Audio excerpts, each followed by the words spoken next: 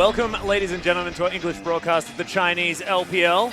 We're up to week number 7. It's day number 2 here, as we did see RNG taking on Snake for game number 1 yesterday, as well as EDG taking down M3 as game number 2. I am, of course, Max Anderson, and I'm joined today by Jake Spawn Tiberi and Indiana Frosker and Black.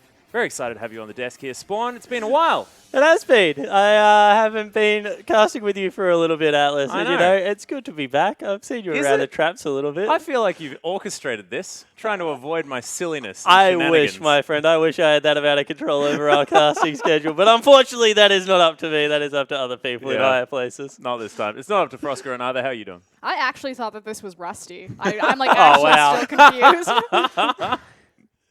The standard stuff. We do have some big matches up today, of course. LGD are going to be taking on, I believe it is, Hyper Youth Gaming as game number 2, as EPA are going to be taking on Vici as game number 1 here tonight. And interestingly enough, these are sort of bottom table clashes, but very even rankings as far as these groups are concerned. Yeah, they certainly are. And once again, you know, it's cross-group play. Once again, we have to keep saying that the longer this cross-group play goes on, the more likely it is someone gets to make a push for a playoff in their group that maybe shouldn't get a chance to. Looking at you, LGD, that have performed so abysmally throughout the season. But we'll see whether that is, in fact, the case. Because yesterday, we saw the results go exactly the way we kind of hoped, I guess, kind of thought they would.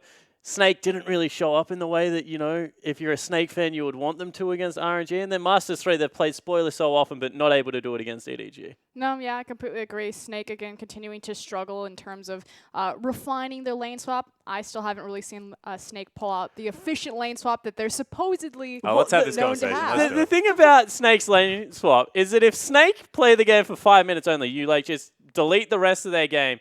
Snake's first 5 minutes of the lane swap is hands down the best in the LPL. And that's why when you're watching them, you're like, wow, this team actually understands how to lane swap. But what they don't understand is what a lane swap should actually equal on the rest of the map. Where do we divide our resources? How are we allocating our farm? They go with the crowd in the mid lane strategy, I think you like to call it, Frosker, where they just kind of mill around tank a little bit. It's just like this random ARAM, or they'll crowd in the jungle. It's this interesting thing where they just kind of like group up and Flandre will try to find the frozen lane and compensate for the fact that he just gave away all of his advantage by initiating a lane swap, which makes their mid game super stagnant, which is where a majority of teams beat Snake, is in the mid game. And I think that RNG really showed this fact yesterday because they were able to generate so many picks, generate so many advantages at the start of those games that in the end, they were like 14,000 gold leads. And sure, you know, they had some problems themselves. They were a little bit obsessed with the Baron buff. They weren't really playing the map the way we would like RNG to. But they've always said their calling card is the team fighting, is the little bits of the skirmishes they can get on. We say they like 2v2 and 3v3 in a 5-man team fight. And we saw that come to full effect. You know, they were able to pick up both wins. And it was an impressive performance, even if they did kind of fumble their mid game. Yeah, I want to talk now. I want to bring it back to game number 2 here, as EDG were able to take down M3. I know you're a bit of a fan of the old EDG sometimes here, Spawn. And what did you think of their performance against M3, who we were sort of pegging as one of the Giant Slayer type teams coming from the bottom Well, they of the are the table. Giant Slayer team, right? So I thought that if anyone was going to take a game off EDG, it would be M3. EDG still look like they have some problems, but they look like they also have probably the best bottom lane in the league. And, you know, once again, Courage is proving that if you ignore him and try and deal with everyone else on EDG, he can turn into a legitimate threat. Still looking at Clearlove and Pawn, a very inconsistent duo there in the jungle and mid lane. Clearlove is starting to get it together, but nothing towards what he was in Spring Split of 2015. So EDG, in my opinion, will get back to being the top team in China. It is a matter of fact of when. But yesterday, if you're an EDG fan, that wasn't the team you were quite looking for. It was better, especially in Game 2, but not quite the game that you were looking for to really prove it. Yeah, and that's the most important thing to emphasize here is the fact that in Game 1 in particular, Masters 3 really took it to EDG, and that could have very easily been an M3 win. But Game 2, EDG stepped it up. We'll say stepped it up. They cleaned it up. Pawn in particular and Clearlove, like Spawn said, making some individual choice mistakes around the map that weren't there for Game 2, and you saw kind of the EDG that you would hope to see, but it's still a long way from the 2015 reputation. And heavy emphasis on the fact that M3 is starting to build a reputation for themselves, and maybe not a team that we thought would be able to do that in Spring Split of 2016. You know, they're a very young team. They overhauled their complete roster, got rid of their Korean superstars Indade and Looper, and, you know, just went back to the drawing board. So got to give them a lot of credit. Sure, they're not pushing for like a second or third, but if they make playoffs, that's a great result for this team. And I think that they're definitely in the area of being able able to do that. And what Masters 3 did with their roster, if you guys are unfamiliar with it, is they took 2 different teams and they stuck them together. They took a mid and a jungle duo who are known for playing around the bottom side of the map, and then they took Savoki and PentaQ, a very aggressive bot lane, AD carry and support, and they just kind of made this synergy of, we know that the jungle's going to gank bot anyway, we know that our bot lane's going to be aggressive, and this is where the success is. And true to story is that Masters 3 find their success entirely in their bottom lane. Yeah, not to mention the fact that Savoki is an absolute monster. He's a complete beast. Joy to watch. Oh my goodness, get him on the Tahm Kench, get him on the Bard, and things are going to be fantastic. I want to sort of talk about the middle of the table here because we are approaching that sort of playoff stage. We played over half of our matches already, as we are going to be just getting out of the cross-conference matches tonight.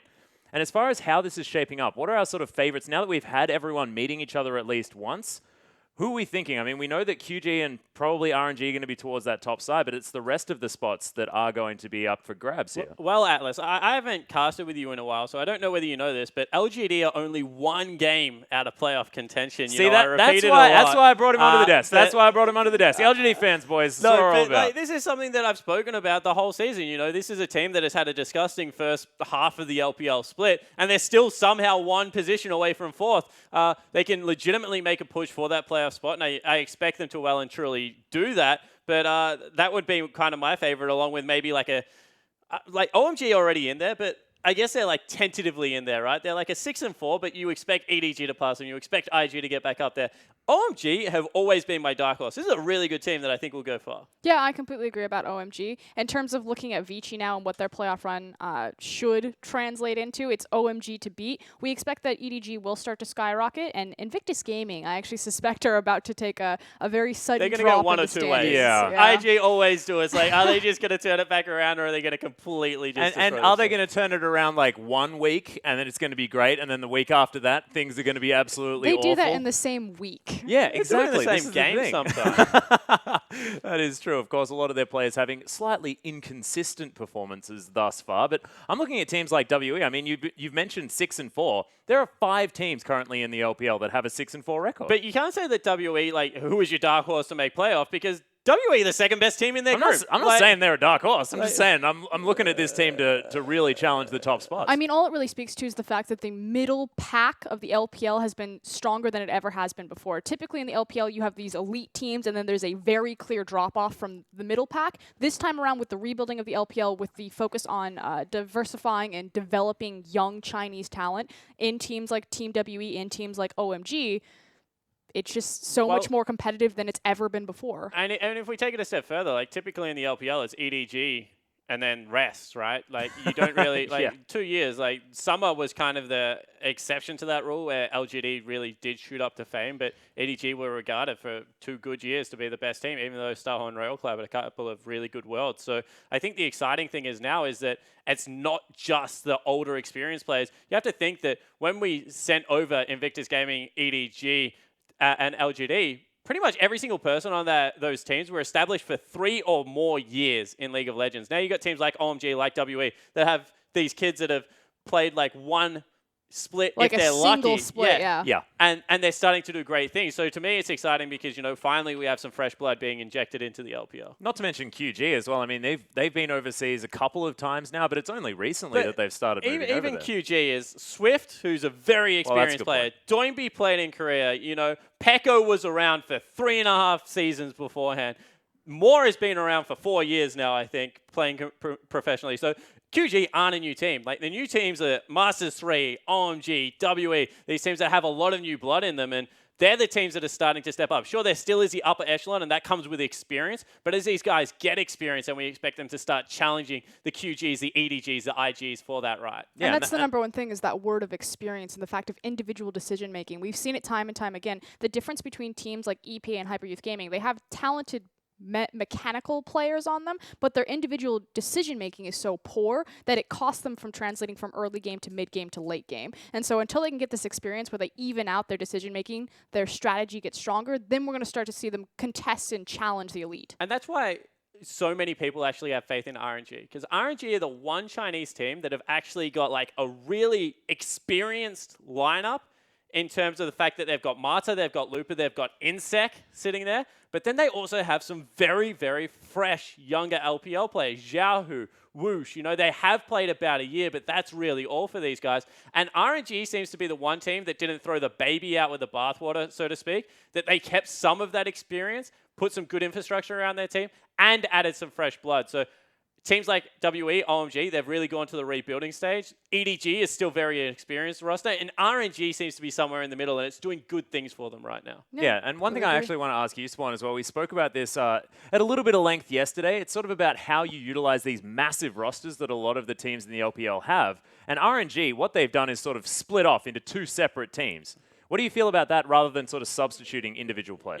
We got rid of sister teams, right? So they weren't allowed to have it. So you get a scrim partner that you don't show anyone else in the world exactly what you're playing at that stage. All of a sudden, huge advantage. We saw how good it was for White and Blue when they went to Worlds. It was absolutely massive. And then the other thing you have is, I call it the San Antonio Spurs effect because I'm a huge fan of Greg Popovich. They're an NBA team, if you don't know. And every now and again, if they have a big game, he'll just be like, you know what, my 3-star players aren't playing. They're older players. We don't want them to risk injury or get exhausted. So like, for example, when they played R&B, as we called them, after coming back from an international tournament, all of a sudden you're not risking jet lag. You're not risking players getting a little bit fatigued or a little bit tired and worn out because LPL is such a long season and is such a huge league that these teams can really use their second squad, and in RNG's case, you can't even really call it like a B-tier squad because there's some superstars on there, to really help utilize and grow players as well as rest players when you need to. Yeah, really being able to bridge the players into just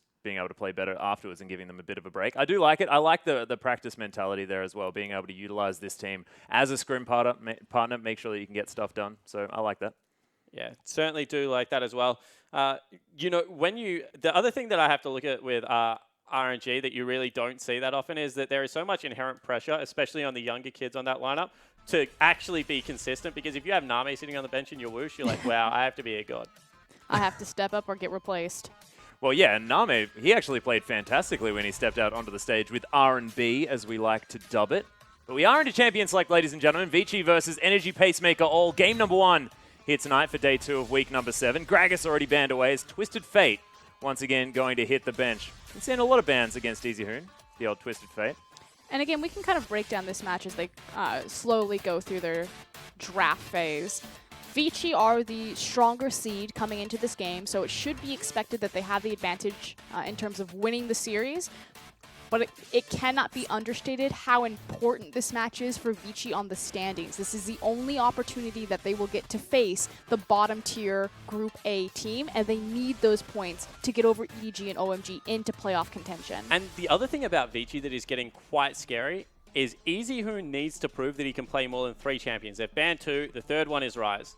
Teams keep making him play the Rise because they don't believe it is as strong as it used to be and they can take advantage of it. So if Easy Hoon can't win this series against EPA on something that is not these 3 champions, I think there's a huge question over how Vici can actually play out the rest of this series. Yeah, we'll actually see exactly what he is going to pick up, as it is Callista that was banned away last from the Energy Pacemaker all side.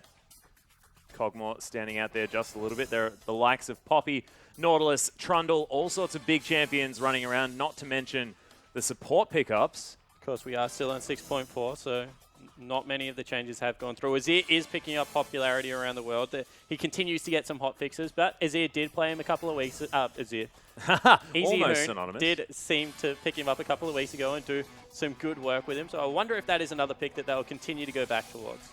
I'm actually really surprised that it took so long for Azir to kind of come back into rotation of the meta. He's excellent at sieging. He offers a lot of protection and utility, especially through the Rylai's Crystal build for immobile AD carries with Kog'Maw. So I expected the rise of Kog would mean Azir could come back. Well, that was actually why I thought that he hadn't picked it back up, because that's great when you're playing with Bang, but when you're playing with Endless as your AD carry, there's not really much to protect there, and we'll see whether that is something that continues to play on their mind. Well, we'll see what happens, but these picks have been going through very quickly. The Nautilus was locked away by Vici straight up, and then Gimgoon said, I am taking Poppy as quickly as I possibly can. So Jay-Z also plays Poppy. He hasn't played it recently, but his first couple of weeks, he had a few games on it. It is something to note, just because Poppy and Azir have some wacky interactions. Like, if you tackle someone into an Azir wall, you have no idea where they're going to go, because sometimes they go through, and sometimes they bounce a heck of a lot, and it's weird.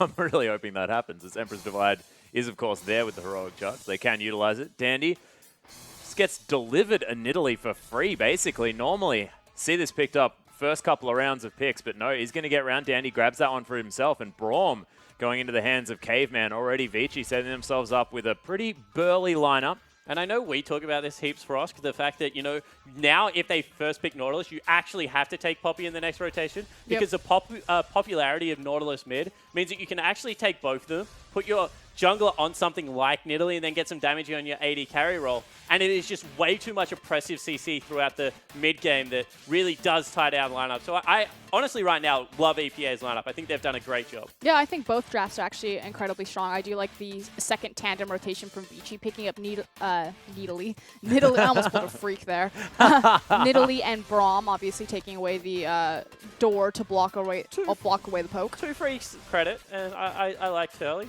He goes away and asks the creators how to pronounce it, and that was actually how the creator wanted to pronounce it. It doesn't change the fact that it is Nidalee, and the creator's just wrong. Yeah. Not that happens very often. You created the champion, you're wrong. Yeah, you're not allowed to name it. And if you created the champion, make her throw needles, then we wouldn't actually ask the question. For example, Warwick. Like, surely that was Warwick.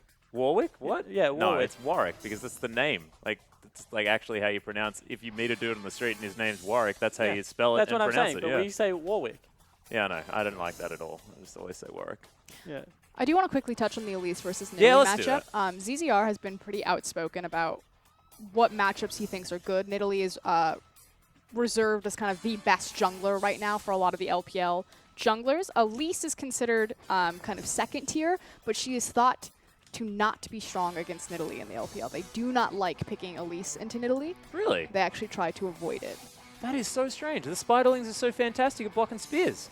Yeah, that's the idea. Is when Nidalee's running, or excuse me, when Elise is running away, the Spiderlings can protect you. And obviously, true. if you find the cocoon, Elise has great dueling potential on pretty much anyone. She has a very fast clear time, so she can keep up relatively well with Nidalee. But typically, they go Kindred. So, Yamato and I don't agree with it. used That's to just what the argue all LPL the thinks. time. No, Yeah. no, I agree with you. And I think Yamato summed up jungle matchups to me the best ever.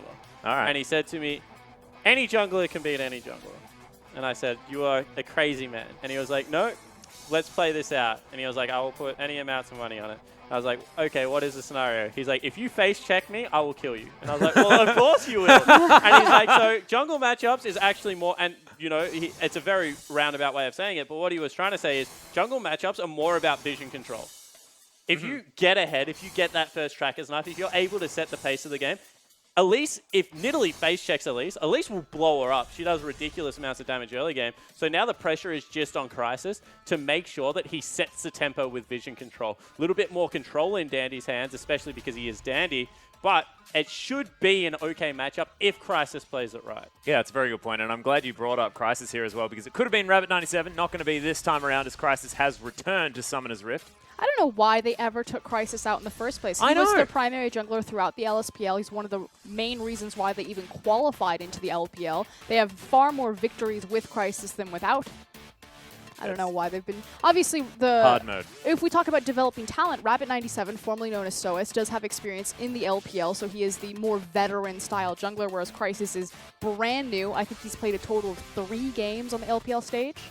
Yeah, pretty ludicrous. But we didn't actually mention the fact that Easyhoon did in fact lock in that Rise in response to the Azir that Republic did lock away second rotation. Well, let's be honest, we try to forget about it. Well, yeah. I think that we were just glossing over it there because it's a little bit upsetting. As Jay-Z and Romantic going to be taking Sivir Alistair. I want to point out that I actually like Rise on the current patch. Rise is good on the current patch, and Easyhoon is good on Rise, but Rise is not good for Vici gaming. Yeah, that's what I was trying to say. Like, when you have what should be an overperforming top side of the map, and Lung puts in so much work on this team at the moment, you need to pick a good early game top side, especially if you have something like an Italy. And Yep. without the perpetual stun, it is a little bit more about the damage on the Q now because it did get a buff. So he needs a couple of items to get rolling again. It's not like hit level 9, blow everyone up because they can't move for 5 seconds. I think the really disappointing thing is you sort of illustrated the fact that that champion pool is a little bit shallow and once again, not exactly stepping out of it. They did hit him with kind of 4, so it was understandable. Yeah, a little bit unfortunate. But ladies and gentlemen, we are going to be hopping on to Summoner's Rift. Easyhoon's Rise will see whether it can actually bridge that mid-game and make it to that late-game point. We'll get there right away.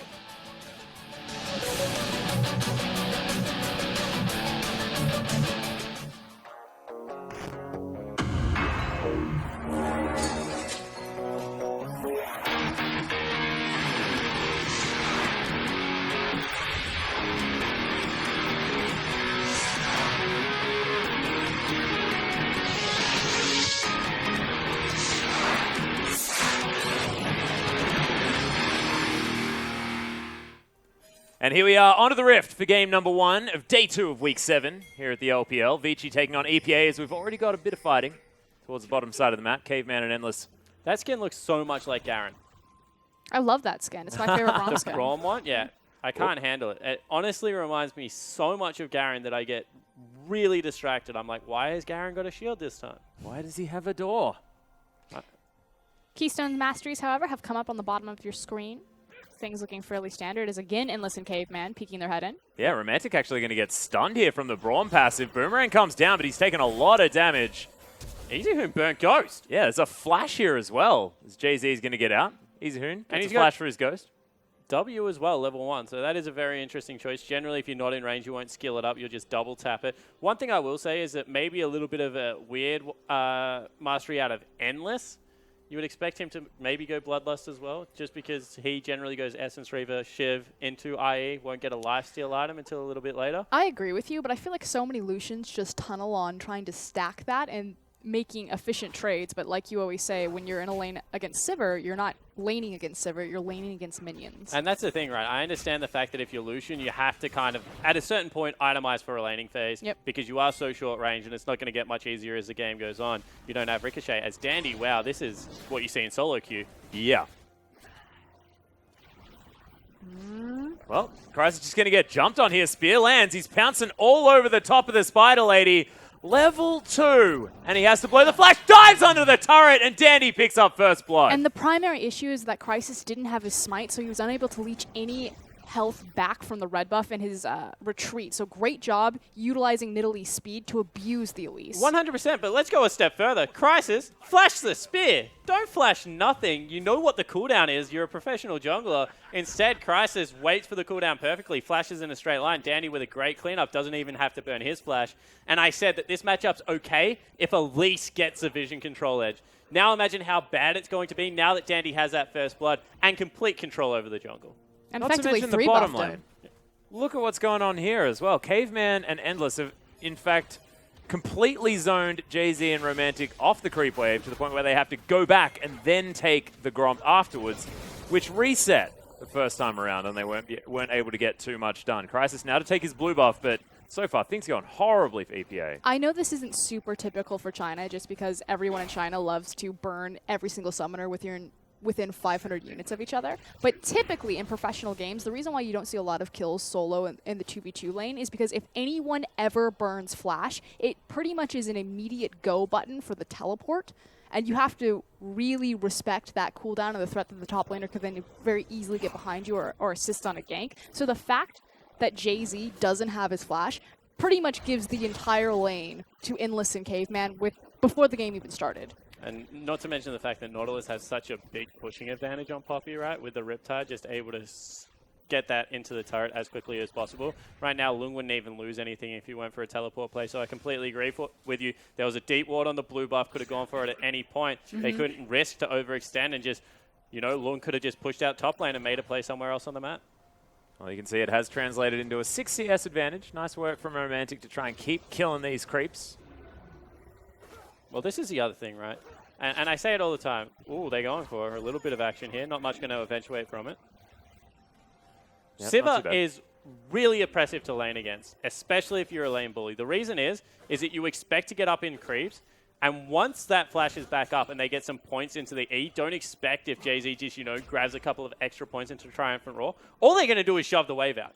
They're never going to go to anyone, so a lot of pressure on Caveman to time his cooldowns really, really well and be able to block some of the ricochets, some of the boomerang blades, because otherwise, Endless and Caveman, they've always been a pushing bottom lane. They're going to be shoved in, and the rest of the Vici are not going to be able to play their usual style. Not 100% agree, but we do see Dandy trying to make the most of the fact that Caveman and Endless are continuing to be pushed up, opening space for him to invade Crisis over and over again. And the CS discrepancy is actually fairly minimal for now. Yeah, Crisis has made up for it. He's now towards the top side of the map. Looks like the Rift Scuttler is going to be going down, not going to be trying to gank onto Lung. Here we go. Yep, Dandy's going to find his way in, though, as there's Republic taking a bit of a dance out. Oh, Easy Hoon is going to make it in range, though. There's the snare as Crisis doesn't have a lot of mana. Dandy very low, though, on this squishy Nidalee. Going to pounce his way out of the brush, and nothing to come from that. And there's that vision that you were talking about, Spawn, the fact that they didn't know Elise was there. Dandy runs headfirst into 2 members. Thankfully, Crisis didn't have enough mana to really turn that fight, but well played by Republic. Yeah, 100%. That was kind of on both mid laners not having enough mana to follow up. Easyhoon actually didn't even get a full combo out of there, as now they're trying to collapse on the Nidalee. Just jump over the wall. Yeah, he can if he wants Poppy's to. there, though. Yeah, Heroic Gimgoon's charge. actually going to be able to stun him against... Oh, doesn't! But no Not quite Pounce. able to. Yeah, Pounce can't actually make it out as he flashes forward. Lung there as well, does have the dredge line as Dandy pounces his way to safety, but now Nautilus might be in trouble. The ultimate comes down, Spears there, Easyhoon collapsing. And for some reason, Caveman's there as well. Interesting stuff. So well played by Dandy there, managing his cooldowns, making sure that he got back into human form to hit himself with a primal surge, and then escapes through cougar form. Yeah, and that just even proves further how valuable Crysis's flash was at the start, because you see he repels down. He would love to follow the flash over the wall, but because of the first blood, not available right now. And you see for some reason, Caveman does this a lot. You know, they shove in bottom lane, means that Caveman doesn't have to be there because you're busy farming up the creeps. He goes and gets deep vision on another part of the map with Dandy and Vici playing their game plan right now, already up 1,500 gold. Yeah, really impressive early start here as well. I mean, making sure that Dandy could get in there for the invade, kills Crisis, and then it's just all go from that point on. EPA picked up some items as the BF sword now for Romantic there in the bottom lane. We'll be able to clear out those minions a whole lot more effectively, and a stinger has been picked up for Republic. But I want to talk about the Cull on Endless. Look at the mentality out of Vici, right? They understand that they have like a PvE bottom lane. All he's going to do... Ooh, Easyhoon, here we go. Yeah, there's the stun. Emperor's Divide actually comes down just to disengage from Easyhoon. So that was a little bit interesting. I don't think he was really going to die there. He's behind his creeps, and as I said, primary damage is from the Q right now. I think he's just trading the cooldowns really on the ultimates, which obviously benefits Rise. Yeah, it definitely does. And now maybe even Dandy looking for another dive or just counter jungling more. But the Cull just shows the mentality of Endless, right? I'm just going to farm up this wave. I don't care if you shove me in. I'm going to try and shove you in.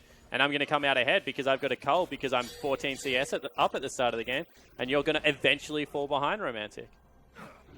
Well, so far, things being held on to quite nicely as Jay-Z just going to heal up the creep wave, trying to shove that one into the turret. Once again, Dandy able to steal away a red buff. And this is what I love with the addition of Easyhoon. All of the pressure now collapsing into Lung's lane, and he has been the most consistent member. Here we go, another dive. Yeah, waiting to see when he wants to tank that one up. Of course, the ultimate going wide there. No Pounce to come in. Nice use of the W there from Gimgoon, but it's not going to last forever. Lung trying to tank up the turret for as long as he can, and the Poppy just won't die. They did get the flash out of Gimgoon, though, so well played from him to dodge the dive. But hold on. Republic. Yeah, looking to make his way up. I think they're fine. Yeah. And once again, that's on Easyhoon for not having enough mana at the start of that. They probably should have swung past blue first. But you're right, they do get a flash, but pretty much nothing.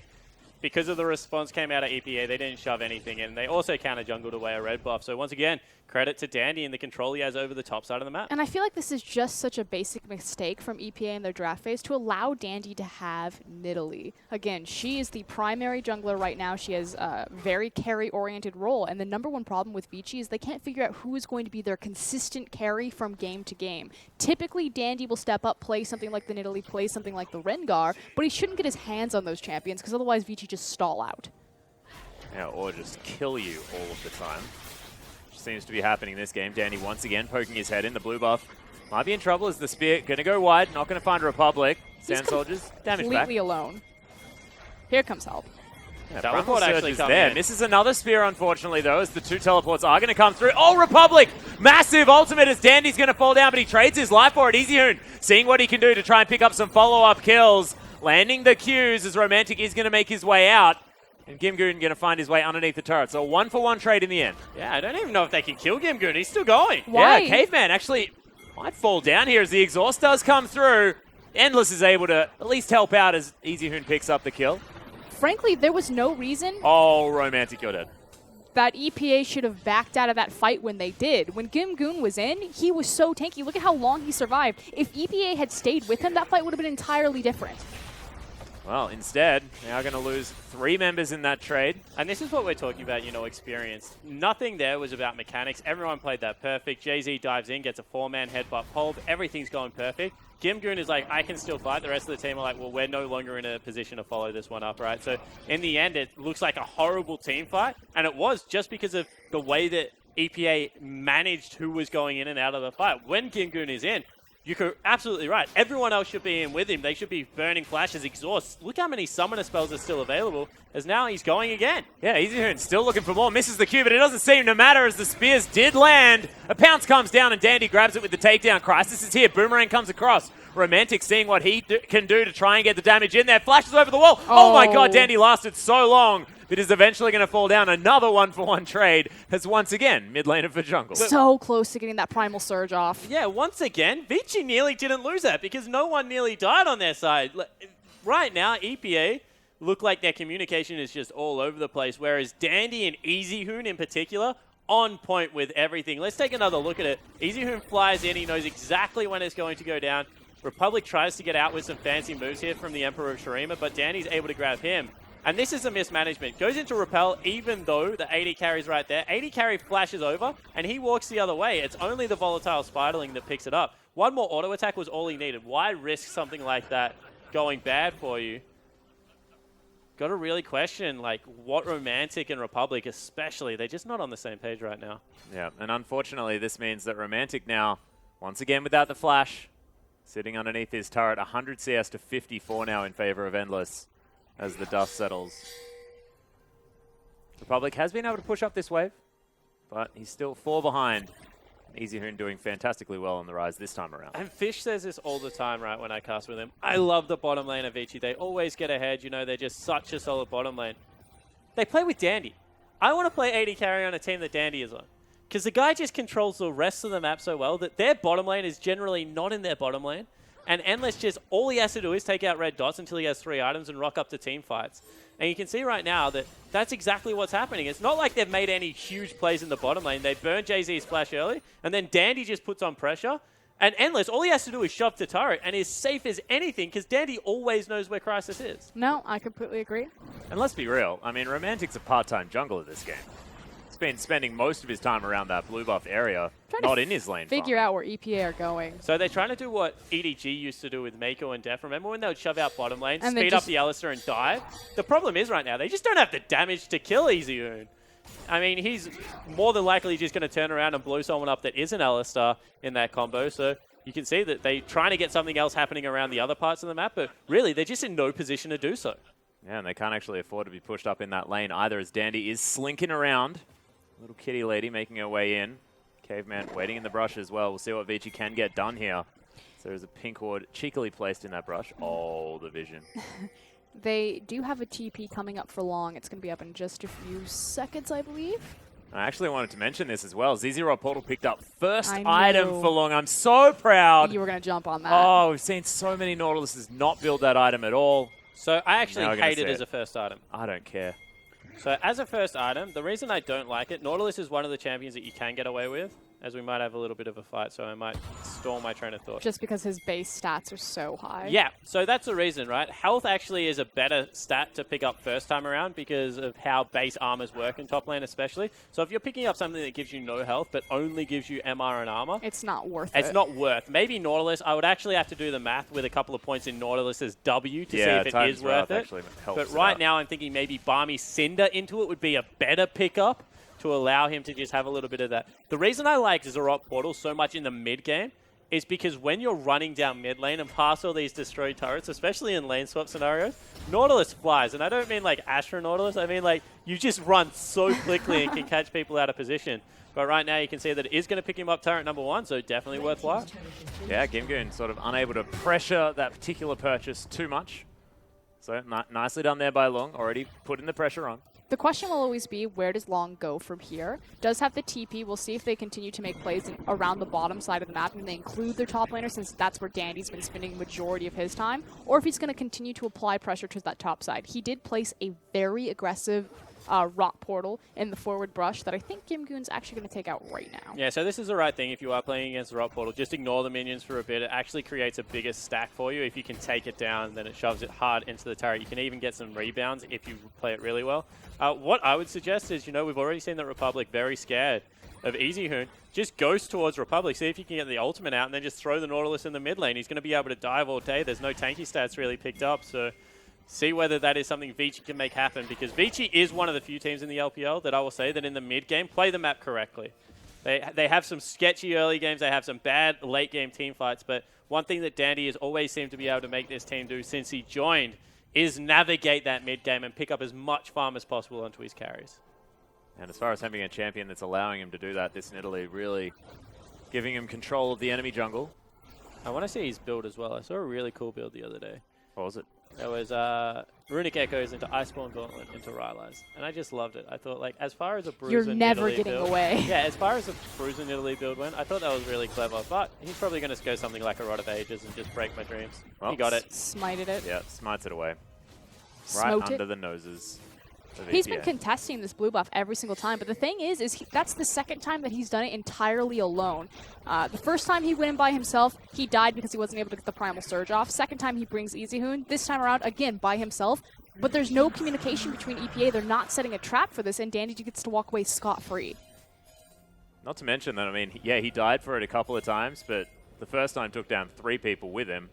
The second time it was 1. I mean, I'm still calling worth. No, I completely agree that it's almost like a mentality thing. Like, he knows that he's going to get away with it, and he knows that he's going to outplay them, but EPA, they're almost scared to chase him. He's it comes like down to that cute little kid, you know, that just always gets away with stuff. Well, it's not even that. It's like, all right, mate, do it against Crisis. That's fine. I dare you to walk into MLXG's jungle like Yes. that. Like, that, he'll punch you in the head. if that had happened, they would have died. Like, Yeah. RNG would have collapsed. But I feel like the only person who's on kind of an aggressive page for EPA is Gimgoon. Again, Gimgoon goes in, the rest of his team's ejecting, and if I'm that top lane, I'm like, where are you guys? I'm massive. Question mark things.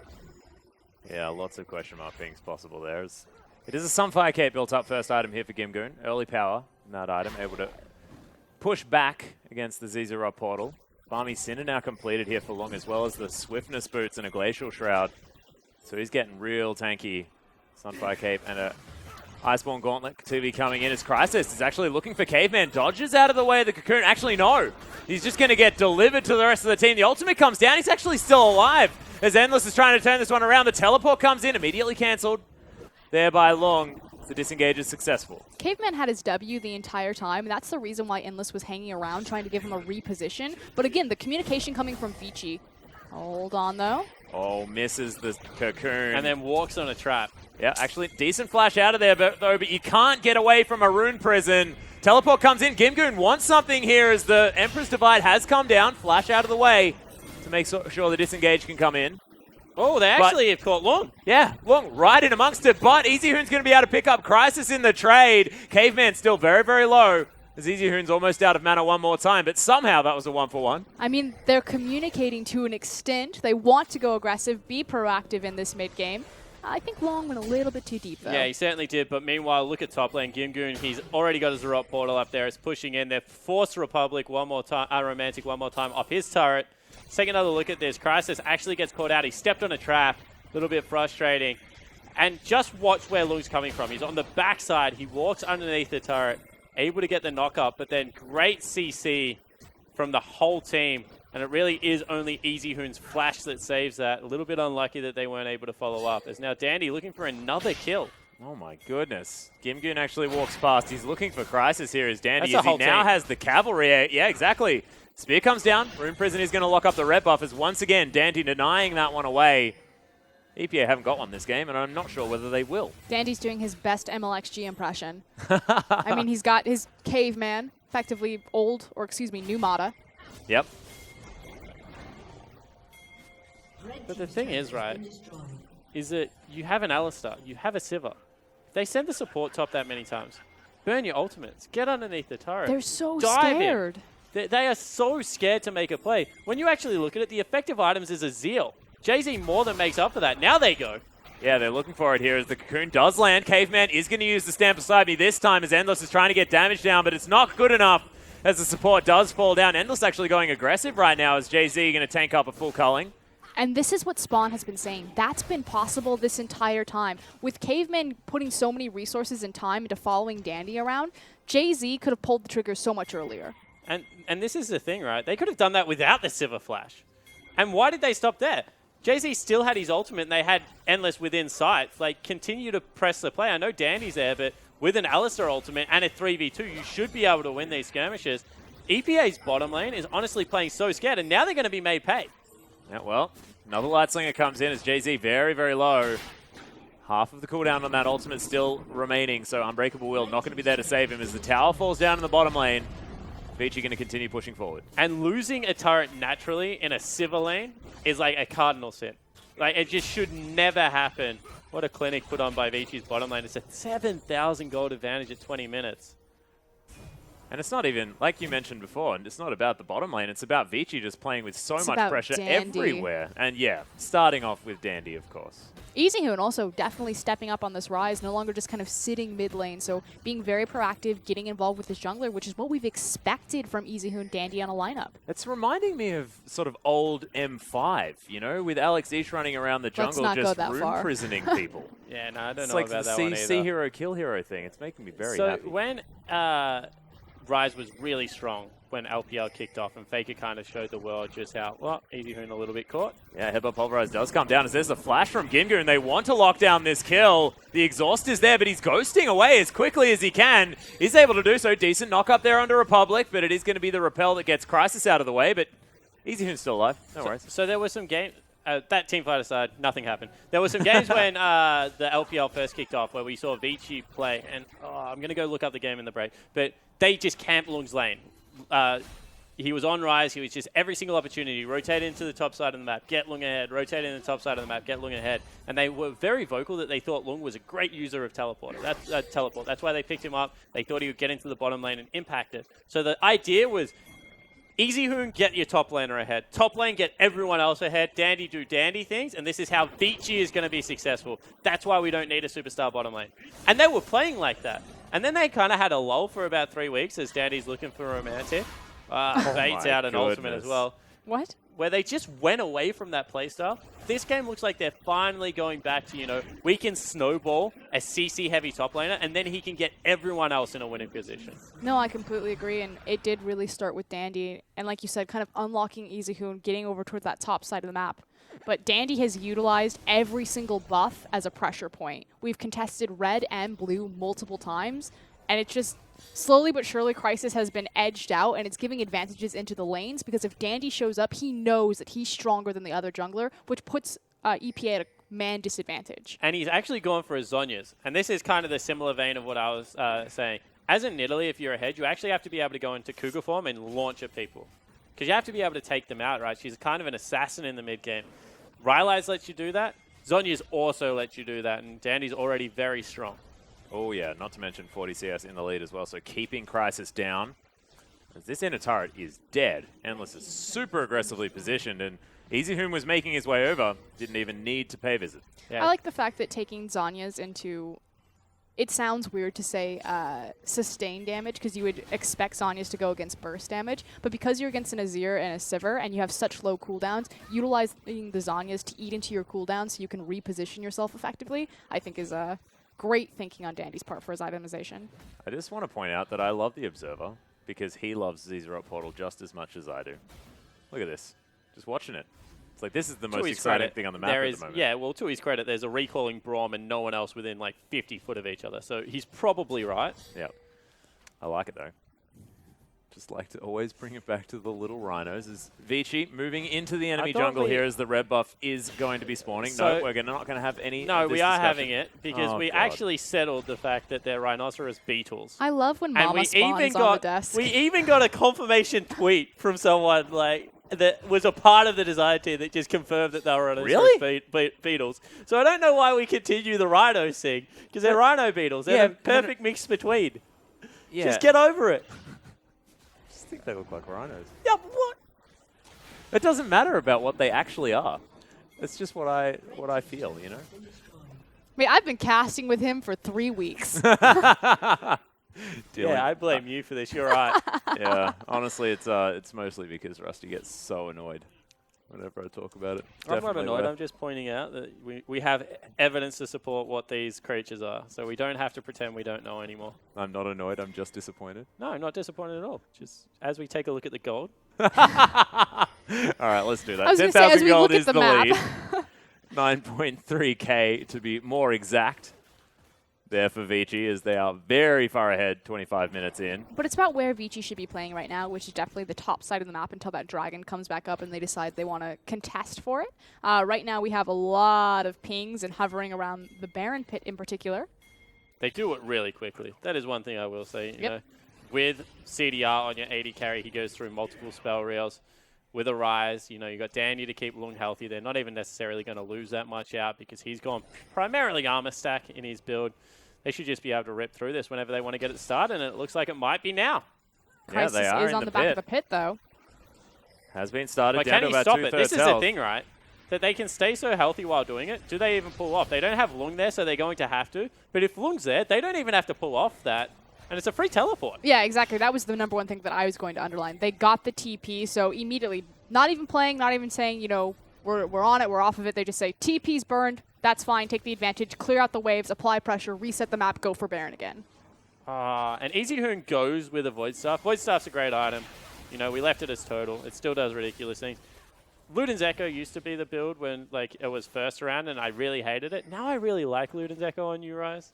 Because movement speed is so key. You have to be able to run up for your 5 spells and then run away for a couple and then run back up. And I think they just work so well, but you know, I'm not going to get my wish today, Atlas. I'm Not waiting this for the time. Sivir Rise combo to come out of Vici. I think it's perfect for them as Gimgoon in a host of trouble. Yep. The longest depth charge I've ever seen is Caveman and Dandy looking to try and take down the Poppies. Very tanky as the ultimate is burned. Glacial Fissure comes down. That is going to spell the end of Gimgoon. As the top laner does fall and Vici continue the pressure. And they're so confident to continue applying pressure to this bottom. We saw Masters 3 actually take a Baron from EDG when they pulled a similar move, but it's because Easy Hoon is in the mid lane, and he is so big on this Rise that he is enough of a threat to deter them off of a Baron should they start it. Yeah, he actually forced... Oh, we're going for it. In again. Yeah, Dredgeline comes down on a Republic as long... You're not able to get out that door, sir, as the Nautilus is doing his very best just to continue tanking this one up. Boomerang's coming in from Romantic, and Lung just saying, I don't want to blow my flash, but I may have to, as there's the headbutt pulverized. Lung is in a bunch of trouble as everyone's over the wall. Jay-Z, he's falling low, has the Unbreakable Will pop, though, as the spear is going to go wide, and Vici just trying to set up home in the enemy base, and I don't think that they've done a lot of thinking about this particular one, as Easy Hoon's going to tank the turret, so they make their way out. There's still another one there. Caveman's going to grab that one, and that was aggressive. I'm just going to call it bizarre. I think that was pretty cute that Long was being used as bait effectively to pull everyone to the wall, so Vici could hit over it, but we burn a ton of cooldowns there. Yeah, the problem was how many they'd burnt to kill Gimgoon. Like, we'll go back to the fact that this guy's just so tanky right now, so... You know, they were able to pick him up, but they didn't really have the cooldowns necessary to fight. You have to think Braum ultimate, Nautilus ultimate, all burnt to take out this Poppy. Probably better just trying to pressure for the turret. See what they could have attained elsewhere, but instead they go a little bit too deep, and they are made pay. 1 kill picked up for EPA. Well, Easy Hoon off to the side here. Does actually have the inside track on this inner turret in the mid lane. Look at the top lane minion stack. That is massive. If they don't get up there soon, that's going to go down. Means that Dragon number 3 is going to be completely free for Vici right now. And still have the teleport advantage on the top side of the map if they want to utilize it. Yeah, Zizarot will now move to the mid lane, as we just saw. Dragon number 3 does indeed fall down. Romantic picks up this huge minion stack. We'll see what they can do as far as making use of the fact that the AD carry was forced topside on the side of Vici.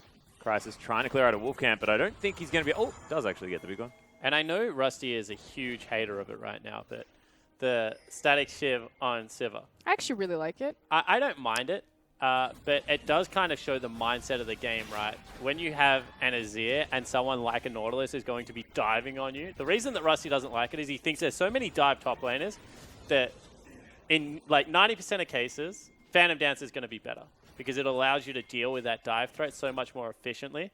And you shouldn't really need a wave clear because there are so many control mages in the mid lane, but it just shows how far and what the negative mindset it is for EPA. It's not thinking about how am I going to survive these team fights and dive the backline. It's like, how the heck am I going to keep these minions out of my base? Yeah, it's a Sivir. I mean, she's already got wave clear, but you're right. And desperate times call for it. So Sivir has wave clear. With Braum, she doesn't have immediate wave clear, which is why Static Shiv is actually really needed for wave clear because it's like bang. So Braum doesn't allow you to continually hit down lanes.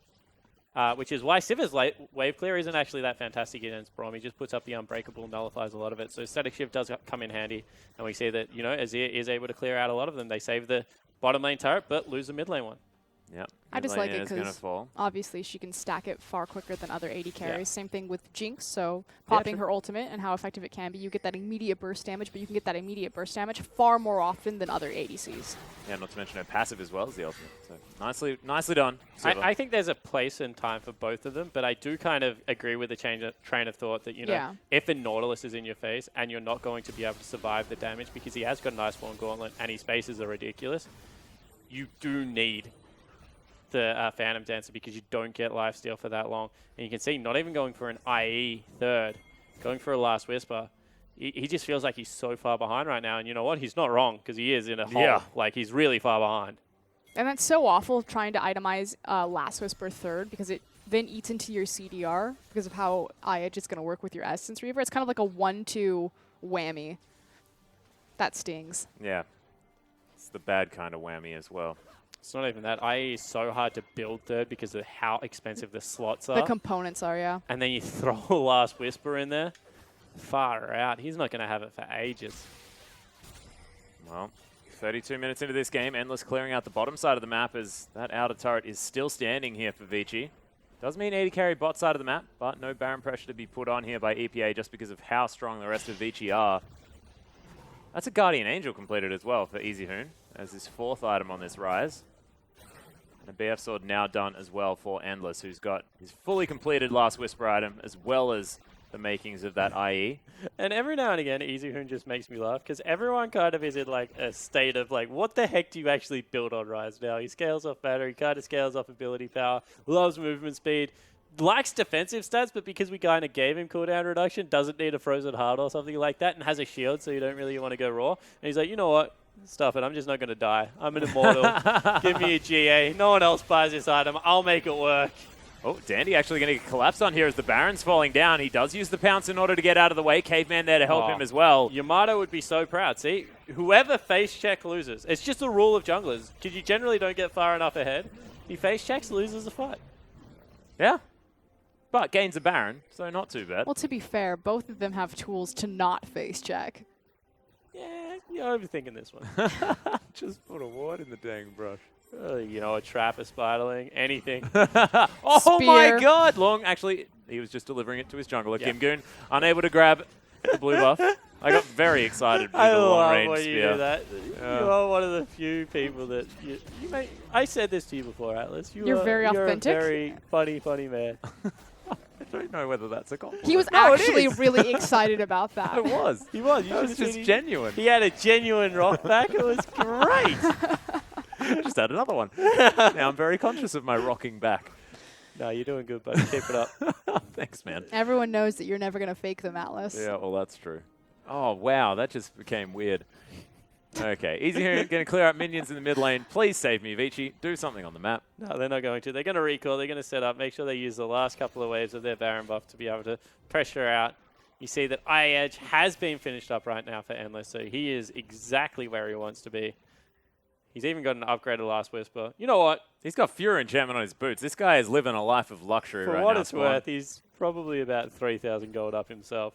And it's a 14k gold lead for Vici, so not great right now for EPA. Yeah, printing money right now. Vici looking like they're playing with their food just a little bit. Probably could just storm the base. They've just been taking their time, setting themselves up. Something that they've been paying a lot of respect to is their side wave control. And so it does seem like it's a fairly slow-paced game, even though it's only about 34 minutes in. But Vici have actually...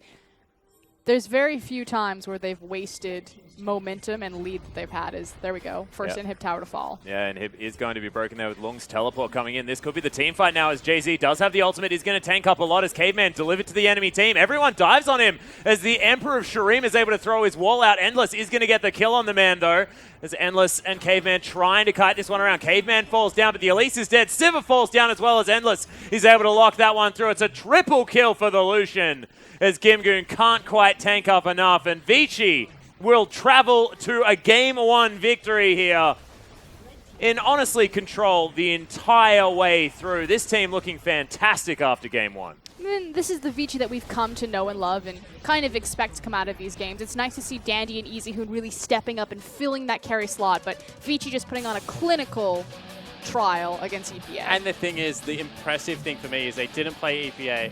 They played the map a heck of a lot. Maybe Dandy at times was abusing Crisis the way he wouldn't other junglers, but they didn't push any advantage too far. As soon as they got a team fight, they're looking for objectives, they're controlling the map, making sure that they're knocking down turrets. So Vici, in a very controlled fashion, you said it even took maybe a little bit too long, but a 35-minute victory is definitely good news for this lineup. Yeah, and this is something that Vici are no strangers to either. I mean, historically, they've always taken a very long time to take down their opponents. This time, probably might even be considered a quick game for Vici Gaming as we have a look at it. So 35 minutes, not too bad at all. But if we have a look at the highlights, I mean, this is all about Vici moving forward, playing so aggressively. But this is the difference between Vici this season and last season. Exactly what we just saw there. We used to say they would kill you a death by 1,000 cuts. But with Lung in their lineup, it looks like they also throw a couple of haymakers every now and again where they can knock you out really, really early. So I like the mixture of aggression as well as reserve play around the map. That's what it comes down to. It's their ability to play the map as well as now play some team fights. It's still not quite as coordinated as kind of the upper end of the LPL teams that we've come to know and love. But with the addition of Long and with Dandy stepping up back into the jungle in this carry role, they can take a skirmish. They certainly can. And here, Dandy somehow surviving that particular skirmish there towards the bottom side. You can see team fights all just going Vici's way, but they were scrappy. I mean, there were some opportunities for EPA to find their way in that early game, but just weren't all on the same page, pulling the trigger together. And we saw Gimgoon, he was super tanky on the Poppy. In the end, he fell a little bit too far behind, but were there opportunities that EPA could have capitalized on that game? Mate, Rabbit and Republic and Throw Romantic in for good measure weren't on the same book. Like, they had no idea what was going on at the start of the game. And then, like, you throw in the fact that Romantic and Jay-Z, they look like they were confused as well as what they were doing with the duo. Were there efforts to capitalize? Sure, like, if they had played a little bit better. But you have to say that maybe Vici were just too good for them and were able to just pull them around the map one too many times. No, yeah. I completely agree. It was just this issue that the jungle was pretty much dominated by Dandy, and the team couldn't cohesively collapse. If you're going to have an invade like that, you're relying on your side lanes, your mid and your bot in particular in this scenario, to collapse and to assist you, and no help was coming. Yep, a little bit unfortunate there for EPA, but we are going to be going into game number 2, so they could potentially turn this one around. We're going to have a short break, but when we get back, it's game number 2 between EPA and Vici Gaming.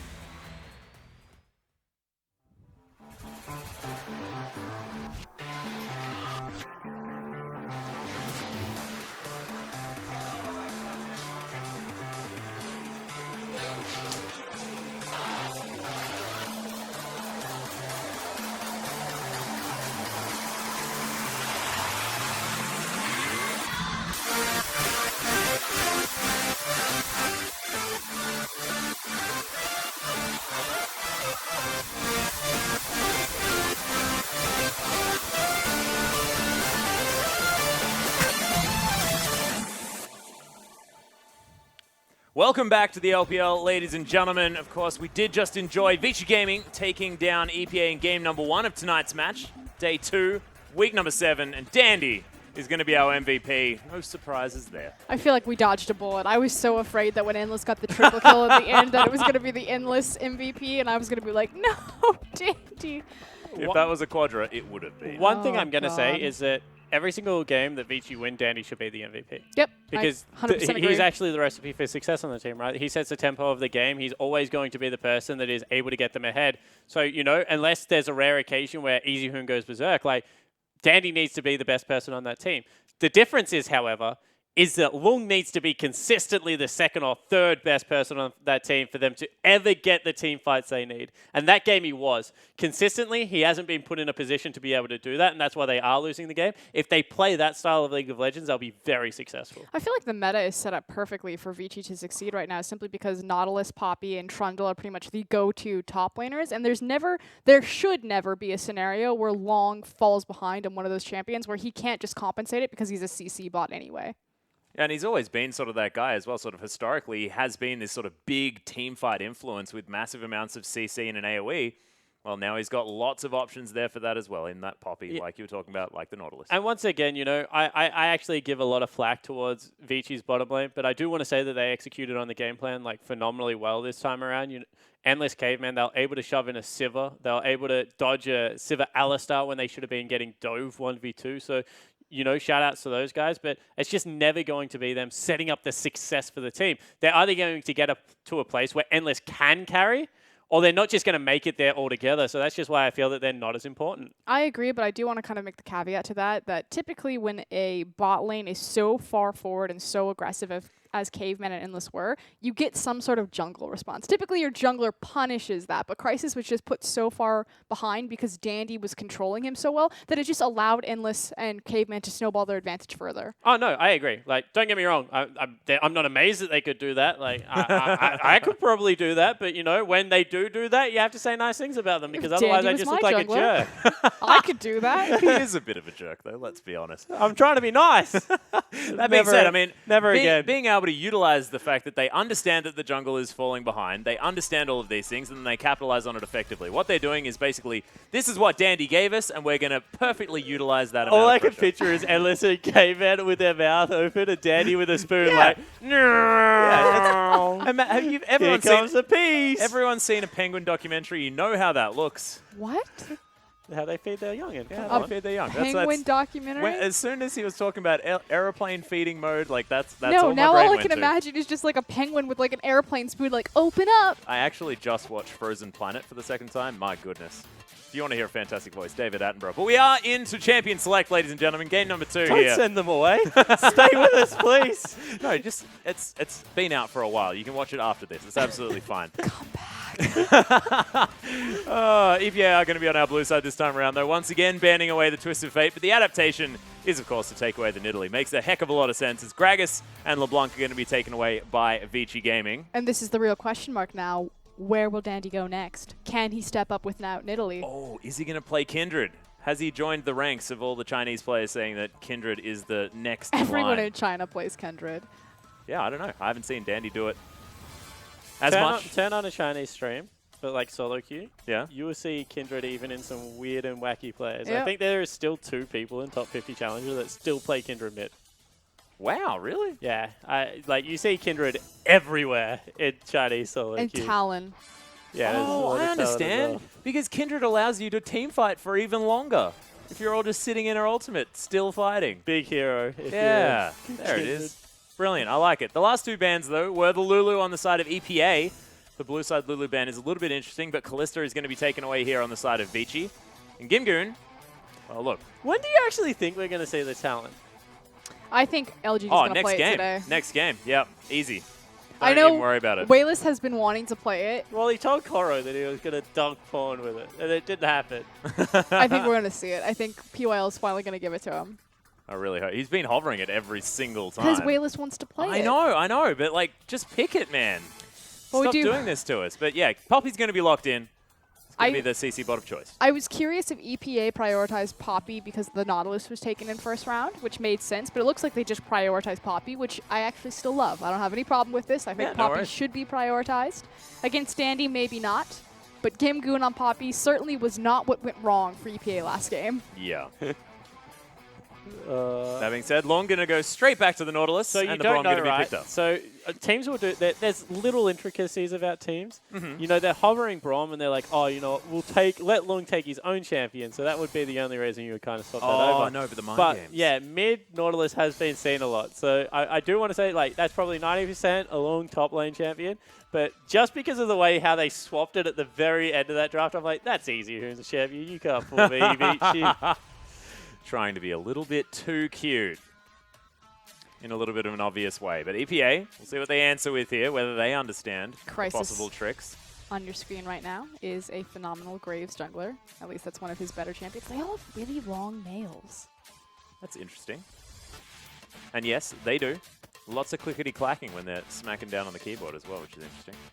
But Graves is going to be picked up, and the Lucian there as well. Man, you just threw me through a loop. I have to follow things that you say. Okay. And, like, I don't know why we're talking about... Okay. I got Meat Crisis when I was in China. And play with him, and he had really long nails, and he did exactly that. Like, he played on the tips of his fingernails, and now I just noticed that Republic also had really long nails, and now I'm like, I'm stuck. I can't get past it. Maybe it's a team thing. I don't know. But now Vici to look at what they want to lock in next. Cool doesn't have long nails. No, he doesn't. No, not at all. Okay. And he's actually much shorter than I thought he would be as well.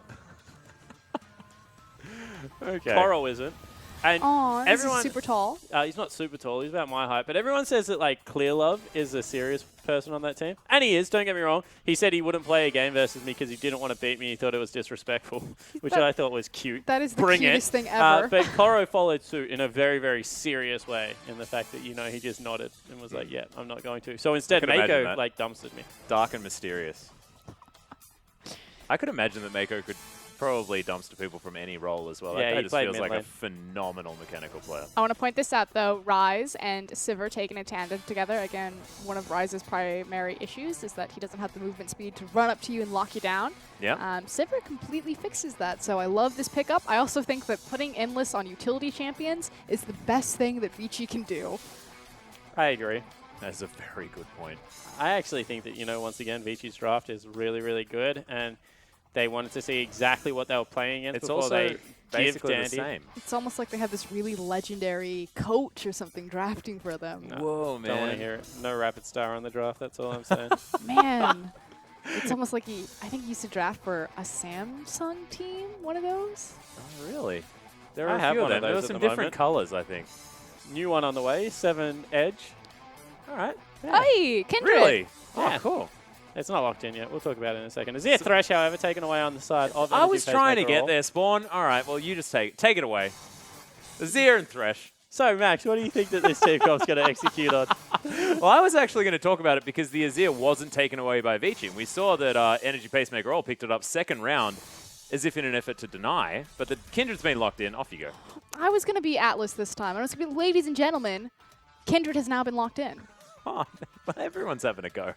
We're not. My We're just goodness. trying to share. Yeah. Wow, you're so protective over the play. I know, but I role. just don't do a whole lot else. We're Well, setting that's you the only up. Like, problem. calm down. I'm calm. We're having a good time here, actually. Actually, it's going to be the I thought we were going to the go back to my Lifesteal phone. bottom lane. Yeah. No, we're going to. Oh, actually. No, Screw but it. when we have a look at these two teams, a very similar team from both comps. You're exactly right. So I do like the fact that you point There that we out. are. Thank More you. utility on the side of Vici. They have this persistent team fight. I call Kindred Sivir like the Beyblade arena, right? Because like Kindred puts down the ball, everyone gets really low, and then Sivir with the AoE crits just like lets it rip and destroys everyone inside there. That is What the you best don't way to know describe it. is that Jake has full understanding about what a Beyblade comp looks like Yeah, no, I do. as a professional Beyblader. We're on the Rift or something. the best Beyblader. But if you guys are looking forward to it, let's hop onto Summoner's Rift for some sweet Beyblade action.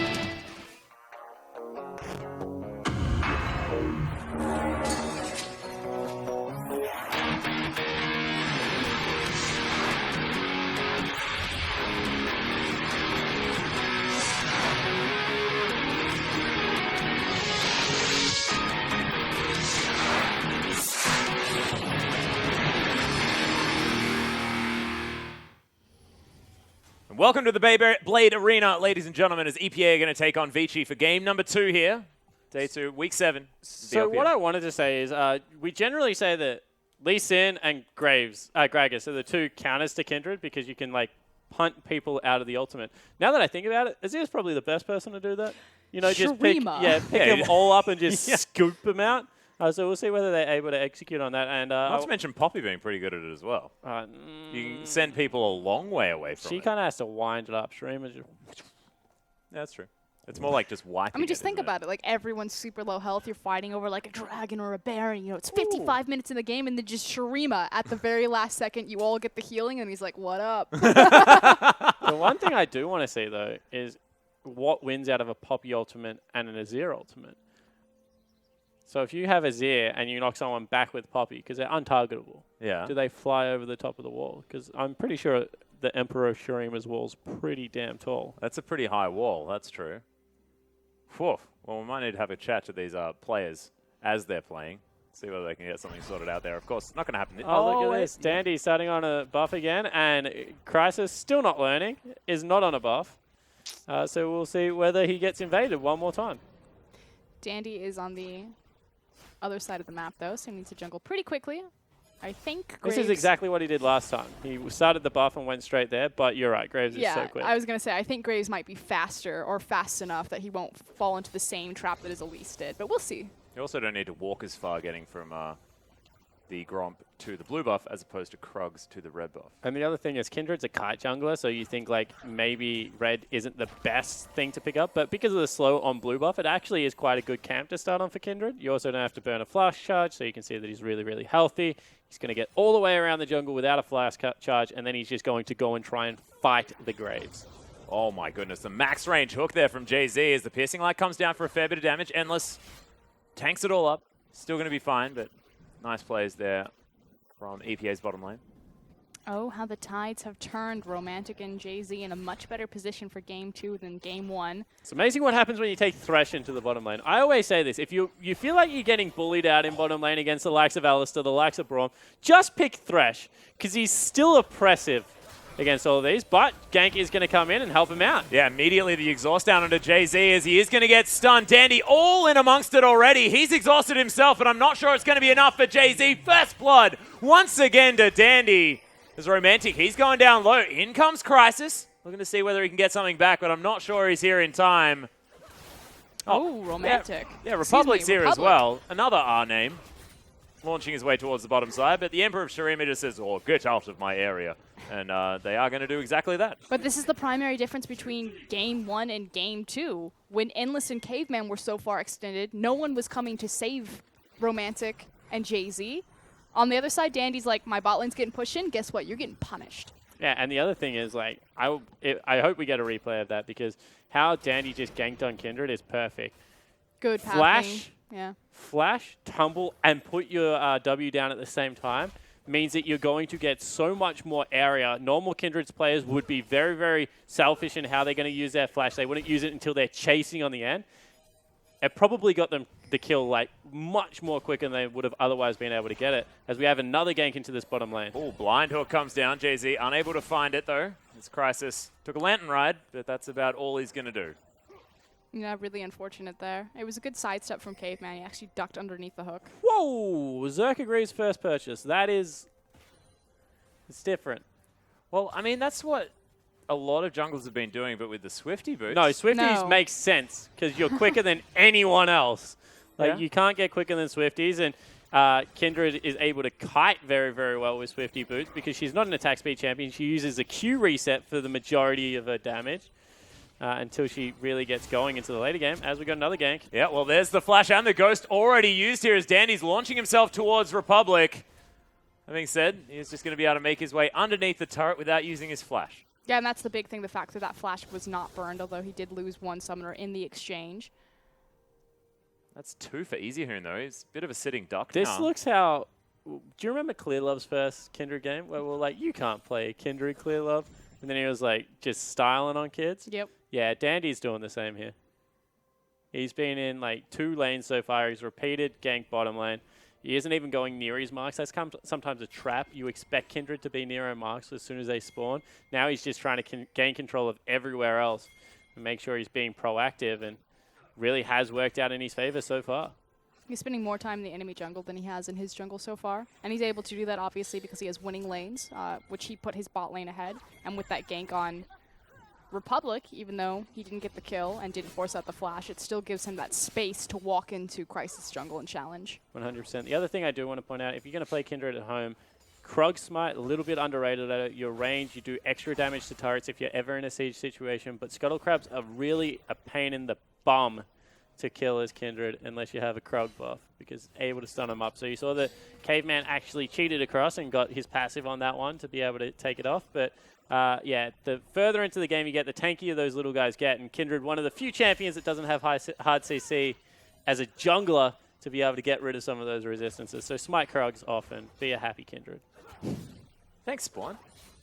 We need a segment for that. Yeah, public service announcements with Spawn. It's the PSA, it's the public spawn announcement. Yeah, oh man, beautiful.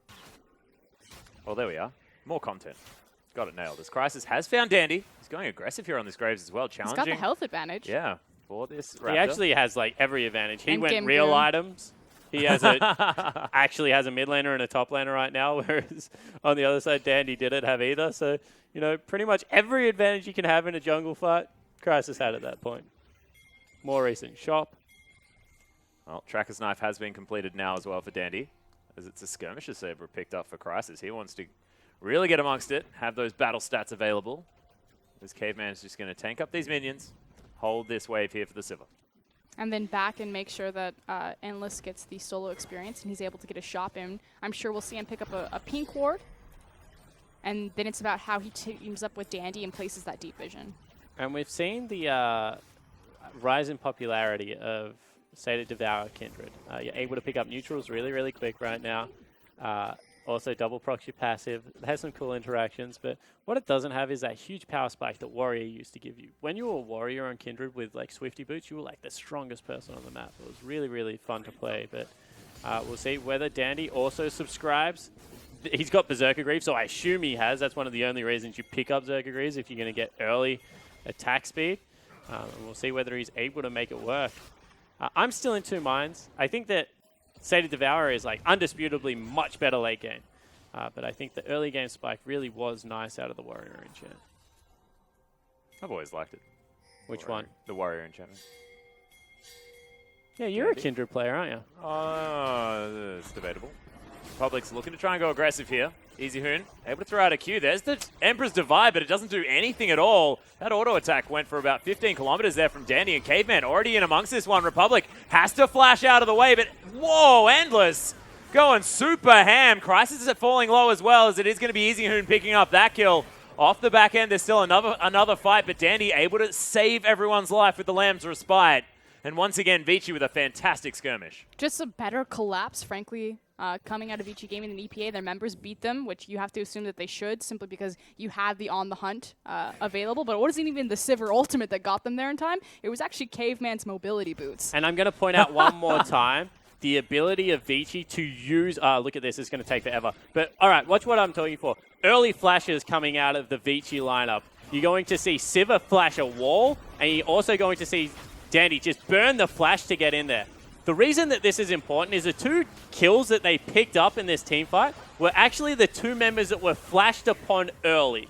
And so many times in League of Legends, you're like, wow, that guy lived on 20 health. Imagine if I had have got the extra auto attack off. The way you get that extra auto attack is not hesitating on summoner spells, and that is twice. Both fights that Vici have won, it's because their jungler and Endless have used early summoner spells to pick up an advantage. Oh, and it's definitely working out for them as well, as it is close to a 2,000 gold lead here at 10 minutes into the game. Probably not as far ahead as they were game number one, but Vici's still holding on. And you can see this is the sort of, actually, Crisis looking to come aggressive onto Caveman here, who can't actually get flayed through the wall. Does use his ultimate, though, and they're looking to try and collapse onto a Dandy all the way in amongst it, as he's losing health quite quickly. The collapse from the rest of EPA are trying to do the work. Is anyone As gonna help Republic somehow still surviving here against Easy Hoon. Able to get it done, but it is Dandy falling down. Caveman fell as well. Endless is going to die at the same time as Easyhoon's just trying to clean up. Able to pick up another one for a double, and in comes Lung. He's actually managed to find his way down here now, and there's the Void Prison.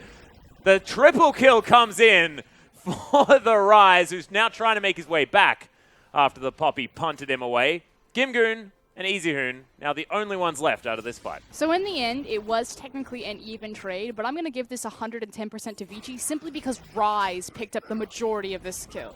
Yeah, 100%. Let's have a look one more time how this one broke out. Jay-Z goes incredibly low. Good heal, burnt from the AD carry. Then you're like, is anyone going to help him? They overcommit to onto these 2 kills, at least in my opinion. This is actually what evened out the trade, but yep. I think that they would have just been able to collapse and kill Easyhoon without losing anything and just taking a 1-for-0 trade instead of a 4-for-4 where Easyhoon just picked up the house on top of it. So, you know, you have to, at least EPA are fighting back now, but maybe a little bit of miscommunication about what the priority target was there, because it was definitely the Rise that flashed the wall. And again, with this 4-0-2 Rise, check out Easyhoon's items. That's an 11-minute Rod of Ages. With a tier. Yep. Yeah. This guy is insane. massive. If you get a roller by itself at 11 minutes, you're like, yeah, I'm sitting pretty. When you have Boots, Doran's Ring, and a tier on top of you, you're like, yeah, that's a good game.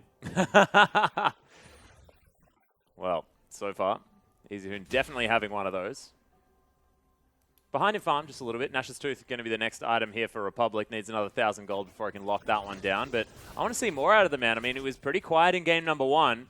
That last fight, it looked like he was getting a fair bit more done. At least held Easyhoon for quite some time. Just wasn't quite enough. Like Endless going aggressive, and you can see actually winning these trades. Oh, the culling comes out, so that's going to put a stop to that. Romantic doing some work. Still trying to trade against a Lucian with exact same items. Not quite sure what Endless is thinking. Oh, come on. There's Boots. Still trying to trade against a Lucian with the exact same items. Yep. But once again, everyone heading into this bottom side of the map. Seems that they're content to let Lung just try and naturally get ahead. He has gone for Sunfire Cape this time around instead of the Zrop Portal build. And Dandy and Easyhoon are just continually cheating towards EPA's bottom lane. What I love about Braum and Kindred is that by taking Kindred, it's almost like you can sacrifice not having the Alistar and still get the same potential out of your dive comp. Yeah, which as is far as what underneath the turret, definitely works. I'm pretty sure Dandy's about to do right now. No, he's going for he's Dragon. He's Mark spawned as Oh, well. So, like, the problem is, though, right, is that First Dragon's now getting taken down. That's 5 possible Devourer stacks, and Dandy doesn't have his Devourer yet. Yeah, so you never want to look at Devourer like that.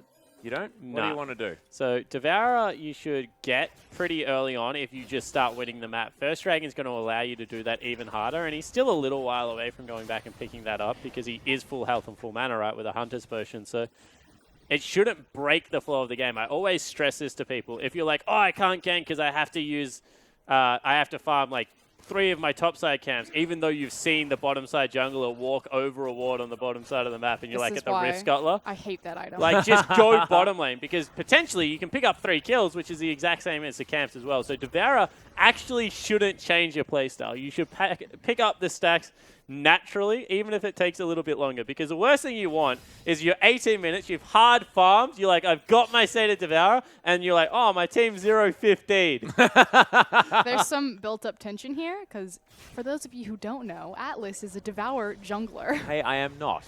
And he not true. Doesn't come out of the jungle until 55 minutes. It's only on Vi. And Diana, Rageblade, Devourer. Oh, okay, Diana, that is legit. Rageblade, Devourer, Vi though, that is the new thing. That is really? Oh yeah, No. It's ridiculous, especially now with the E buff. Oh my god, beautiful, so good. It's a passive. Did he just throw that behind him? Yeah, he did. That was a misclick. A little slight misclick. Yeah, Sort of like picking up a Devourer on Vi in the shop. Yeah, it's a slight misclick. I'm a little bit of a Devourer jungler myself at the moment. I think that on certain champions it works out really well. Kindred's one that I've played a little bit with. And I think that if you play the playstyle well, it can work out. I think that if you start changing up like where you are on the map just because you have Devourer stacks, you're probably going to lose before 20 minutes. Yep.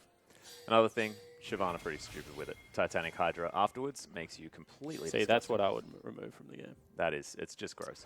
No, not for that reason. I hate playing with Shyvanas. Really? Yep. I haven't lost yet. That being said, not exactly highly ranked. We don't need to talk about this. You brought it up this time. Yeah, I know. I just sort of, it was a bit of a brain fade. We are going to go back to the game, though, as Vici looking to put some pressure on towards the top side of the map. Danny moving towards the Rift Herald as Easy Hoon's going to start that one up using the shield from his passive.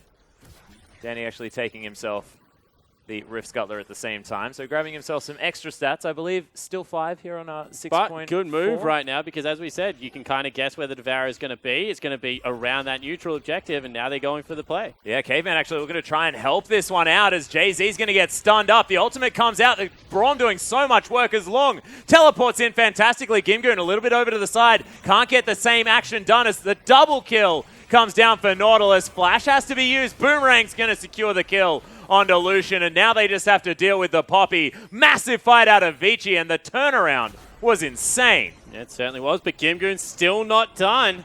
Tackle him out. Oh, able to get him out. Little bit too low. Yeah, not enough. Nice Lambs despite, though, from Dandy. And the difference between these two teams is that one of them is a team and the other one is just a collection of players running in different directions with no clear communication and no cohesive understanding about what they want to achieve in these fights. Yeah, Beautiful completely agree. collapse. And all of a sudden, Republic in even more trouble. Yep, doesn't have the ultimate either, so Dandy easily going to be able to pick up that kill. Transitions himself into a camp as well that he can counter jungle away. And let's have a look at this one again. Yeah, so you see how quickly the collapse comes through from Vici. Teleport already, ultimate comes out, and they're just about to hit the mid lane. This is the important thing. Look where Dandy and Easy Hoon are. They're in the mid lane right now, and eventually they're going to save Endless. So, you know, they're able to pick up a couple of kills here. It is Gimgoon once again that's going completely bonkers on the back line. And all of a sudden, Easy Hoon, Dandy, they've zoned out Republic. They're able to get in here, save Endless's life. And that is just, you know, really clear communication. We can make it in time. We're going to run across the whole map, and we're going to impact the rest of the team fight. Yeah, really nicely played out of Vici. And I was actually expecting both Endless and Caveman to fall down, but exactly right. Check out Team Easy play Hoon. is the best way to do it. Easy Hoon underneath the turret. He's going to pop that passive. The ultimate comes down. So much CC out of Long, but once again, they may have bitten off a little bit more than they can chew. I actually really like where Gimgoon stands there. So normally when someone comes to dive you, the last place you want to put yourself is in between the wall and the tower because it means that you're very easy to hit because you're in a very small corridor. But against a Nautilus specifically, because you're looking for the follow-up CC on the dredge line, to stand in between the tower, it actually really messes up how he can get close to you. Oh my goodness, Crisis in a whole bunch of trouble as there's the Emperor of Shurima, throws out the Emperor's Divide, and Easy Hoon just jumps into the bouncy castle and falls down. Endless now as well, having to deal with the culling, but getting some good damage back. Republic's going to fall. It's a double kill already for the Nautilus, as Long just seems to be the garbage man right now. This guy's cleaning up everything around the map. Well, Yeah, he's definitely taking out the trash. Yeah, and the thing is that he was and still able to zone here. 6-1-1, has that Iceborne Gauntlet already. Going to put some pressure down on this mid lane turret now as Vici. And that was without Dandy even on the side of the map. They're just able to dominate everything, and he's still not done. He just walks casually at this Poppy. Well, he has red buff, man, and he's W. He's doing work. Oh, That's what I was going to talk about. So I actually, a top laner that I was talking to a little while back, he was saying that one of the best things to do as Nautilus is deliberately hook the wall next to the turret. To pull yourself closer. And it sounds stupid, right? But what happens is you don't draw turret aggro, it shortens the cooldown because it's used on a piece of land, and then you get your free auto attack, you use the rest of your CC, and then you use their second hook once they flash away. I thought that was really clever. That is I would very never have smart. thought about that. yeah, that is actually really clever. So shout out to Brandon Holland. Not an LPL top laner, but, you know, I give credit where credit's due. Yep. He's a pretty good top laner too. Is that Swiper? Yeah. Yep. Big swips. Easy Hoon moving down towards the bottom side of the map, clearing out vision as he goes as well. So not going to be any secret, but Republic still has to run away. Easy Hoon did use the ghost. That's of fine. course. These creeps are worth more than your life anyway. He should honestly get distortions much earlier than what he It does needs to be Easy his, Hoon like, with first how much item. he uses Ghost. He just, on rotation, like, he burns it. Oh, actually, we need to have this conversation because Rusty isn't here to do it. Fan and The Dancer Fan and was Dancer? picked up second item for Endless. Well, he's Really like ahead. Well, yeah, true. And Poppy is one of the few champions in the game that you can run, you can hide. Actually, you can't even run, and you pretty much can't hide either. She's just going to find you and try and fight you. So Phantom Dancer in this game probably is like 100% necessary against a Poppy. you can spell shield like a Nautilus hook or something like that. Maybe play Trixie over a wall. Poppy just like takes your stuff. Yeah, I'm going to kill you. Yeah. Yeah. But it was a conversation that we were having yesterday about build path adaptation and something that the LPL players don't necessarily do as quickly. So it's really good to see it from Endlessly. So LPL, when you talk to a lot of the players, and Rusty says this all the time, they get obsessed with builds. They're actually really mathematical people. Name used to say this a lot. He would say, I will always build in this order because I actually get the most damage for my items. And he doesn't care about slot efficiency. He used to go back. We'll talk about it in a second. He's just going to wander out of the way. We're Flashes good. the hook. All right, they take mid lane turret. He used to go back after his BF sword, get double daggers, one for his Phantom Dancer in the long run. Oh, they're going again. Yeah, they're looking for it anyway. But the ultimate curse. did come down. Depth charge was used, but Gimgoon says, no, I'm going to make sure that is as long as possible. Not his Phantom Dancer, sorry. This was when Static Shiv was very good. He used to go back, get one for his Static Shiv, one for his boots, gets his brown bags, and his BF sword. Then he would finish his BF sword item, then he would get his Static Shiv. But mathematically, that was actually the best way to get 100% damage out of your AD carry. And he always used to make fun of Uzi, because Uzi, if he had 860 gold, would go back and buy a crit cloak. Whereas Name would always say you have to go back and buy a pickaxe when you had a little bit more gold because of the consistent damage. Mathematically, it made more sense. But Uzi was one of those players at a dragon fight. He would rather just crit you once and win the team fight that way than the other way. So, like, Name used to really fundamentally disagree with how he would do that. And it's just interesting that, you know, they think a lot about their item build. So it's not that they're not thinking about it. They just fall into this trap of thinking one size fits all a little bit too much. We actually saw that exact same recipe on Uzi when he got the chance to play Misfortune internationally. He actually went back and he grabbed the crit cloak, obviously the adjustment so now that you can crit on her ultimate, but it was very important to him that if I hit one crit during this ult as opposed to grabbing the flat damage item, I can change the whole course of the fight. He used to do it on Lucian all the time and Sivir all the time. Anyone with an auto attack reset? Oh my goodness, Danny has to use the ultimate here underneath the turret, because we will get back to that point. That is a huge teleport play coming out of Long. He's walking the long way around. He's deep. Yeah, he's trying to get there, but Dredgeline lands onto Republic. That is a big deal here for EPA, as the Emperor is going to have to use his ultimate probably to disengage this fight. Dandy's not in this, though. He's back in base. Yeah, okay. So he's not going to... They got the teleport out. Because realistically, as soon as Danny got caught, Long was committed. So the fact that he even teleports is a huge win right now, and he ain't done. Oh, another Dredgeline lands onto Romantic, He's and he takes the full Riptide. That is so flash. much damage. Everyone collapsing onto this one as well as Long tries to flash forward. Nice use of the ultimate there with the Glacial Fissure, and Long does lock down the kill. One more will actually get the stun onto Jay-Z, but he makes it into his base.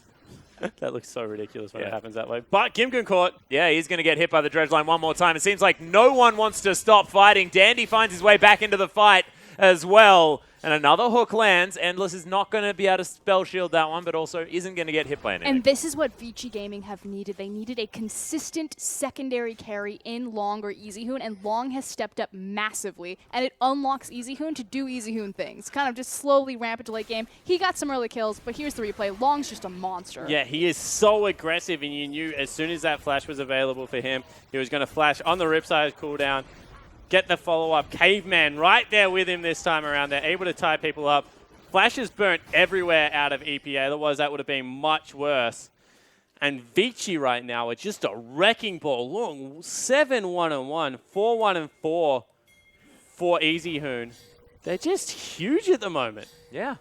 Dandy going aggressive onto Gimgoon, who can't actually fight the Kindred. Bit of a big deal. 2-1-0 now for the Poppy. Hasn't been having an awful game. Isn't behind too much on farm either against this massive Nautilus. So we're going to see Sterix or EasyHoon gets caught and blown up, as Lung also fighting Gimgoon in the top lane. That'll take a while. But we're seeing the same. We're seeing Clearlove's build out of Dandy right now. We're seeing Sterix into Hurricane. We've seen a couple of different ones. We've seen, I think, a couple of rapid fire counters. I think we saw a Phantom Dancer last night. But well, he's caught. Yeah, Republic in trouble. Dandy's going to be able to lock down that kill. Lamb's Spike comes in. Dandy saves his own life there as everyone is in the Beyblade pit. Endless is able to pick up a kill almost too perfectly there for Spawn's reference. As Vici are going to be able to lock down one, but they do lose EasyHoon from before. And again, just the confidence that Dandy has that his team will collapse in time, able to use a Lamb's Respite so effectively every time that cooldown's up. And you're dead. Yeah, Jay-Z, you are in a whole host of trouble. The box goes down. that it's more like a playpen at this point for Vici. That time he had 99 problems. And, you know, because they've got this Sated Devourer Kindred, they're just going to be able to rip through the Baron. We talk about Nautilus all the time. He takes no damage from Baron. That is the biggest benefit of Nautilus top lane, and here we go. Yeah, Gimgoon trying to grab some kills here as well as Dandy doesn't have the ultimate. He's behind the Got pit. him. He actually falls down here. The Baron now all open for them to take down. Gimgoon not going to be able to get it. Easyhoon locks down the Baron. Gimgoon falls, but it was a decent attempt. Very risky. The issue is that Dandy put himself behind the Baron, and because he was so deep in the pit, Vici had to really coordinate who was going to take the aggro damage, but behind the pit, you're eating all of those spines. Yeah, so when there's three or less people, if you're behind Baron, you take additional damage. So as soon as one person stepped out of the pit, he got spined, you saw it, and chunked out really, really hard. So definitely agree that was a little bit of an oversight, but because of his health, probably couldn't have positioned anywhere else, wanted to flash over the wall if push came to shove. Yeah, I think he was looking for the dance of arrows to get out of the pit. Yeah, but Vici still pick up a Baron buff. They still go even in kill trades. So big win for them. And Lung is not done. Like, I'm going to say this one more time.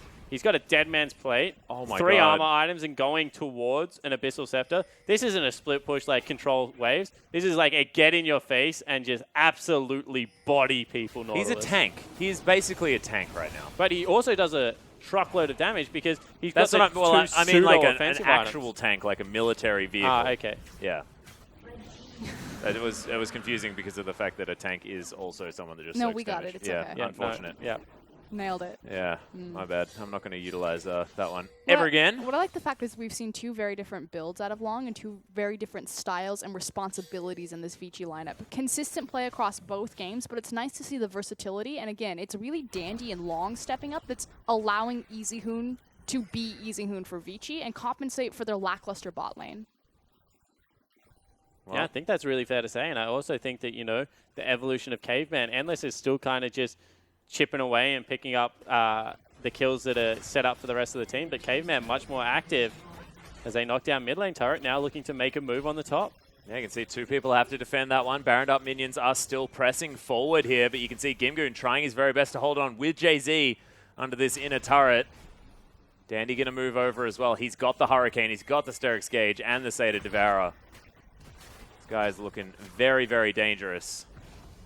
That might be a Black Cleaver as item number 4 as well. Who knows at this stage. But the inner turret is going to fall down, matching that of both the mid lane and the bottom lane. As now they're going for the dive. Gimgoon's actually charging up the ultimate, but doesn't find anyone with it. And Vici are just going to press forward. The ultimate goes down at a crisis. No follow-up to come through just yet as the minions do wear out. And the Emperor's going to throw through some Sand Soldiers. Emperor's Divide comes in as well, but the ultimate out of Caveman's doing some work. Dandy is going to be able to take down Jay-Z. Easyhoon on top of Republic. Lamps Respite underneath this turret as Crisis is utilizing it to try and tank up. Dandy somehow still alive as Gimgoon. He's trying the best he can, but it's not enough, and now it's only Romantic left to defend the base. And finally, this massive gold lead just runs EPA over. And the big thing is Endless wasn't really even in that team fight. He walked over and he pressed his R, but effectively in terms of damage coming out, that was a 4v5. That's how far Long, Easyhoon, and Dandy are ahead. Oh my goodness. And they're able to pick up another kill. They're going to grab double inhibitors for their trouble. Won't be able to close out the game just yet because death timers are still relatively short. We're only 28 minutes in. Actually, they might look for it. Yeah, I think it's going to be cutting it close. I have a feeling that you might be correct there, Spawn, but it doesn't matter. Vici going for the win here as Jay-Z is going to get caught in his own fountain by Easyhoon. Turrets are falling down. Siver's doing the work while everyone's just piling onto the fountain. Easyhoon gets hooked, but he's super tanky. Gets the shield from his passive. It's taking him so long as Gimgoon's able to secure that kill. Second Nexus turret does fall. The Nexus is now bare as they're trying to get what kills they can. Long is on top of the fountain. And Endless, you just need to hit the Nexus, buddy. Okay. They're not going to finish it just yet. 2 inhibitors do fall down. Caveman is going to join them as Easyhoon and Long are also dead. Dandy said, stop being silly. I'm just going to go back. So maybe a slight mistake, maybe a little bit of just not respecting EPA and trying to pick up some extra kills. But EPA do kick them out of their base for the meantime. But let's go back to that team fight and how it eventuated. Once again, Dandy, as soon as they committed, flashed in and got a very deep ultimate down. It meant the rest of the team that followed up that initiation, very safe once they were underneath that turret. really impressed by his Kindred play so far. Definitely is another string to that bow, and he has gone, as you said, for that Black Cleaver, going to help out the Sivir, with, of course, Hurricane Black Cleaver going to be applying those stacks very, very quickly. So I love the build, and I just love how this game is eventuated. And this series speaks volumes to how Vici should be looking to attack the rest of the season. No, Yeah. I completely agree. And it's not just the fact that against CPA, they're not just beating their opponents. Yes, like you said, in Game 1, there were specific isolated incidents where maybe Dandy was very aggressive on Crisis, where he wouldn't try that against someone like Clearlove, like MLXG. But this is still Vici winning through consistent play on the map. And that's what we need to see if they're going to make a deep playoff run. Well, they're definitely making a good move towards it now as Baron up creeps once again moving towards the base. The last push on the empty Nexus as Vici just move all the way forward. That was the wrong direction for that dredge line, but Gimgoon is actually going to find his way into the back. This is the last-ditch effort for EPA as they're doing the best that they can. Gimgoon is going to fall down as Endless has got so much damage. Long with the re-engage, double kill for the Sivir now as Dandy's going to find his way in. Crisis is going to fall, triple kill as Endless is looking to try and pick up a possible Penta. The Nexus is now the target, though. No one's going to be moving off this fountain anymore from EPA as Dandy. He's got the ultimate. Oh, Romantic. He's standing on top of it. Everything's going to be fine. Long is able to pick up the kill, but it doesn't matter. The game is over, and Vici with a 2-0 victory over EPA. And I have to say, if we're looking at MVP, I have to give it to Dandy or even possibly Long. Oh, Long was so huge on that Nautilus. Yeah, he definitely had a really good game, but once again, I just feel that when Vici play their style of League of Legends, It's the pace is facilitated dictated by Dandy 100% of the time. Think about how that game started off. Dandy getting the gank into the bottom lane, the one lane that looks like it was going to be pressured and pushed up time and time again, gets a flash down, gets the gank, reverses momentum of that, recognizes the top side of the jungle very, very healthy, so just continues to bully the bottom side of the map and repeatedly visit it. I really think that, you know, as long as Vici are playing good games of League of Legends, it's going to be their jungler, as he is about to take a bow, playing the best League of Legends on the team. Yeah, it's very true. And I mean, back-to-back Rise games once again out of EasyHoon, but this time changing up the style just a little bit. Looked very, very impressive with that early aggression that he was throwing out. Lots of room prisons, getting people locked down, and then the follow-up damage by having Dandy on this damage-dealing jungler is able to help out. I actually quite like it. I actually really like the rise of Kindred and how it assists Dandy to impact his team. Oh, I see. Simply because it used to be that you could kind of ban Dandy off of a champion that he's going to be effective on. You know, he was kind of reaching towards the Rengar. You have the Nidalee. Nidalee was priority banned. So it's kind of like Nidalee, Elise, Gragas right now. But with the rise of Kindred in the LPL, it's just kind of cementing one more ban, one more target champion, and one more avenue that Dandy has to impact the map and to be the carry that Vici need. And the other thing is you only need 4 champions, right? So we're talking a lot about EasyHoon's champion pool today. Right now, Twisted Fate, Lulu, they seem to be the bans. People are picking Azir away. If he has Rise, that's 4 solid champions. Now maybe they move towards Dandy. Maybe they go Nidalee, Kindred, throw the question mark. Does he go back to Rek'Sai? Is it a Graves or is it a Gragas? Like, what has he got there? I think the other, kind of like QG, I think that Vici are to the point where their good players are too good to kind of throw bans at. So you get rid of the Lulu, leave the rest of it open, and then you just start banning away their support. Like, what has Endless actually got aside from Borom or Alistar to be able to facilitate these plays? Because all well and good if your jungle dives in, if the support can't back him up, where do you go from there? No, I actually really, really like that strategy. You're absolutely right. That was the strategy that RNG implemented against QG because, again, that's a star-studded roster performing in the LPL, and what they did is they banned out more and then priority picked Mata for the strength. And I think that teams need to look away from EasyHoon, Dandy, and Long and just start looking at Endless and Caveman. They are the very clear weaknesses or more janitorial style of bot lane, and I think something can be exploited there. Yeah, do you think that's the case? Because I'm sort of looking at this Vici lineup and looking at Dandy as being able to band-aid a lot of these problems. We saw him spend a lot of time on the bottom side jungling game number 1. Of course, that gank that you iterated to before, they're spawning game number 2.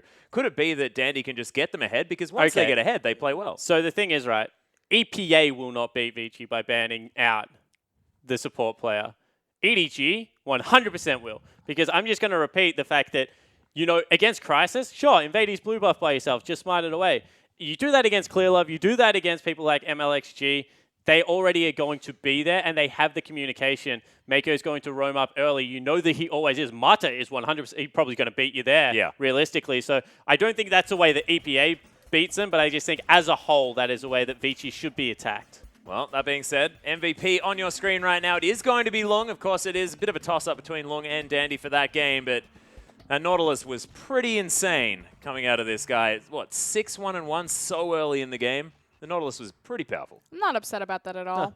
I think Long played phenomenally. I think both games he played really well. And I think that the thing that impressed me there is I had a look at it, and he was 25.5% as a top laner that pretty much played his lane for 50% of that game. So you have to give him credit that when he did get into team fights, he's not just impacting his appeal as utility. He's in there doing this to people, smacking them in the head with a huge anchor. So give the man some credit. I like it. Yeah, damn right. Flashing forward here as well was definitely the MO, and I feel like something's definitely changed out of Vici. It's not only the fact that they're playing against EPA, which will give them a little bit of leeway, but this is a team that's playing with a whole lot more positive movement in a forward direction. It's the skirmishing. Yeah, the skirmishing is looking really good from the team. Well, again, we've always known that Vici have this identity is playing the map or being kind of a macro-oriented team. Again, last year we used to call them the death by 1,000 paper cuts. But with Dandy moving back into the jungle and with the addition of people like Easyhoon and Long, it's added this element of team fight that they're able to actually skirmish, to actually 5v5.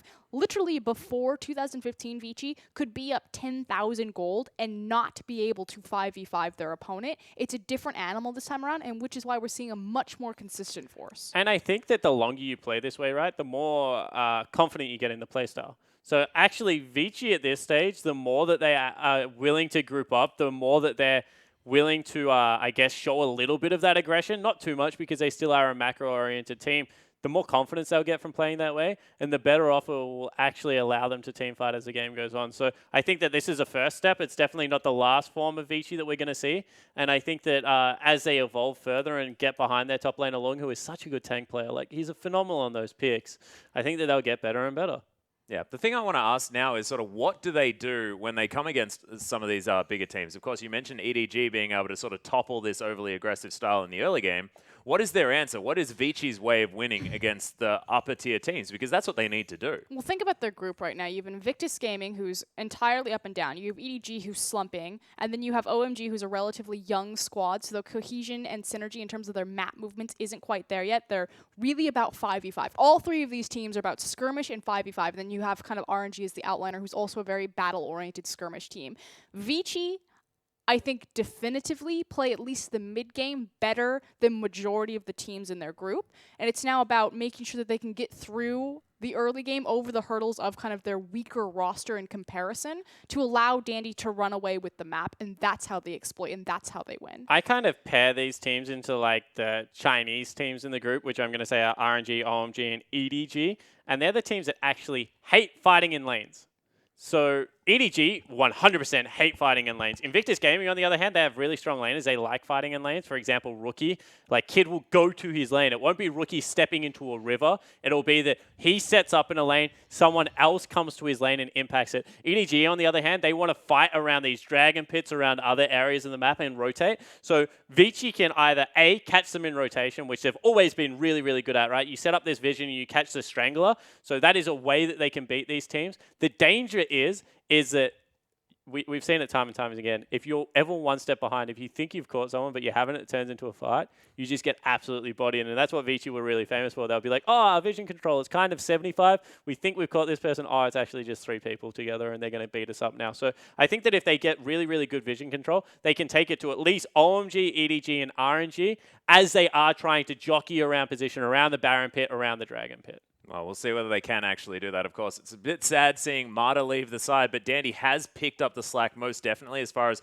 controlling the map to that extent. Is it about now sort of training Caveman to be that mini Marta? You did reference to that before, Frosker, and is saying that, you know, he does need to now get around the map and get into the faces of the enemy team. Well, in terms of what Mata and Dandy did together by constantly being that duo roaming around the map, certainly we can already see elements of that in this game. Caveman being unlocked from, and it was even in standard lanes. It wasn't even like a lane swap was initiated by Vici and then that unlocked the support. It was in a standard lane. Dandy applied pressure early. It allowed bot lane to get the advantage, which then unlocked Caveman to roam around. So, I mean, theoretically it's the same play style, but obviously Caveman is not Mata. And the other thing that Mata used to do that a lot of people didn't pick up on, Monty used to actually talk about it a lot, and I love listening to Monty speak about it, is people would go back on their first shop and pick up Sightstone. Moby, He would go back and pick up Moby Pink Ward. The reason that's really, really important, right, because as you're walking to bottom lane, you get to about halfway between Tier 1 and Tier 2, and Mata was in your top lane. Like, you just couldn't stop it because he ran quicker than you because he bought boots.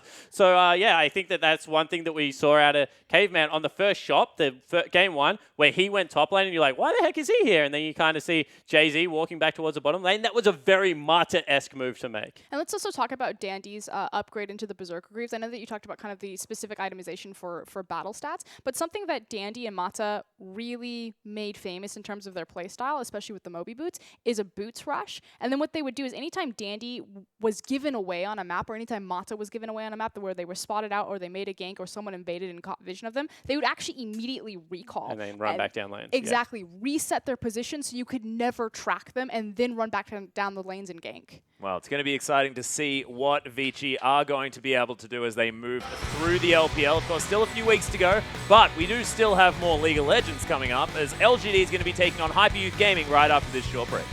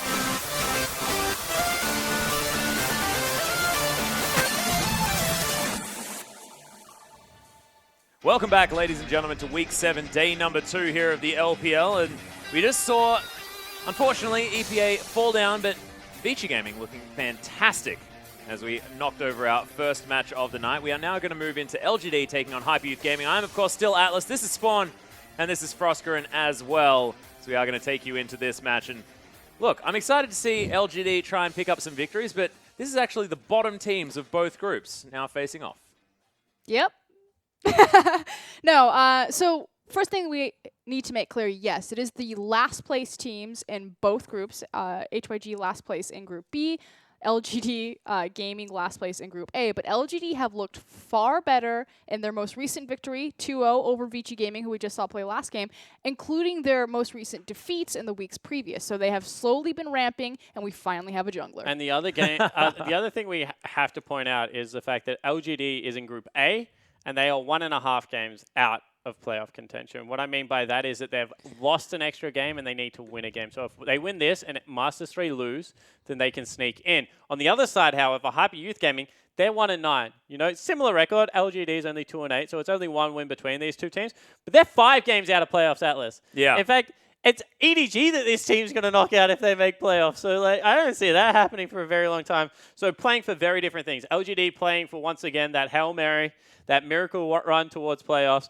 Hyper Youth Gaming are just playing to try and get better, consistently improve, and try and avoid that relegation tournament. Yeah, see whether they can solidify a spot in next round of the LPL. We are going to have a look at our team lineups, though, as... Look, it's going to be a tough run for HYG, but let's go over it nonetheless. It's the revenge match. It's XQ in 17 versus their old teammates in LGD. So fun fact, both these, the AD carry and the top laner of Hyper Youth Gaming used to be on LGD Gaming when Star was replaced and STYZ was banned. Aha. So, with Chimin now joining the roster one more time as well here for HYG, we are going to go over the roster, as it is, of course, 17 on the top side of the map, bringing back the tree, which is definitely exciting. But the thing is 17's actually a secret pocket Renekton player. When he played for LGD, but this is obviously back when Renekton was also big, he used to only play Renekton for them. But this is the guy that's really started to stand out. Their brand new jungler, Chimin. Yeah, and Chimin's looking good. Ish. You know, as good as you can look in a team that is 1-9. I definitely will grant it to you. Goes through their mid laner. He has looked confused, I think is the best way to put it at the best of times. HYG is overall, right? Let's not beat around the book. Their map play is really poor. I was going to say abysmal. Yeah, really poor. So, you know, the Sivir pickup there makes a lot of sense because they are trying to counter a little bit of that with champion pickups. But even when they were able to get it against QG, against WE, this was a team that was very much struggling after about 7 minutes into the game. Yeah, it's not looking so good for HYG moving forward, but we'll see what they can change around. Of course, a young roster with a lot of future ahead of them. And Chimin was the person that kind of came on and like shook that up a little bit. He's more than willing to fight. He wants to get into lanes and try and impact it. And if there is a team you can unsettle early, I'm going to say it's LGD right now. Yeah. We are going to go over the roster right now as Wayless has been having an interesting time there in the mid lane. Marin settling in slowly on the top side of the map here as we are going to zoom in on the beautiful PYL. Looking fantastic at the moment, but the team not so much. Here are your 2015 LPL title winners at the bottom of the standing. It's going to be Marin, Amy, Wayless, Imp, and PYL. So Amy has returned over Xiaoxi to the jungle, and he looks so much better. Marin and Amy are now communicating.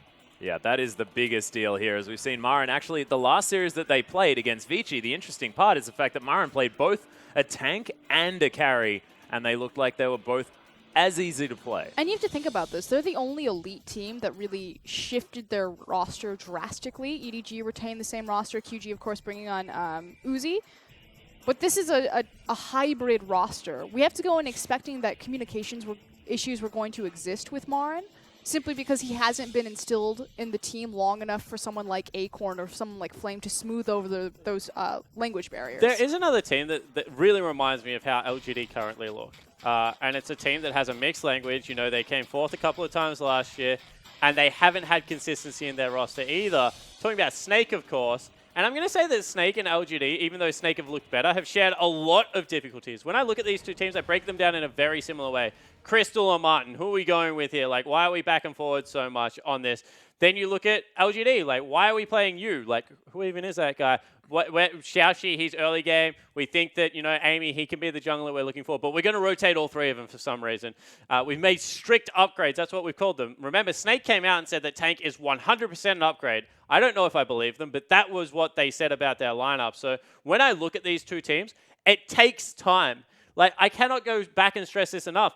6 weeks of competitive play is nothing to learn the synergy that you need to play at the highest level of League of Legends. So Snake have started to turn it around, arguably. You know, they still didn't look great last night. Hopefully, LGD is on the right track as well. No, yeah, I completely agree. And we have seen kind of these tendencies of, again, LGD ramping up, looking better in their defeats than they ever have, looking better in their victory. Their first 2-0 over Vici Gaming, so coming off of a high spot there. You already covered how much this match matters. And there's a Jack span on the side of HYG to start things off. So I know a lot of Jax is being played right now with Titanic Hydra into your item. Please give me the name. Rageblade. Thank you. So Your item. yeah, he plays it on everything. Not now that it's good.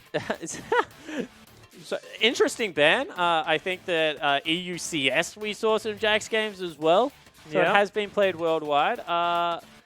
It definitely fits into Marin's playstyle. 100%. I was going to say that if you want to leave anyone in a lane and absorb farm, it is going to be Marin. And LGD were famous once upon a time of farming all 3 lanes simultaneously. So it's not a horrible ban. It's a similar vein to Fiora, I guess. Well, that's going to be banned away as well from HYG, as it's Corki and Poppy on the other side of the Rift. A lot of AD carries still available. Lulu still available. Kalista there definitely standing out like a sore thumb. But Nautilus, also another one. Braum, Alistair, no one of the key support picks have been taken away. So HYG are one of the few teams that have picked up the Kog'Maw, which we've seen Kog'Maw pretty much ignored for the last 2 days. Yeah. Last 3 matches here. Look at this. Marin just ate 3 bans. And none of them are a tank. So they must have a plan right now. To use Trundle. Yeah. That's what I would do. I would ban Trundle right here. But Kalista is still up, and you know you don't want to give that over to a Chinese bottom lane just because how it facilitates support. Have you seen XQ on Kalista? It's not. We're gonna put it in the not good column right now. But they ban it anyway, so you're not. Look, I'm not going to debate with you his merits of it, but I'm just going to say that one thing I've learned from casting Charter, it is that no AD carry gets to play Kalista. No. It's fair. Does leave open Lulu. I would love to see, if this gets locked in, I would love to see... Bromcog. That's what I want to see. Yeah. Bromcog is one of the most oppressive lanes It's either that or you do like Poppy Nautilus and give them the Kog'Maw and then just run Sivir. And then just run over the top of them. Of course, yeah, we haven't mentioned the junglers just yet, as Nidalee did slink through as well. Please don't play Ezreal. He's not going to. I honestly think that there has been a blanket ban issued on Uzi, Imp, and Deft. That, like, Ezreal is just off the table from now on. No more, please. Well, This LGD is going to bold. lock in the Braum. Yeah, exactly. The Gragas going to be taken away as well. Does leave the Kog'Maw-Lulu combination open here for HYG. As it was Gragas prioritized over the Nidalee. Amy going back to a definite comfort champion for him, but leaving up a very powerful one. So, once again, pretty big on mathematics, and so is Freak, and he kind of agrees with the sentiment that 6.4 Kog'Maw was actually at its strongest at 2 items. It still scales really, really well, but we added so much mixed damage and so much. So the thing about damage, right, is when you're doing a percentage less, because he was hitting very, very often, it was actually really, really low late game if you were hitting a pure tank. Because you can't buy any penetration items on Kog'Maw. Like, do you get a Void Staff? Do you get a Last Whisper? Neither of them really make sense. So when you're running pure tank top lanes, Kog'Maw actually fell off really, really hard. He would still shred through the back line if he could ever get to them, but he was the strongest at 2 items when your tanks only had that 1.5 item tanky stats. So the reason that Freak likes Sivir so much more is only physical damage, builds penetration really, really easily, and can hit the back line by hitting the front line. So even though the range advantage is in Kog'Maw's favor, he is very much on Frostgoran's train of thought that Sivir, at this point in time, is a superior AD carry. She's so much better. And I am so... That was such a good conversation. Why do you do this to me? I don't know why he did it. Well, yeah, okay, so they let the Kog'Maw slip through one more time, but Ezreal's been locked in by Imp, so ignoring that blanket ban. Trundle is going to be taken, most likely as an answer to that Nautilus. And I feel like they've set themselves up perfectly for the Kog'Maw here. They prioritize Kindred over Nidalee to add oh, what the? You know what? I like it, but I'm just like, you have Lulu. Just do it. You have Kindred, the anti-dive champion. You picked up Nautilus so they can't counter out your little immobile AD carry with the depth charge. You know what? It's fine. Play Sivir. She's awesome. Yeah, she's pretty awesome. I actually don't understand where the champions go if they lock in that roster. Okay, good. They swapped it over. Support Nautilus would have been it. Or support Lulu. You never know here. That's actually a very good point. Support Lissandra. Jokes on both of you. I'm that tilted. I'm writing down picks on bands, and I've written Trundle with 2 R's. Trundle. Look, I 100% have. Can confirm he did. Yep. Okay. It's okay. I wrote down Kog'Maw and then had to scratch it out. Well, it is going to be the Lissandra picked up, so that's looking like a support Nautilus, support Lulu, one of the two. There for HYG. They're definitely throwing spanners each and every way. Not sure whose works they're throwing them in, whether it be their own or the enemy teams, as LGD are looking at their final pickup. And, oh, actually, so it could be Wayless on the Ezreal in the mid lane. I was going to say, I knew this was going to... All right. Good job, LGD. They pick a winning bottom lane. This Imp's just not paying attention at all by the looks of things. I think they got entirely outdrafted. LGD? Yeah. Yeah, I'm going to agree with that sentiment. Well, still some strong picks in their Is court. it? I'm mainly looking at the Ezreal. They have really good disengage, right? And the thing is that you would be like, double AD carry, strong disengage, Ezreal, great siege comp. Why lock in Lucian? Like, that just 500 range AD carry. If the thing that you have is good disengage and kite back, you want your AD carry to have as much range as possible. And then you look at the amount of gap close and hard initiation that is going to come out of the HYG lineup. You have a sped up Lissandra. You have a Nautilus that's going to fly into the back line. And then so much persistent damage. You know, never... SKT, I say it all the time. Mid-range AD carry that scales incredibly well into the late game with Lulu is a recipe for, like, disaster late game if you are the other team. Because all you need to do is execute on one team fight, and they clean up everything. I really agree with the sentiment right now that LGD, they don't really have a win condition that is not snowball the heck out of the game and see if we can get ahead quicker than they can beat us to the late game. Yeah, I feel like it's definitely all about making sure that you can get ahead early on. Even in the top lane, I mean, it's not going to be that Nautilus that Marin picked the Trundle into. It's going to be the Lissandra, so that the Subjugate not going to be nearly as useful. So actually, I kind of disagree with that because Lissandra is one of these champions that chips away at you, and Trundle at a certain points of the game ignores mages. So if it's ever a one-on-one and it gets to like 35 minutes, he's like, Zatai was really famous for this. He's just going to run up to the turret and start smacking it down. So maybe they have a split push avenue of being able to take that out. Well, we'll see whether they actually can do it because it's going to be difficult for them to get around. Of course, some interesting drafting decisions have been made on either sides. As the I love their draft. HYGs? Yeah, HYG, they utilize flex champions to make sure that they got the priority matchup. Obviously, that was a big key component for them going into this game by banning 3 top laners and then having the surprise Lissandra last pick to flex into the top lane. Yeah. The Sivir Nautilus, like their hard engage, they've got a great mixture of damage. Their comp, I think, A+. Yeah. That being said, I mean, you've got some key picks as far as comfort is concerned on the side of LGD, especially Amy on the Gragas, of course.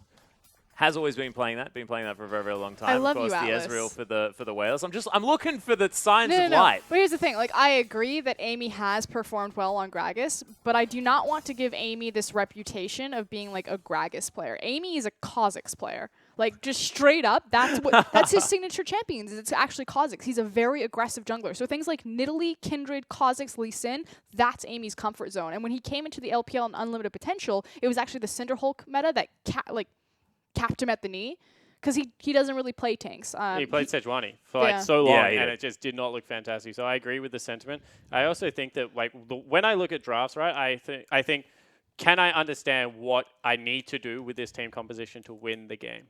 And when I look at HYG's composition, I just think, yeah, I can actually understand it. I'm a little bit confused by the flex pick. I don't like it as much as what Frostgurian does. You know, the Lysandra into Nautilus. I think just run Nautilus Alistar and just have overwhelming amount of CC, and then just with the Kindred, with the Sivir, you have enough damage to get it done. But you still see what the win condition is. Lock down a target, pick them off, be able to win the game. When I look at LGD, I said this, people will laugh, but there was a game where they picked Fiora, Nidalee, Cassid, and Lucian Bard, right? And I called it word for word apart from the Cassid. I said that they were going to go Diana because they give a go button to PYL, which he hasn't got this game, and then everyone else wins their lane. It seems like they've gone with a similar flavor, like win your lane, but they've picked bad lane matchups, and then they don't even have engage. Like, it's just a really, really weird composition to me. The thing is whenever you look at a comp, you have to figure out where the core of the composition is, or what the champions that matter most into it. So if you look at LGD's comp, I would say that the core is actually Ezreal and Trundle, because it's kind of like this disengage poke champion, or disengage poke composition. And then you have to figure out, okay, so if my core of my composition is Ezreal and Trundle, because no matter what you change around them, you're still going to have the same disengage poke comp. Then you have to say, okay, where are the power spikes for these champions? You have one where Trundle's going to skyrocket really late game, have that split push threat if he gets ahead, and then Ezreal's going to be on 2 items. And that's the window where you have to fight. So what's my core? Where does it get strong? How do I fight around it? That's when you go. If you look across at HYG's composition, they're bridging champions. Like, they cover all those avenues. They have the early game, they have the late game, they have the mid game on multiple fronts when Ezreal is strong. And even though it's a strong disengage composition, against that flanking potential with Lysandra, against the crazy engage from the On the Hunt, I just feel like just countered in every right. If LGD win this, it's because they're just better players. Take it a step further. Like, if your core is Trundle, Ezreal, right, where does the rest of the people fit into the comp? Well, Braum, you understand, disengage, stops sieges itself, and tags people, right? Braum, Ezreal, very, very strong together. So that's good. Gragas, where do you fit in? A lot of disengage. Is the one, if we need to go aggressive, has flash body slam. So once again, good. Okay, cool. What are we rounding this out with? Lucian. Like, Lucian is a lane bully. Like, that is honestly what Lucian is good at. Like, he shuts down a lane. Why do you need to shut down a Sivir? You don't need to shut down a Sivir. Sivir is always going to have utility, like, regardless of it. So even though you say, like, favorable matchup, if you are going for this disengaged siege, like, they hovered Caitlyn. I would have much preferred the Caitlyn, because Caitlyn's the same lane bully, right? Yeah. But she can hit the turrets. I was just going to say, like, I was just going to ask you, like, where do you adjust it? Do you move Ezreal into the 80 carry role and then pick up a different mid lane? Or do you take the Caitlyn? Because I was like, why isn't he playing Caitlyn? Like, it would be so good right now because they're like a disengaged siege comp. Yeah, Kog'Maw is another champion that, you know, they actually have Protect. They have a Braum, they have Gragas. They could have played Kog'Maw in this composition. They just chose not to. Yeah, well, we have made our way into Summoner's Rift, I believe, as we did have a slight pause. But, ladies and gentlemen, we are on to the Rift for game number 1 of LGD versus HYG. We'll see whether HYG's team comp can come out ahead or whether LGD's raw mechanical skill can carry them through.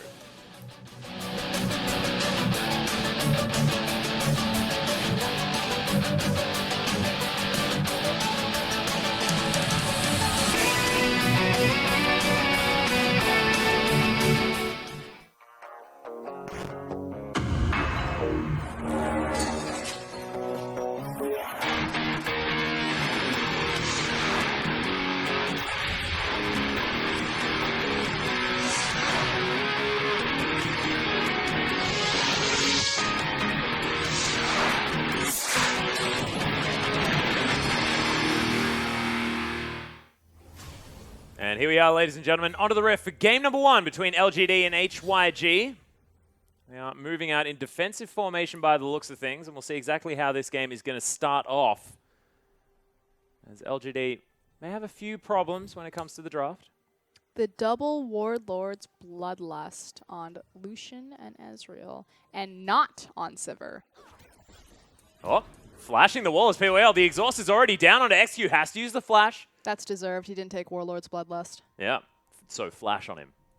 That's the rule. Body slam has been taken. Amy didn't make it over the wall. Theoretically, you shouldn't be standing there anyway. Obviously, if there's ever a Braum on the enemy team, you have to suspect that they're going to have the stronger level 1 invade, and it's always a possibility. And standing in that choke point specifically, you're blind from so many angles until they're right on top of you. And you see teams constantly do this. Will this hug really close to the wall to cheat with Fog of War? So Poor mastery from XQ and poor setup in the 5-point from XQ. Cost him his flash. We'll see how that impacts the Imp PYL lane. And the other thing I want to point out is that against Vici, LGD got 2 really favorable level 1s, or at least early games. So I think that... Oh, My goodness, they're actually going for it here.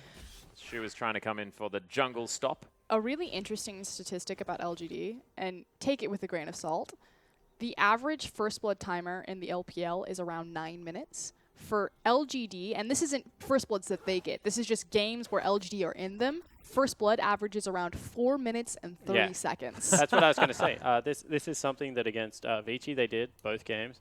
And that, you know, we've seen so many level 1 team fights out of them, not like picks, but actual 5-man team fights. They will go for early advantages right now, and they think that they can get away with it. This time they burnt double summoner spells for just the 1, and really wasn't overall net gain for them. Well, you can see XQ push back in this lane just a little bit. LGD trying to utilize their added power. Is he with Evolution drinking Brawl. coffee? Yeah, Imp's just taking a drink. There. It's He fine. legit took... Okay, there we go. It's because of the pause. I thought, wow. I saw Lucian moving around in the background, last hitting, and Imp just like grabs his coffee like, just another day in the office, boys. Yeah, don't even worry about it. That was cute. We're going to check this one out. It looks like it's over HYG's side. 17 having some problems. Well, he didn't make it to the lane, so that would definitely be part of the problem. But I have a feeling it's because they're double jungling, so that's probably going to be okay. Yeah, he will teleport down into that bottom lane, but it is worthwhile noting that, you know, he did start on the top side of the map, and he is going to have to burn an early summoner spell, and Marin is a very good laner and a very greedy laner. We'll probably use that to get a first shot in on about 500 gold, you would think, and see what he can get done from there. But I want to point out one more time, and I want to keep going back to this. LGD, kings of trying to cheese, and I'm going to use that word over and over again, advantages in the early game. Wayless took a small raptor. Yep. He wants a level 2 advantage. Yep. They flash a wall and exhausted AD carry. They want an advantage. Then PYL on the way out, he takes a small raptor for his trouble as well because he wanted the level 2 advantage, then walks towards them at level 2 and like starts trying to start a fight. Like this team does some just play standard League of Legends. Like they do the wackiest, like they are so concerned of trying to think of ways to break the meta that they just will not play the meta. No, and it goes back to when Wayless used to play Lysandra and Orianna with, what is it? Elder, what was the jungle item?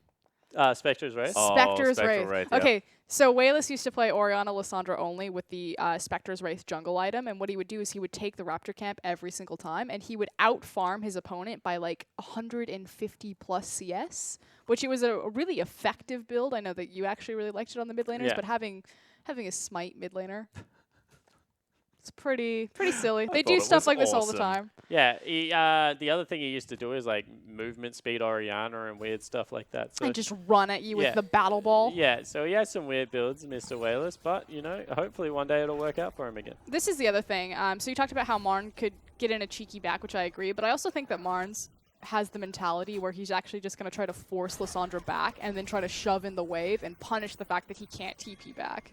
Yeah, the problem with that is if you overextend in a lane with a Kindred up, as well as all of the CC that comes out of Lysandra.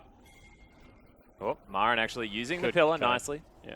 Making sure that... I'm going to go as Kindred far can't as to come say that after that pillar, he probably could have killed the list, as we have a gank in the mid lane. Yeah, Gosu might be in trouble here. The slow comes in from the barrel. Nice slow down. And the flash is going to get Gosu to relative safety. Wayless still wants it. Flashes forward. One more auto attack will do it. Oh, the shield comes in. Nice body slam there as Chimon's trying to get the damage back. First blood comes in. Wayless is dead. The red buff's ticking down, but that's the polymorph to end all polymorphs. And Gosu locks down the kill. Disaster for LGD. And this is what you were talking about, Spawn, that so greedy to just try to cheese. You had the summoner spell. You had the advantage. Just let it go. Let's talk about two mistakes here. Amy body slams Chimon right here. Flash Chimon. Body slam Gosu. So that's a first mistake. That is a free first blood. All of a sudden, you turn around and fight Chimon because you have double buff. Just get Gosu out of the picture. Like, that was really, really sloppy play out of LGD and a huge miscommunication. Amy was already turning around, walking to the mid lane, when Wayless burned that flash to continue that fight. Yep. Yeah, and he burnt the flash as well and then missed the Q. and didn't No, get the kill. I think he actually hit everything there. Really? From what, Yeah, from he what I hit the saw, he Q. hit Oh, 100% he hit it, of okay. spells. So It looked like it went a bit all wide. he had to do was, once again, Gragas just flash the first opponent, body slam the second one, turn around, use your barrel, clean up the fight. That really should have probably gone LGD's way, but they mis-execute. It's a greedy play regardless. Like, you just shouldn't go for it. You've already seen the jungler on the bottom side of the map. Once again, don't know what's going on here. Exactly. Like you said, they knew it was a 2v2 going into it because Marn had just been ganked. You already had the advantage in the mid lane because the flash has been burned. You can easily translate that into shoving the wave in. You don't have a combat summoner. You've got cleanse. Yeah, like, he doesn't have teleport. Like, Ezreal has cleanse. Like, what is he actually going to... Wait, does Lulu have TP? I'd have to check. I don't know. I actually have to check that one. But Ezreal has a cleanse, so, like, you shouldn't be taking these anyway. Like, you should just be looking for the small incremental advantages, getting your tier farming up. It's LGD. I don't know. Yeah. They are Words. desperately searching for early game power. That is obviously what it looks like here because, of course, that early gank and the fact that Wayless then flashes after he gets a flash. Normally, get a flash in the mid lane, good gank.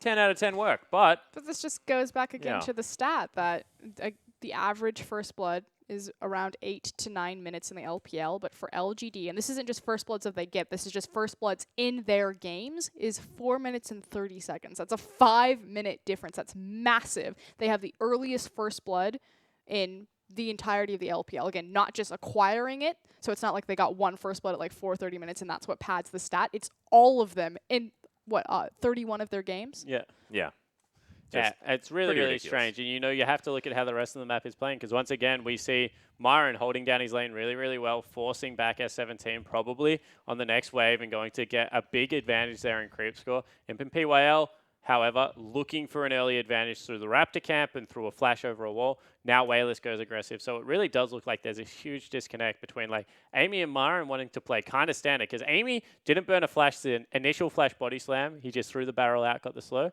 and then didn't want to chase afterwards. So he looks like he wants to play standard League of Legends. Myron definitely looks like he wants to play standard. The rest of the team, no idea what's going on.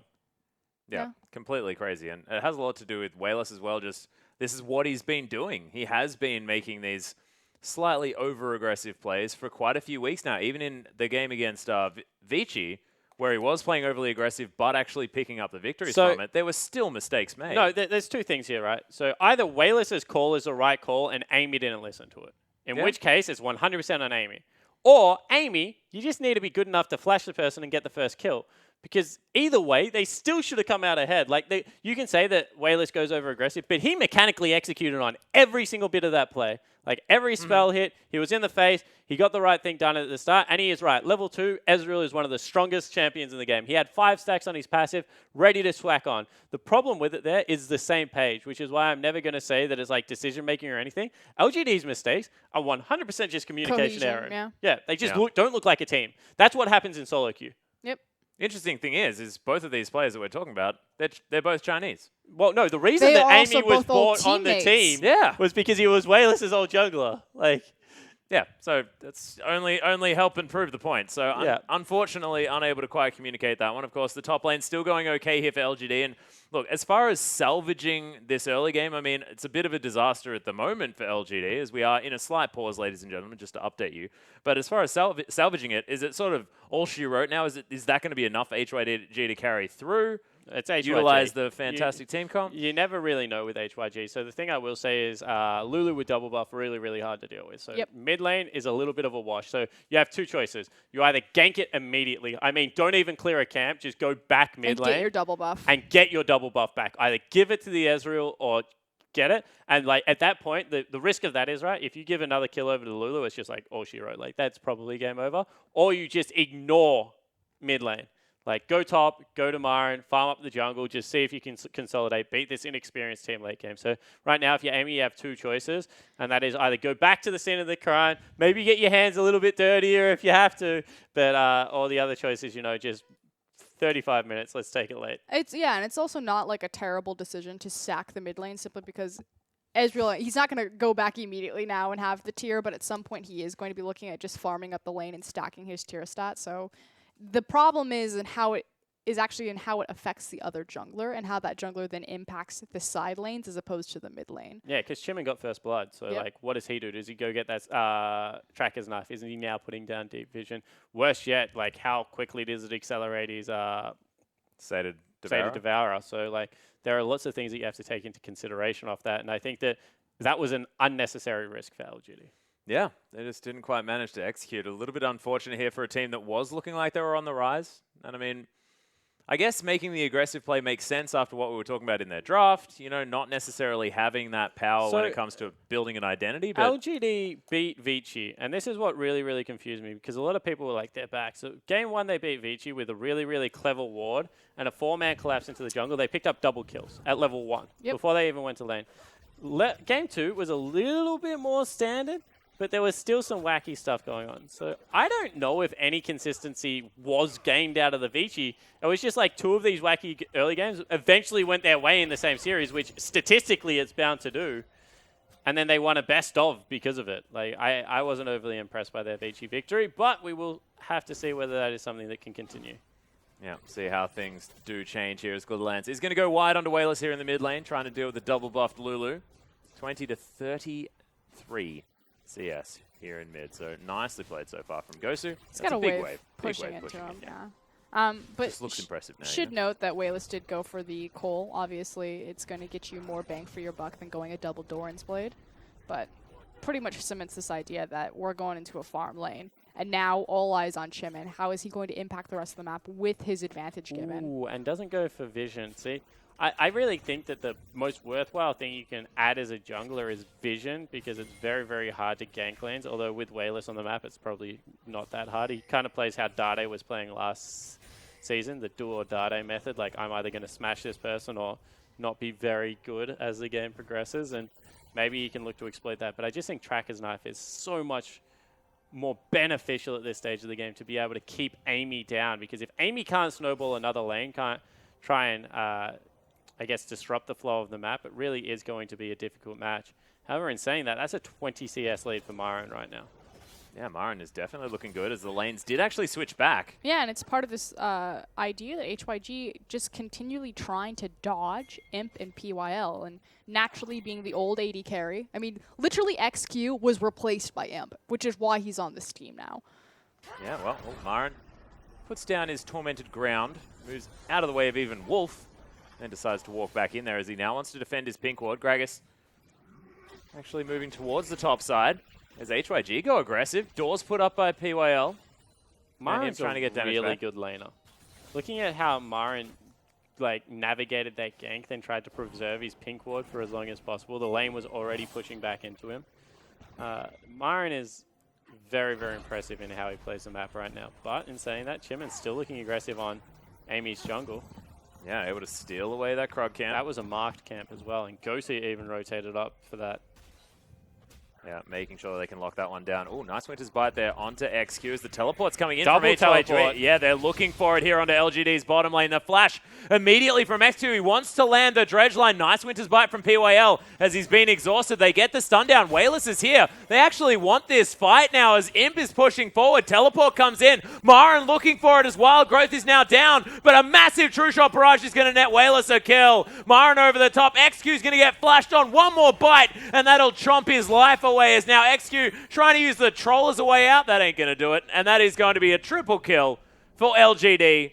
And another pause. I mean, the grey screen, dude, it's grey because you're dead. No, S17, once again, it looks like it's his computer. And he was the one that didn't complete the teleport. That looked like a huge miscommunication from HYG. I didn't get to see whether it was a pillar, but I didn't look like it. So I'm going to assume that that was a cancelled TP. And in the end, LGD come up massive this time around. Yeah, a little bit unfortunate there for HYG. Maybe that was something to do with it. Of course, I was having a little bit of fun there with the grey screen call, but if that is actually something that has impeded in that team fight, it's bad news there for HYG, but definitely a good way back in here for LGD, who had some fantastic communication with the teleport. Well, I can't think of anything anything that could go wrong that would actually make you not complete a teleport.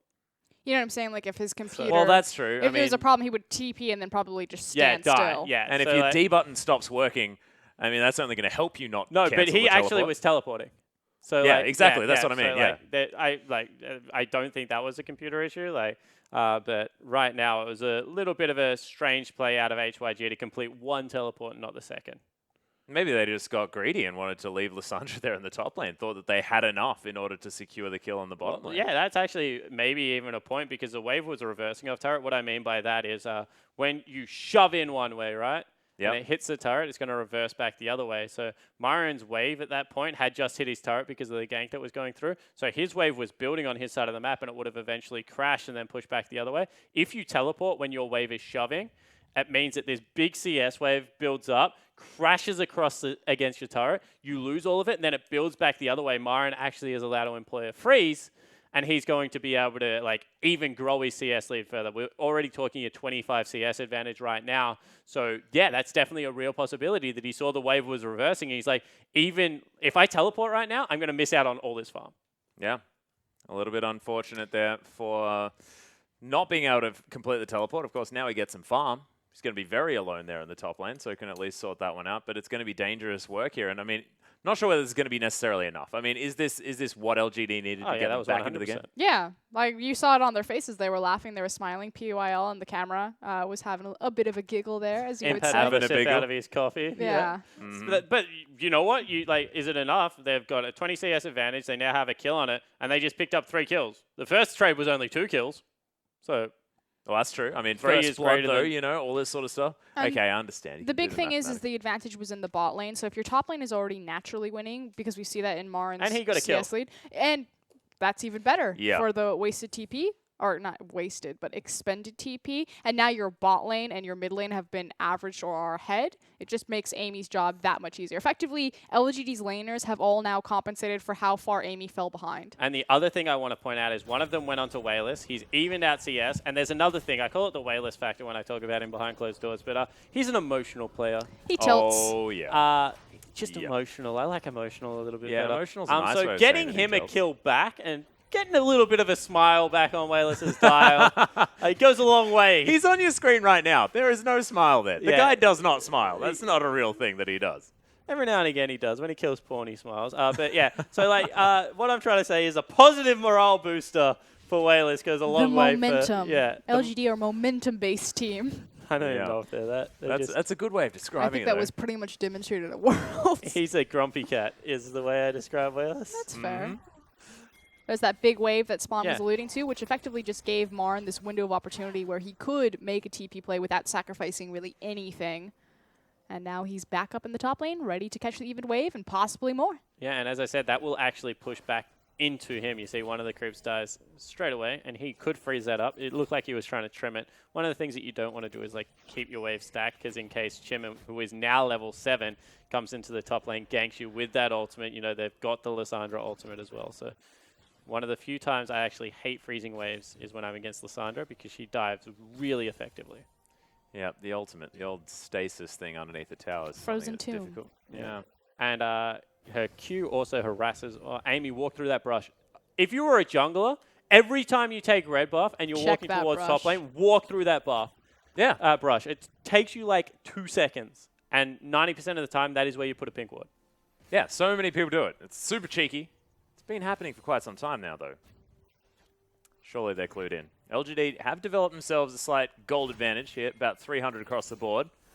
And it looks like the Manamune is going to be the first option here for Wayless, not opting to complete that Iceborne Gauntlet, anything like that first up. It Watch the actually damage. further supports Frost's idea that, you know, he's resigned a little bit to farming up and actually just scaling, because Manamune's going to give you a quicker transformation, but a slower power spike. Iceborne Gauntlet is your real first power spike, but the transformation comes through quicker if you do go with a Manamune.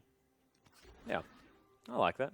And the Cull as well is almost getting to the point where it will give him some money back. I think he grabbed that when he was sitting on about 20-odd CS. It was his first back, because again, there's no point in going for the double Dorans. You're going to get more out of the Cole.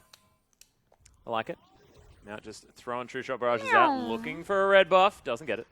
Chimin able to lock that one down. Amy is going to pay some attention over here. Just clears out a pink ward. Definitely does mean that LGD are fully aware about Chimin's jungle rhythm. So with this information, what are they going to do with it? Looks like they're going to... Close. Very close.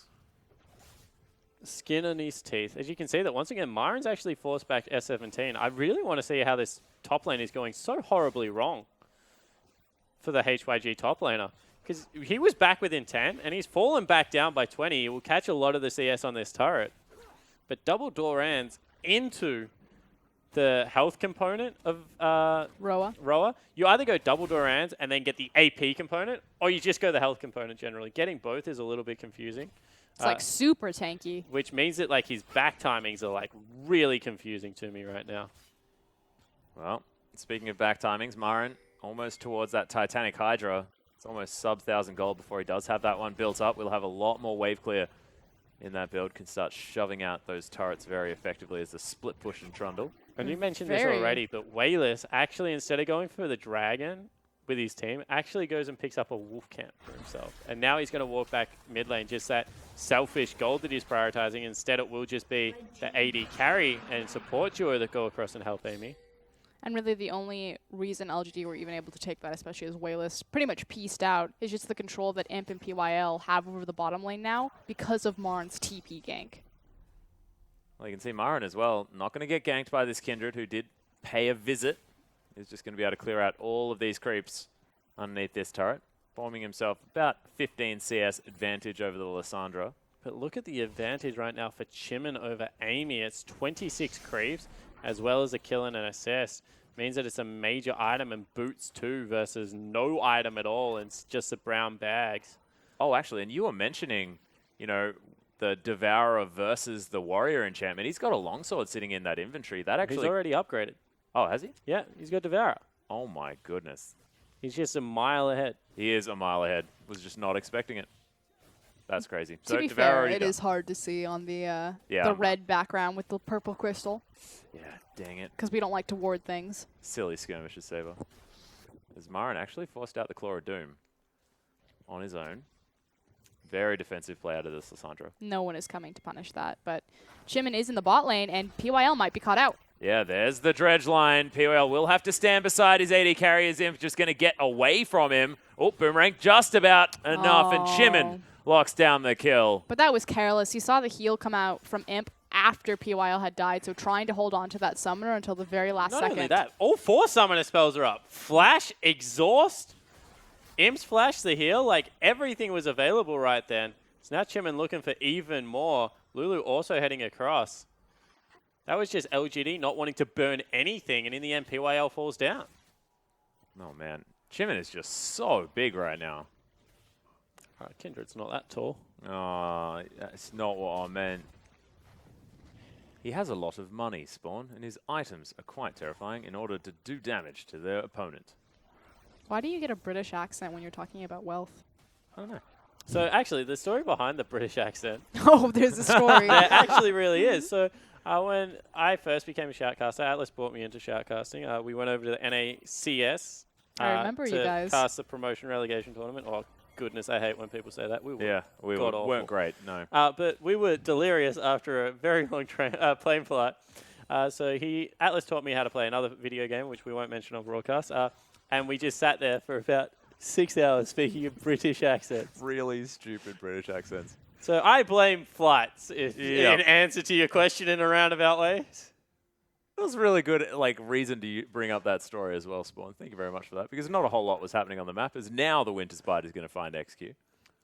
Ask a question, I'm going to give you an answer. I'm just I love it. I love that there's a story. Did Wayless take the red buff? He's got a red buff. I love the idea that Amy hasn't been farming at all. He's just like a river Gragas now. This is what happened to Twin, though. TBQ, Wayless was like, all your camps are mine. Look, he's going for the Raptor camp as well. He is 100% farming all of the jungle. And TBQ was like, some beans, please. And Wayless was like, no. Well, Wayless does have the blue buff here as well. Running out of mana. He has everything. He took his Raptor camp. He took the entire jungle. Yeah. And Raptor, if you're behind as a jungle, I'm going to actually say Raptor is the most important camp. Because it's like the easiest to clear. It's not only that, it gives you true sight. So if they're warding up your jungle and you're a Gragas, like you don't know when you're about to get ganked. You're like, I have a smite. Let me just, don't even take it. Just let me use my smite to get some true sight to be able to sweep out the wards. Right now, there aren't any in his jungle. So good job on them being able to clear that one out. But it definitely helps you out when you're behind. As PYL. Oh, they're going for it. Blows the heel underneath the turret here. Nice. Ultimate to come through as a depth charge does do a lot of work. While Growth comes in, though, Imp's going to die as Gosu's going to teleport in, and 17 picks up PYL off the back end. Really nice double teleport play. And this is massive. Marn's TP was canceled by 17, but 17 is able to execute his this time around. Yeah, and that was just really telegraphed. You saw the early heal even came out of XQ. He's willing to burn the summoner spell. That was it just there. And Imp and PYL on opposite chains of thoughts. Imp could have walked forward at the exact same time as PYL there and actually got the kill. They probably still both would have died. But they would have at least picked up something for their trouble. Instead, split focus and not able to pick up anything. I honestly would have felt robbed if I was Imp, to be honest. Could have also been the decision from Marn, since we didn't get the replay of what happened in the top lane, that seeing the Lulu TP come through, that Marn said, this isn't worth it, you're dead anyway, and trades at least an objective for his bot lane's life. Now, he is able to grab that. Did he try to steal that creep? No, he has a charge. I do this all the time as well. When I'm putting that pink ward in that brush, I always throw my Q over the wall and see if I can get like a proc of my targets. Wayless, on the other hand, he was like, no, all the creeps are mine. That's what I tell all my AD carries. I'm just trying to get a proc. Mm-hmm. You haven't had a proc. You don't even have one. You've got coin. Yeah, you just ping on the siege minion. You're sitting there with the spell thieves. But right now they actually see that Rift Herald does fall down, and we've already mentioned this, but there is a big advantage in this bottom lane, even though they've lost a little bit of it. So we'll see whether they try and make a play down there. Likewise, Marn has also been unlocked from the top side. If he wants to continue pressuring that forward, he can do so with some certain safety on Trundle. Or he can start to roam around and impact the rest of the map. I really think that you have to go for this dive again, right? Yeah, I agree. I think the only place he can impact is the bottom lane. You're not ganking an Ezreal Lulu lane and getting anything. Yeah, so instead they just force him off the turret. Once again, this will be a huge advantage for LGD. You never really want to be up 2 turrets and just up in gold, but it will give them a inflated economy, for a lack of a better term, as once again they're looking for an engage. Yeah, he's actually going to get caught as he focuses the turret, making sure that one's not going to take him down. But XQ, nice use of the spell shield. Not going to be enough now as Imp's trying to kite around. The explosive cast comes in, is going to save his life, and Imp grabs the double. And unfortunately... Whoa, Wayless. Nah, Wayless is good. He's got E. Yeah, well, Growth is going to go off. Oh, do not get greedy. greedy. Oh, I thought he was actually about to turn around, fire the ultimate, and see what he could get done, but he doesn't go for it.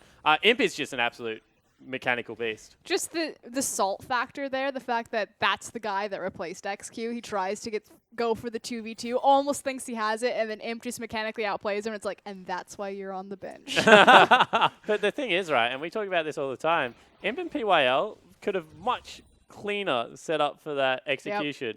And Imp puts himself in what we fondly refer to as double lift situations. Double lift doesn't do it that much anymore, but let's have a look at this. So he's in front of his creeps. You should never be in front of your creeps. He cops a hook there. Then he's auto-attacking in turret range. He also gets dredge line, and XQ makes the right play here, flashing over the top, gets the spell shield out. But Imp gets the kill, and then immediately dashes backwards, gets 2 auto-attacks, and then the stun comes through. So dangerous game, saves his life, and then he gets some sick outplays there, which is a very good play, but puts himself in a position where he probably should never have been hooked initially in the first place. And credit to Amy, very much controlling this dragon against the Seder Devourer Kindred, although it's already finished up. Don't get me wrong, Imp is an incredible AD carry. Up with Uzi in terms of just like mechanical godliness, but I feel like Imp always puts himself in these terrible situations. Like like he's never once not put himself in a terrible situation, and he's so crippled by his team, making him look like a god. Like, because they just have to come and save Imp. If his team doesn't come, he just dies there. You just sit like, Imp, what are you doing? Well, often he's just trying to farm. Far too far up in a lane. As Wayless clearing out this mid lane, is farming up very, very nicely here. 19 minutes and 45 seconds. He already has 200 CS. But Imp is, like, in that vein, Imp is like the embodiment of LGD right now. Yes. Like, they're going to ride their luck the as far as they could take it. Like, because you say that about Imp, but I also throw that criticism at PYL a lot as well. Yep. PYL does what I call the wolf wards, which is where you go on solo missions, like deep into enemy territory by yourself. And if anyone ever spots you, you just die. So PYL, very guilty of that. We saw him over the other side of Dragon Wall just then, doing exactly that. I feel like Imp with his weird floral shirt and his coffee cup is like the mascot of LGD. And I feel like, you know, as I said, I feel like Myron and Amy are the two people on the team that do not do that. Yeah, I'd say so. I feel like the other three 100% are in that category of just like in-your-face weird players. Well, Imp is doing it one more time. You saw him going aggressive against Gosu there. Tries to defend his pink ward, but isn't able to. One thing I will say is if you ever get 5 incredibly aggressive players on the same page, Magic happens. it is so hard to deal with as the other team. Moscow 5, the KT bullets, Yeah. KT arrows. Macnoon's OMG. Macnoon's Najin, sword is yeah. like the best example of a crazy team. But teleport play into the bottom lane, Atlas. Yeah, they're looking for it here as Myron is able to run very, very quickly towards this Sivir, but they immediately back away. Double teleport's now going to be blown as there's the attempted disengage with the barrel. And HYG still trying to Shimon's move just forward. Yeah, unrelenting. he's so difficult to stop there as well as he's getting taken relatively low. May have to Oh! Wayless catches him before the ultimate can be used. That's so much of the money done. Double kill now for Wayless as he's following this one through. Imps in the mid lane doesn't even want to participate in this fight as once again Wayless launching his way down. They just ignore 17 as now Amy may actually fall to him. He does. 17 still on the back half as the wild growth comes down, but Wayless will not stop, and that's an ace. And we talked about what is the core of LG's composition. It's Ezreal, it's Trundle. What does that mean? Where are they strong in the mid game off of a 2-item power spike? Check out Wayless's items. He's got the Iceborne Gauntlet. He's got the upgraded Muramana. They're ready to go. They pull the trigger. He got Manamune Stop like that. No, one hold on a creep second. before. Imp just soloed 2 towers. the Nautilus and took 2 turrets mid lane while that was all going on. Like, you guys can talk about the team fight all you want, but Imp is just busted open the middle of the map, and LGD have a 6,000 gold lead. This is what we said. If LGD win, ridiculous. it's because they're just better players. But as you have a look at the replay, it looks like it's all going in their favor. As we mentioned, that is a support versus 80 carry in the mid lane, so that should definitely be going in their favor. And this is just Wayless going absolutely bonkers. Once again, he's nailing all the skill shots, able to get that one, and Shimon actually didn't expect the damage. And then he just goes aggressive, gets absolutely 100% of the damage out of Ezreal's kit. And I always say this, you can tell the difference between good Ezreals and bad Ezreals. He hasn't missed a single skill shot. That was the first one, is that W. 100% uptime on your passive, plus every Q hitting. And do you know how I know? It's that moment where you go, why does my Ezreal not do that much damage? Yep. It's because so Thanks, many Def. Ezreals don't utilize the passive. It's Yeah. like they forget that he's an 80 carry, They but can it's auto-attack, so yeah. strong. And you can see, even with the Zerka's Greaves, like he was just able to get 50% of that attack speed up there, and he's going bonkers at the moment. 3-1-4 after giving up first blood in a situation that 2 weeks ago, I would have called the game for LGD. I would have been like, Wayless just gave up first blood. It was kind of his jungler's fault. This game is probably over. Instead, turns around 3-1-4. Fantastic performance out of the mid laner. Picks up Berserker's Greaves as well, going towards that more of Malmortius. He was also, another weird build, yep, it's Wayless. He was also 20 It helps CS the down. passive. And now he is 30 CS up. So, like, he's really turned this mid lane performance around. And somehow Amy isn't even further behind. He was 25 creeps down earlier on. That is still the margin. And that's with Wayless taking like 50% of the jungle. To be fair, though, Amy's laners are all simultaneously winning at once. That's handy, yeah. It's fairly easy to jungle when everyone's winning. That's how I always feel as a jungler. And that was the other thing I was going to talk about. So take a look at Imp's item build. This is how I know whether you're a mechanical AD carry or a positional AD carry. Because mechanical The AD carries QSS. always go QSS after their zeal item. Uzi's always done it. Name, on the other hand, unless there is a suppression on the other team, Will maximize or like the damage output. hardcore CC, like I'm talking about, he will skip it forever. He will get it last item. He will go everything else in his ability to get the most damage out of it. He was like really famous for never going Banshee's Veil, right? He would go Banshee's Veil like as an absolute buster. It just makes me laugh at the tendency between different kinds of AD carries in the LPL. And it's nice that we have such a mixture and wide variety and spread. And not even And one just isn't like, better than the other, right? Yeah, but it's... Oh, hold on. Yeah, possible gank here towards the top side as Chimney is going to try and lock down Marin. This could be a tough ask as the man is very, very tanky. Can't quite handle this much damage as the 3 versus 1 seems relatively unfair. LGD going to lock down their third dragon off the back of it, able to grab the objective. Yeah, really nicely played. Layering of CC was perfect. Myron, no real big tanky threat to be able to take out. Oh, as that's an arcane shift forward. That's interesting. But, yeah, Dragon in firm control of LGD this game. We haven't mentioned it, but that's 3 Dragons in 25 minutes. Yeah, pretty quick, as HYG actually going to start off the Baron. It's warded in the back of the pit, however. Yep. Amy is here. Whalers down as well as... Oh my god, what was that? So he thought he'd been hooked, is actually what it was. So he arcane shifted So he's for trying damage. to burst. Yeah, but he didn't really need to. That was very strange. Well, the hook looked like it hit him. I was actually really surprised when the hook didn't hit him, right? Yeah. An odd play. But nice pick from HYG. 8-10 now is that kill score line. It's 4,000 gold is the lead. They make back about 2,000 as well since that last team fight. Top lane turret, huge shutdown on Marin, who was 3-0-2. They get another shutdown onto Wayless. So really nicely played in this mid game, and this is where HYG generally look poor. So seeing them string together a mid game, quite refreshing. Yeah, there's another dredge line actually lands on a PYL here who's trying to soak up some damage. Nice use of the Glacial Fissure there, but you can see slowed down.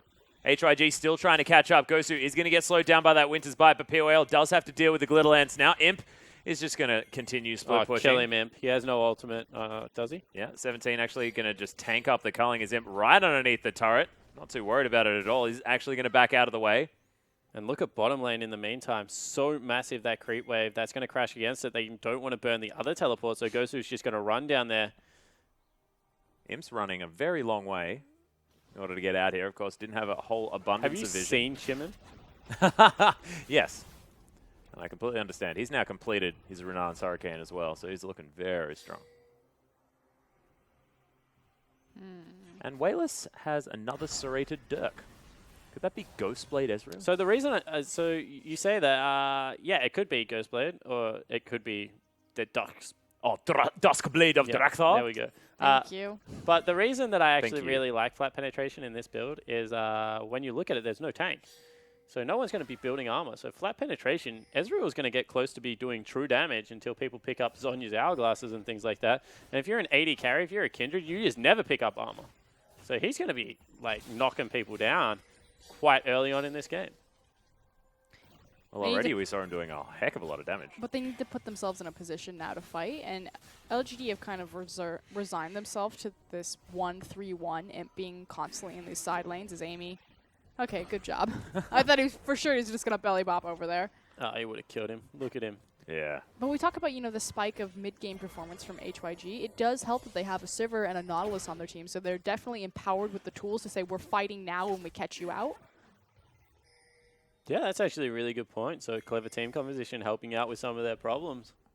I think that that's definitely one way to overcome some of the difficulty that HYG has been having. Because when I look at their previous drafts, I mean, Maokai, Elise, Tristana really isn't the most impressive draft on paper on the current patch, and that's what they played last week against WE. So, but the issue still remains, though. So yes, I do agree with you, and I like the fact that they're trying to compensate, pick up their draft, get a stronger mid-game, but they just don't have any control over their side lanes. And again, it's kind of this decisive macro performance that puts them behind the truly elite.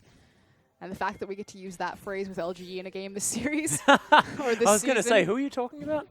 But their side wave management is so much better than it has been over the course of the oh, LPL. truly elite. No one saw that. Wayless is still so tilted. Deft is like, give me back my skin as well. That's, yeah, but, and even looking down the line, this is their third game out of 5 where they have played Sivir. So I think that it is a conscious decision to play utility in the AD carry role and try and utilize that to generate mid-game picks. And we'll see whether it continues to be a winning strategy. And another interesting thing is Gosu, this is his Lulu build almost every single time. Is oh my goodness, that was a fantastic reaction. Although he did just scry that brush as the True Shot Barrage was coming through. But nice look at how Gosu. much damage Wayless did. He didn't connect with the True Shot Barrage, but that was a single Q that hit XQ for about 25% of his HP. Yeah. Man's in trouble. And remember as well, he doesn't have any lifesteal whatsoever. No Warlord's Bloodlust on this Sivir. So that is real damage that's being put down. As Amy's going to make his way in. Shimon looking to go aggressive as now HYG turning this one on. Teleport right into the backline from Marin as now Imp is caught off the side. He does use his QSS, but it's not enough as he's shut down now by the Sivir. HYG now collapsing quite nicely. XQ off to the side getting the work done, but Wayless, he's at full health. He does get hooked, But there's the Lambs Respite. Everyone just stacks on in as Marin right in amongst it as well. Low health bars. Gosu able to lock down POL. Wayless, though, still doing damage in this fight as he's off to the side. Gosu in trouble. But True Shot Barrage not going to find him whatsoever. And in the end, I believe that is a fight won by LGD. But man, that was all over the place. In the end, Wayless manages to get there in time to clean it up. Where was he? He was farming wolves. Take a look at his CS. 331 to 269. He's been making full effectiveness farming these jungle creeps in between the waves pushing. But look where he is when this fight starts. He's walking across mid lane because he was just in the opposite jungle. Yeah, and let's have a look how this actually works out. Imp gets tied up by so much CC, but Myron absorbs everything else on the end of this. No one else is being hit right now but Myron. And then Wayless is able to come in, and he's like, well, you've used so much right now trying to kill the tankiest person on the map, and I'm going to clean up the back end of this fight. Myron's, one of the most underrated things about Trundle is his passive. His passive is absolutely monstrous in these team fights where people are continually dying, and you see that he just always stays around that part of his health because he's able to shrug off damage because of the passive, and that's just real credit to LGD and how they executed on the back end. But I completely agree. That fight should never have started because they were just completely out of position on more than one front. Yeah. Really. That's Dragon number 4, however. Yeah, LGD now 6 minutes until that potential 5th Dragon to come in. Ghostblade is now done, actually, for Wayless, who's looking to finish off one more item. See what that is going to be. Has to be the Dustblade. Drakthar? Yeah. Has to be. I'd be excited. He has way too much flat penetration to not get that item now. May as well. Opt in for, let's try and get true damage. Welcome back, Wayless. He really is playing like, he's not playing like last year Wayless either. He's playing like 2 years ago Wayless. Yeah, he's playing like 2014 Wayless. His rookie split. What, like solo? He had a reputation of being just like ham lord, like super tier hero. When he came into the LPL, he was hyped up pretty big as Marn, actually looking at 17. Yeah, he's able to get a fair bit of damage down. Glacial Path. He's going to come in. Oh, that's a great pillar. Yeah, really nicely done at 17. Running out of CC now, but the rest of the team looking to collapse. So Wayless comes in. He's hyped up. Everyone says he's too hero, goes too ham. His very first game in the LPL, he dives 2 towers. Just feeds relentlessly. But keeps doing it. Oh, beautiful. Oh, shoot. Not going to quite find the hook there as the depth charge comes in. That's a lot now expended as they're looking to try and lock someone down. HYG actually going to start off the Baron. It's going to smack onto Amy a little bit, who just waits for the body slam, gets over the wall, the disengage to come in. Marn's not there. He's still on the bottom. And doesn't have TP, whereas S17 did have it. That's why they were trying to maybe force a play. The danger there is that at this stage of the game, Marin just takes your base, if that is the case. So they do have to respect it. True Shot Barrage, lots of damage to come in here. Not even able to grab that last speck of health on that turret. XQ does have the spell shield. Doesn't get it procced there by Amy. I feel like now that Marin's a little bit more back in form, top laners need to start matching the distortion. Yep. Myron was always at his best when he would early distortion. The gold wouldn't really cost him that much because he would generate a gold lead. We saw it with a CS discrepancy this game. And then he would make more plays around the map. Look at the window that they actually had to make a play there in HYG. The last team fight was about 3 minutes ago. Myron now has distortion. Because he has Grasp, would also have the mastery for cooldown reduction into his summoner spells. And he's just going to have a teleport way more often than you would expect a Trundle to have. And I feel like that's really hurting HYG right now. Well, he, of course, has it back up and it's back available up. once again.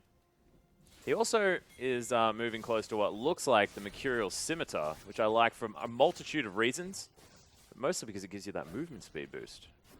I like it. Closing gaps. Not going to get tombed. I dig it. Here we go. The actual setup is now taking place. Marn retreating into the bottom lane, still hiding himself, waiting. Oh, never mind. I was going to say waiting for 17 to overextend.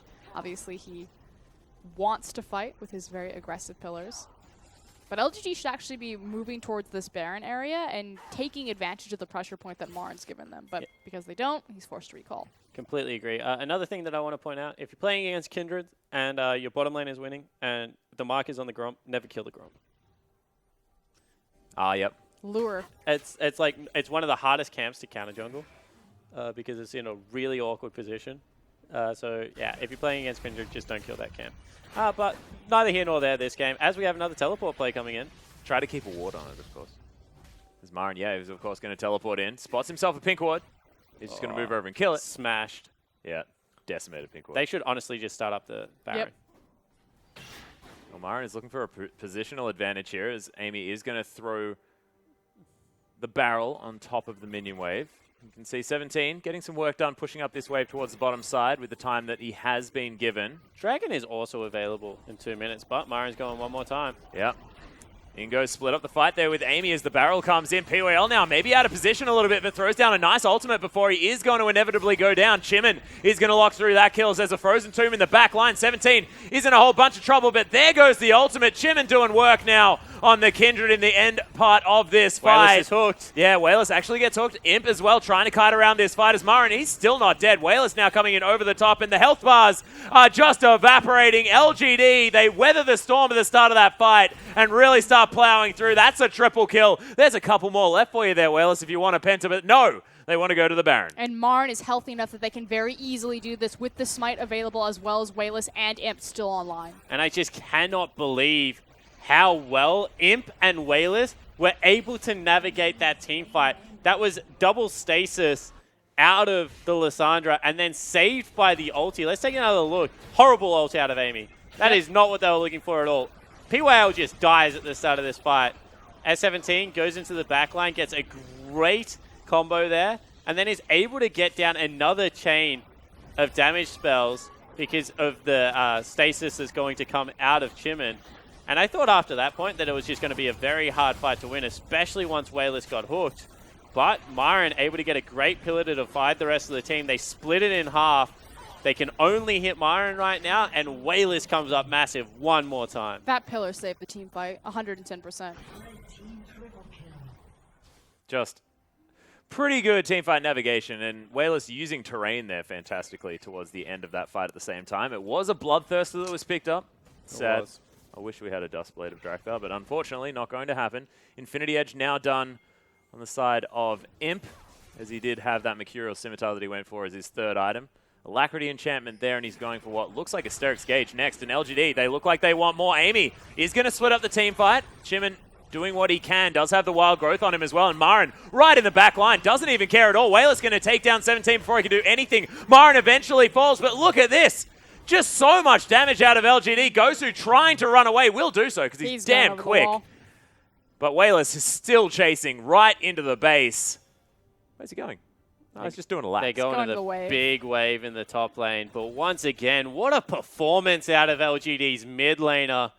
He has been on point with this Ezreal. We really questioned the draft and said it was going to come down to individual skill. Well, LGD look like they have that in spades today. And it looks like they're going to pick up game number 1. Yep, Gosu now trying to deal with Imp on his fountain. Imp says, all right, well, you do a fair bit of damage with that particular build, so I'm not going to even worry about it. Nexus turrets are falling. Nexus to follow here. LGD, despite the draft, despite everything, take the victory over HYG in game number 1. And they also have bottomless coffee cups, because Imp has been drinking that for 38 minutes, and it has gone nowhere. No, he just clicks his fingers and just says, get me some more. Is Wayless isn't even the best Ezreal player on the team. Like, that's how terrifying LGD's It's like the Beatles quote, is. isn't it? Yeah. Oh, man. And look, we watched Wayless perfectly navigate back-to-back team fights, and we also watched him faceplant a wall with an arcane ship yeah. trying to escape a blue buff area. Like, pretty up and down. And an interesting early situation, but the late game fights was so nice. Okay. The individual mechanical ability of all of LGD's members has never been questioned. Obviously, this highlight reel demonstrates that perfectly. But I think that who really saved their team fights was definitely Marin. He played like a god in these team fights. Look at, like Spawn said, look at how long he's tanking. Look at how many cooldowns he's eating. If Marin had not been on form, it didn't matter how well Imp and Wayless played. And look, he flashes the wall, then comes around for the second part of this fight. Round 2, when boys. people start dying, and he just gets so much health back. He navigated team fight after team fight as a Trundle so well. I want to allude to that pillar that he put up right in the middle of that fight there as well. That was phenomenal. Slowing down everyone, making sure that Wayless could keep everyone tied down, hit every skill shot. Again, Beautiful play. The double stasis mid-game fight, when Wayless got hit by that dredge line, as Spawn was talking about, if Marn had not hit that pillar right there, that team fight was over. You immediately have them all collapse on the Ezreal. He's going to pop like a balloon because it's 5 damage dealers on the course of HYG. Marn should get MVP, but I have a feeling Wayless is going to get it. Ooh. Yeah, I think that Wayless had a couple of really good moments. I think the bottom lane team fight where His he kited skill yeah. shots were yeah, excellent. like so that to me, like the imp fight, I was like, okay, they're back in it. Then the Wayless like kite back, I was like, wow, they just won the game. Like that was what it was to me. I think that you're exactly right. The fact that Myron was 20 CS up before shit hit the fan. Yep. And then, you know, he was able to participate in the late game. He should probably get it, but I don't know. That one was a pretty close one. Well, we are going to check out that MVP when we come back from this very short break. Of course, Game 2 between HYG and LGD is right around the corner as well, so don't go anywhere.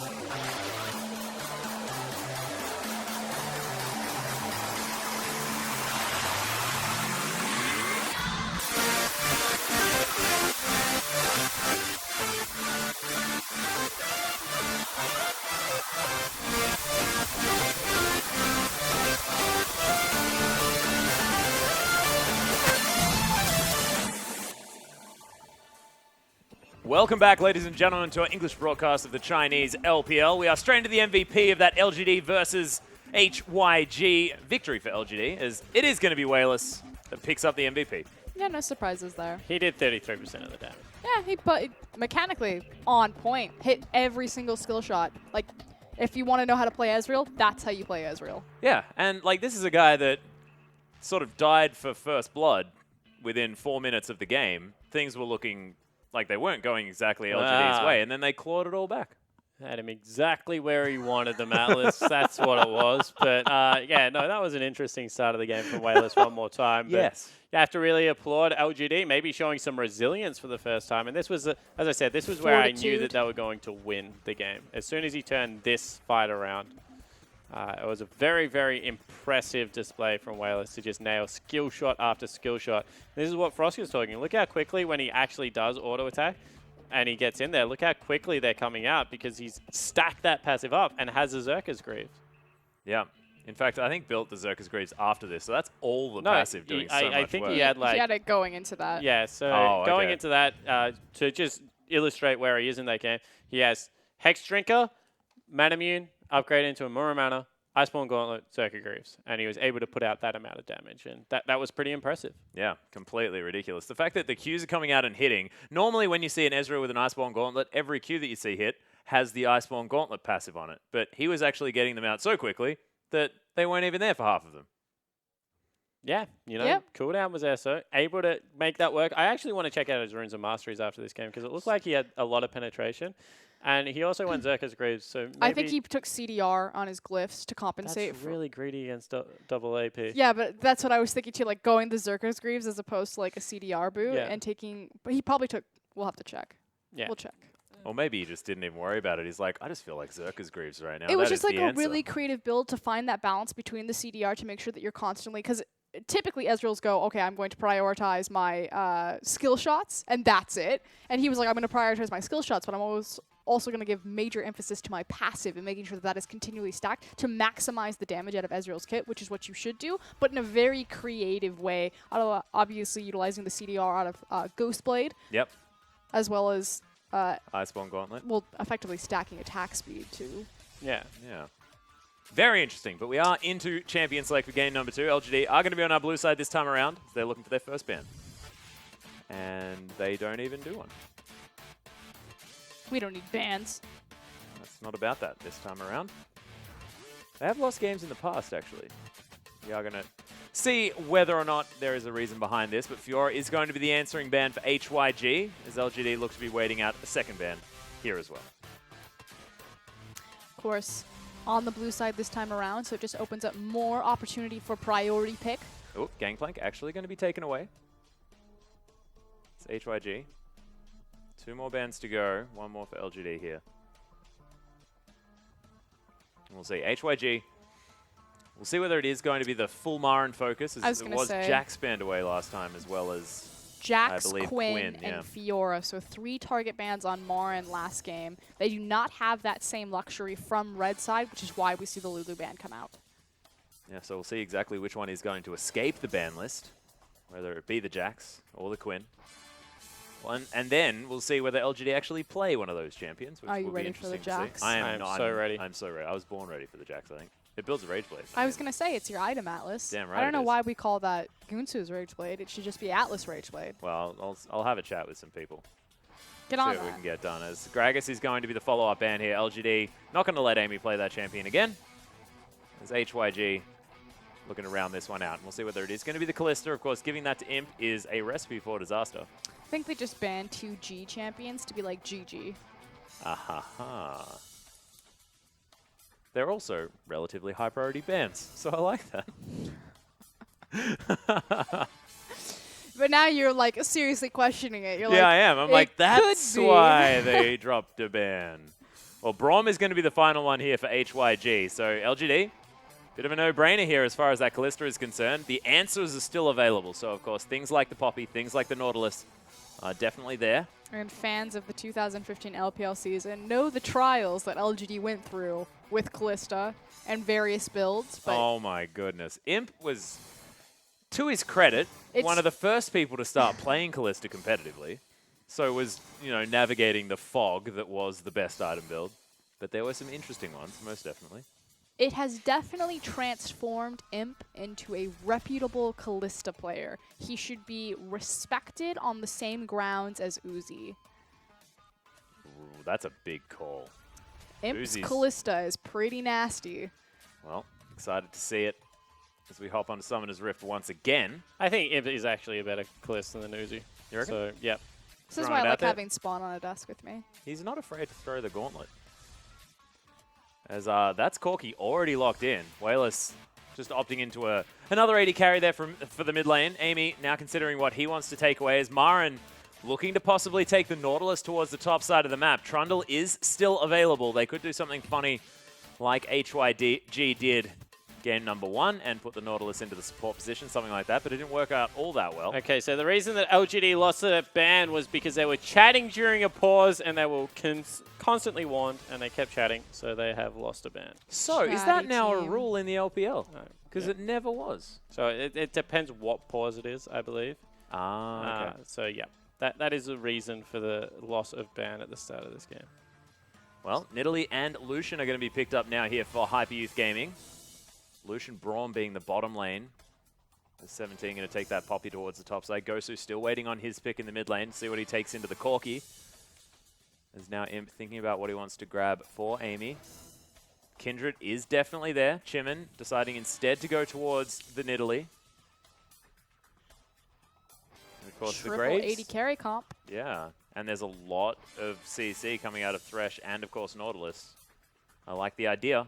Plus, you've got mixed damage coming out of the Corki. Whew, a lot of things.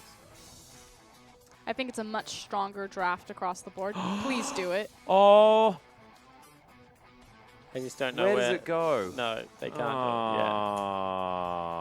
I'd say, like, we still got excited. It didn't matter. Still got excited. My brain is just like top lane Corki. Just let him play it. Not this time. POL is going to pick up the Thresh Kalista, the classic bottom lane. Very, very powerful out of LGD. Of course, POL known for his Thresh play historically as well. He's a historic Sona player. Really? Yeah, you haven't seen anything until you see PYL Sona. I could learn a bit. I've started picking up the Sonar again. Much better than Xiao Xiao's.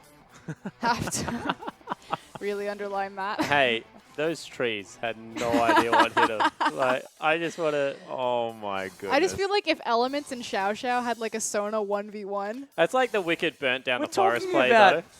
Elements now as well. That guy hasn't played for a very long Dude, time. You know, Xiao Xiao. Do you remember the play where Wicked was playing Rumble and like dropped the equalizer and like perfectly on top of the trees? Like, yeah, yeah, just burnt them all down. That's kind of what Xiao Xiao did. But I'm gonna give Wicked the benefit of the doubt and say there was only one that I can remember off the top of my head. I can remember like 7 Xiao Xiao forest dancing moments. It was actually a joke on IG for the longest time. Whenever Kitties would miss an ultimate on any champion, he would say, "I'm just taking after my predecessor." Oh my goodness. I also remember a certain clutch play in an Invictus Gaming game where he went to flash ultimate and ultimate flashed into it himself and it just looked ridiculous. What you do then is you press dance. Because it's done from there. It's like the Ezreal bit where like... Yeah. No, Xiao Xiao, to his credit, was a genius before his time. He was a very good support player when he wanted to be, just not on a couple of champions. He's now the caster for the LCK League in Mandarin. Huh. With Vincent. Look at that. And Brought it Ella. all the way around to relevance. Excuse me, Bella. Mm-hmm. She's got like purple eyes. That's doesn't sound exactly like normal eyes. As Gosu is going to be taking the Azir into the mid lane. This is what we haven't alluded to just yet. That is going to be his answer to the Corki out of Wayless. We'll have a fair bit of wave clear and, of course, harass potential there. And we'll see exactly how he is going to go on the Emperor of Shurima. As HYG really need to pick up this victory in order to get themselves to a point where they can at least challenge for some sort of spot. They've got a difficult group. They need to get all the wins that they can, especially in this cross-conference. And we'll see whether they can bring it back to a 3-game win against LGD.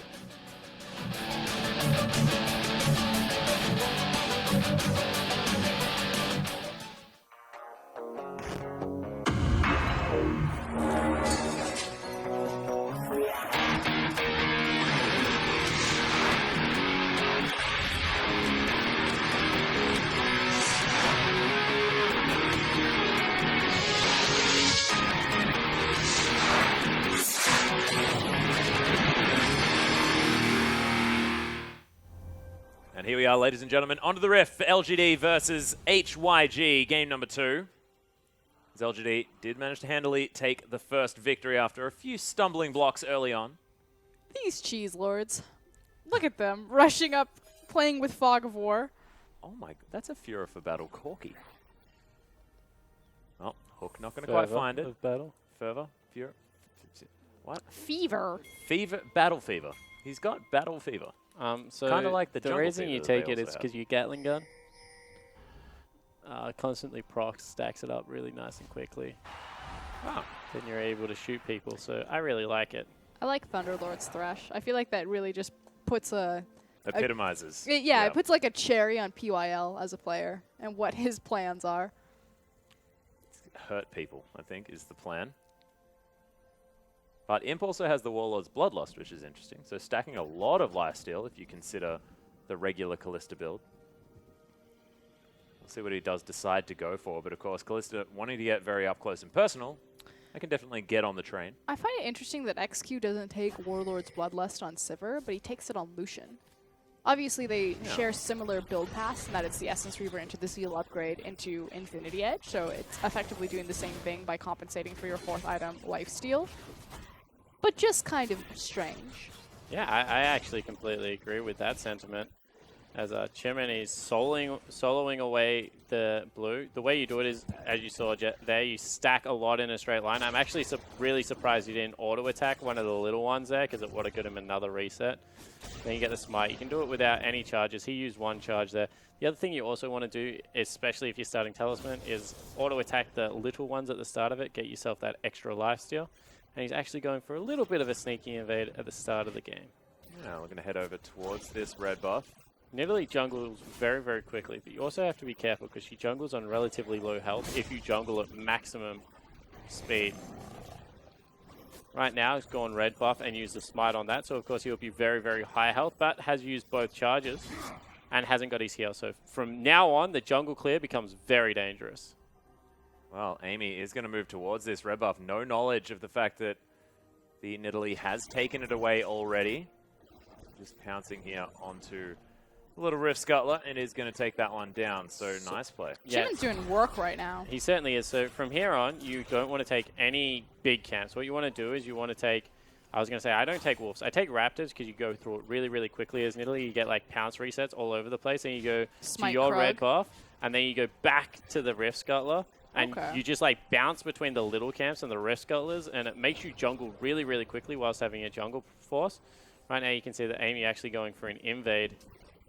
Recognizes that that whole part of the jungle is gone. But Nidalee, as I said, she's really, really weird in that you can either jungle safe or you can jungle quick. And right now, Chimney is just going for like outright brute speed. Well, he's certainly doing some work here at 17. Locks down that creep, the heroic charge. Haven't seen a creep that dead in a very long time. Chimney able to grab the 3-buff start for himself on this Nidalee. Really nicely played out of the HYG jungler once again. I mean, this guy really putting in work.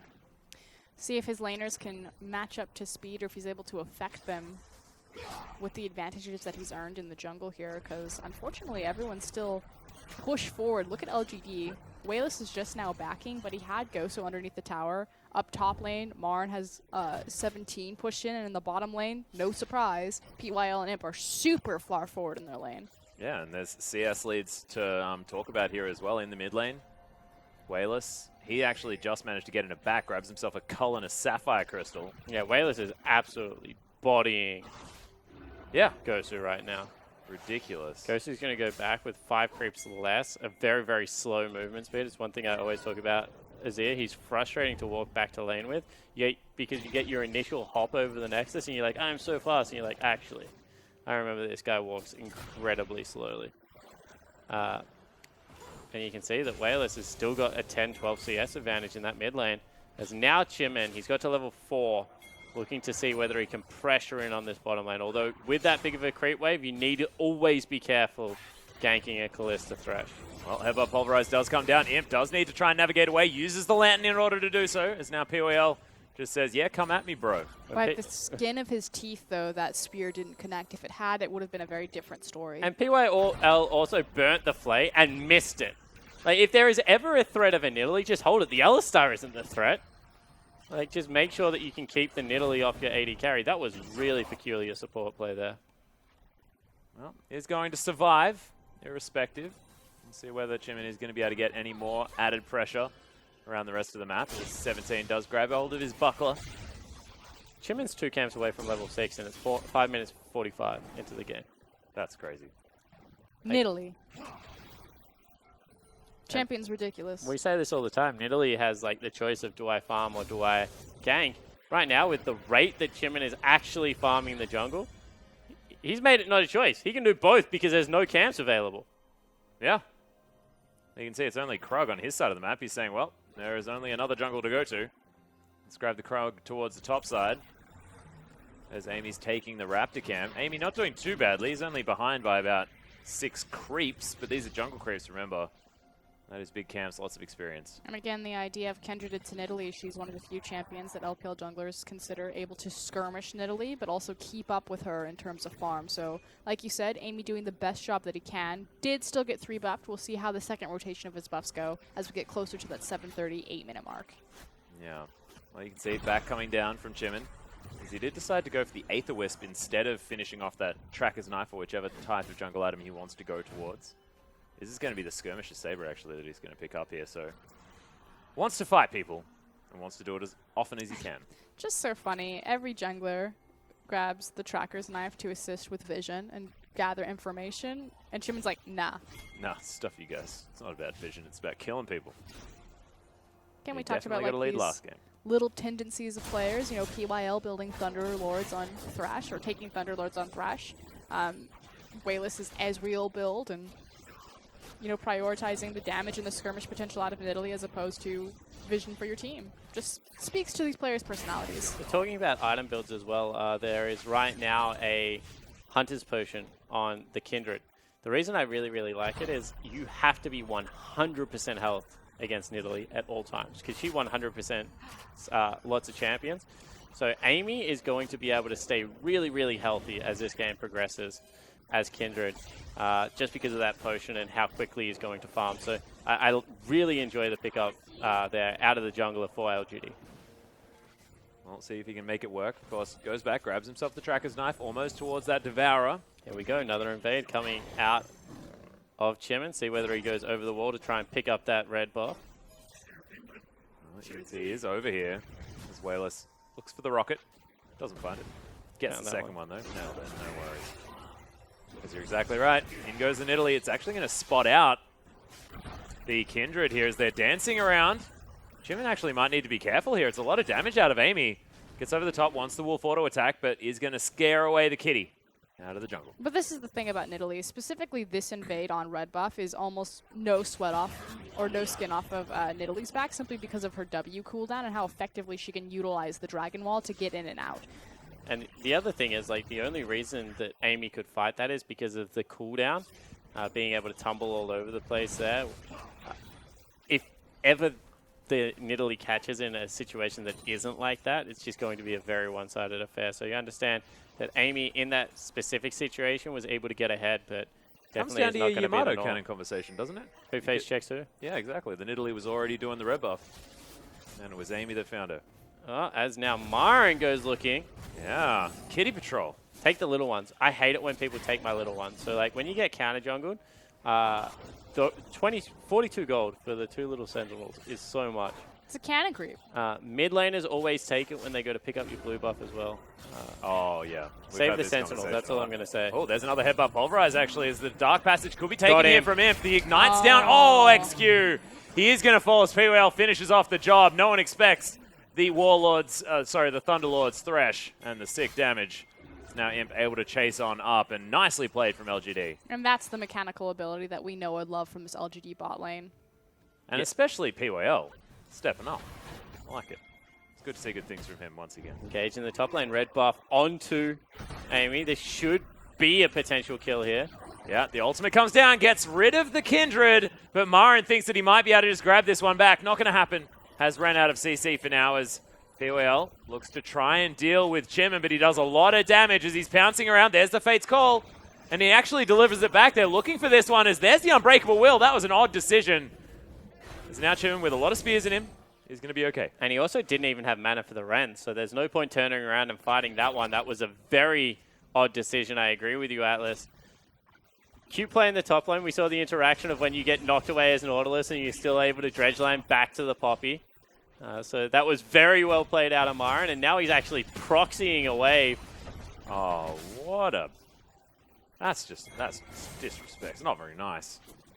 It's a good play, though. I like how Wayless didn't even care. He literally That is ate... pink ward there. Yep, literally ate the red buff, auto attack, continued farming the creeps, let the pink ward die, it completely ignored Italy. He did have the Kindred on top side of him. So He just Amy also put a ward potentially right underneath the turret. Amy could have potentially done something there.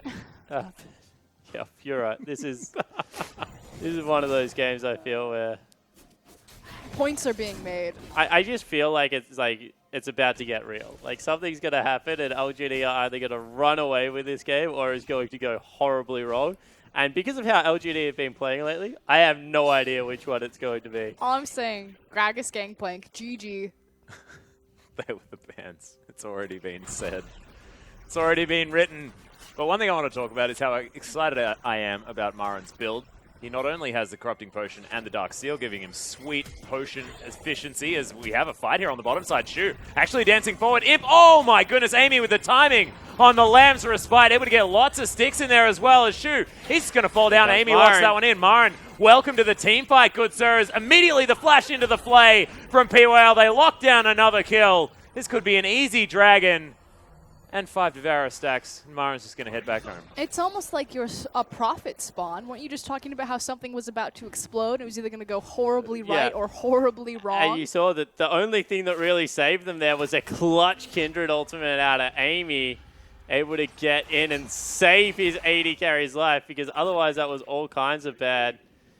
Won't actually lead to the first dragon of the game, Atlas. You were saying how important it is for Kindred to be able to I got prioritize excited that. about Devour stacks. You know, that's just what I do. No, I already warned you that, you know, that's 2 kills in the bottom lane. Yep. That's more than enough Devour stacks for now. Don't get too greedy. Sorry, Dad. But you're right. This is a really strange and wonderful build coming out of Iron right now. He's got a Dark Seal. It's great because it elongates the potion duration. So you're right, 6 synergy there. Oh, yeah. Caesar up Portal coming in after the Balmy Cinder. Yeah, so he's listened. He's going for the math. Like, as far as I'm concerned, if you max E, that is mathematically the best build to go with Raptor Cloak. So he's just all kinds of right now. You're correct. I'm digging it, man. Yeah. Feeling good on the desk. Thanks, Marin. See, this is World's MVP. That's what we expect out of the World's MVP. Raptor Cloaks, Balmy Cinders, and sweet Corrupting Potions plus Dark Seal. Every champion. We have different expectations of our What is World's happening MVPs. right now? I'm all about achievable goals, Spawn.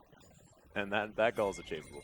Well, we'll see if the playoffs are achievable for LGD. They still have to close out this game. Oh, 10 out of 10 segue, Frosco. I nailed it. Oh, beautiful stuff. Oh, please, no voices. We had one rule coming into this cast. As a face check one more time. Yep, there's the Fates call, though. Imp says, oh, silly PYL. As I didn't do the leapfrog. They're the perfect opportunity for it, but decide not to do it. As Amy's just like, He's what's on a going stakeout. on? Yeah. Marin, please. Ping, ping, ping. Yep. It's called like the happy feet situation or something like that.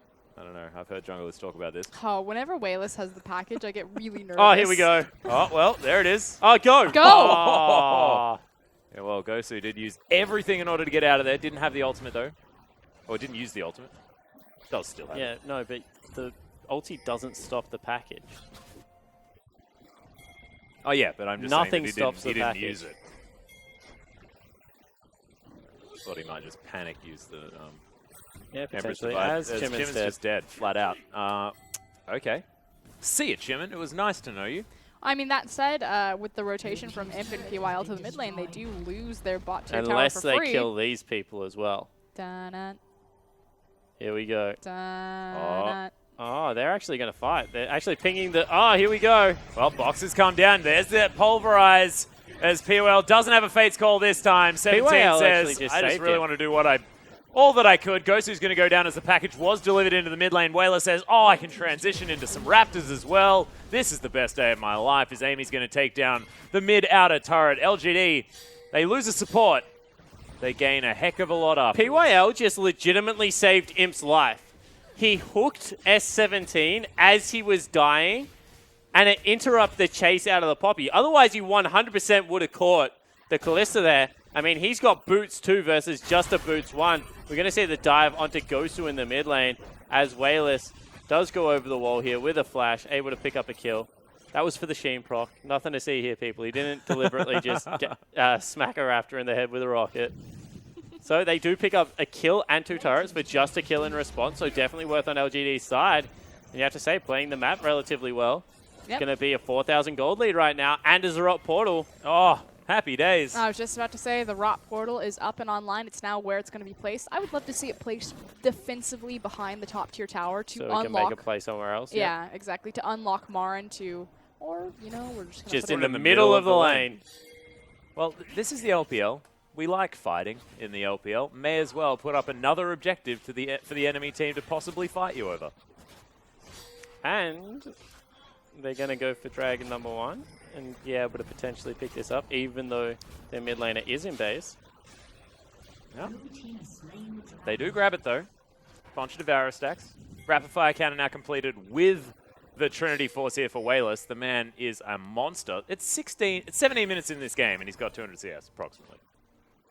Yeah. Something that he's always been good at. Yeah, he's a definite agriculturalist. I was going to say taking his junglers' camps. But this time around, you know, Amy's actually kept up relatively well with Chimin, who got up to an absolute flyer. So you have to say that something's changed this time. Yep. Amy's been spending a lot more time in the lanes, ganking bottom, and picking up that CS. I was like, how is she going to do this? Oh, very nicely done. Well, actually, Wayless has also just been taking Chimin's farm instead. But in saying that as well, you know, Im's still got a 20 CS lead. So everyone's happy right now is what I'm trying to say for Oscar. I think there's just more farm being delivered to LGD this game. As Marin's in a lot of trouble. He is. Riptide's coming through. He's going to try and use the dredge line to get out. Death Charge comes in. They're coming in. Amy's over the top. He's saved with the ultimate. Is now 17. He's having to run away. Heroic Charge creates some distance. As Imp still running along. Gets the slow from the Ren, but that's about it. As Gosu's going to get hooked. Does have to run away. Amy looking for it. As POL dodges out of the way of the spear. Almost delivers it to Amy, who is not going to get hit. And Wayless is in the bottom lane. Yeah. I was going to say, and with all that action, that does mean that there's a 1v1 between Wayless and XQ down here. And XQ definitely needs to be careful. Huge level discrepancy. That is 4 levels between Wayless and XQ. There's reinforcements coming. There's 3 people on his side, and he knows Wayless. Well, shoot, he's going to walk over a pink ward. Wayless just says, I want to kill you anyway. He almost does as he blows the heal. Wayless now able to use the Valkyrie. Oh my god. That was so close. What a mess. To echo what a disaster. A very intelligent person, and he knows Wayless. Oh my goodness. See, that's what I'm talking about. That is a situation where LGD, it either goes horribly wrong, which it did, or horribly right. Because Wayless nearly got 2 kills. Which it almost did, yeah. And you know that with Shu there by himself, that, like, he's not going to be able to kill Wayless. That was very nearly, like, a beautiful play. We knew. Yeah, we knew he was going to do it. And 3 members knew. Like, they were streaming. They did not stop for anything. So, yeah, in the end, Wayless dies. That's all there really is to say about that play. They need to adjust the health on this. I think the #1 way to nerf Zarot portal is this needs to die much earlier. I think that's actually the proposed change. So 6 auto attacks or something like that is going to be able to take it down. Because this, it's just silly, right? It's like I'm going to kill a turret that doesn't fight back. Changes that I want. Towers need to be stronger. Zarot portal needs to have less hits. And Devour needs to not exist, right? Yeah, I hate that item.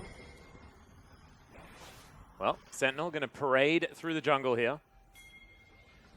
LGD really don't have much to go from here, actually. You can see that they're trying to pressure the jungle, but Chimin's still stronger than Amy, realistically. Oh, Wayless wanted that red buff.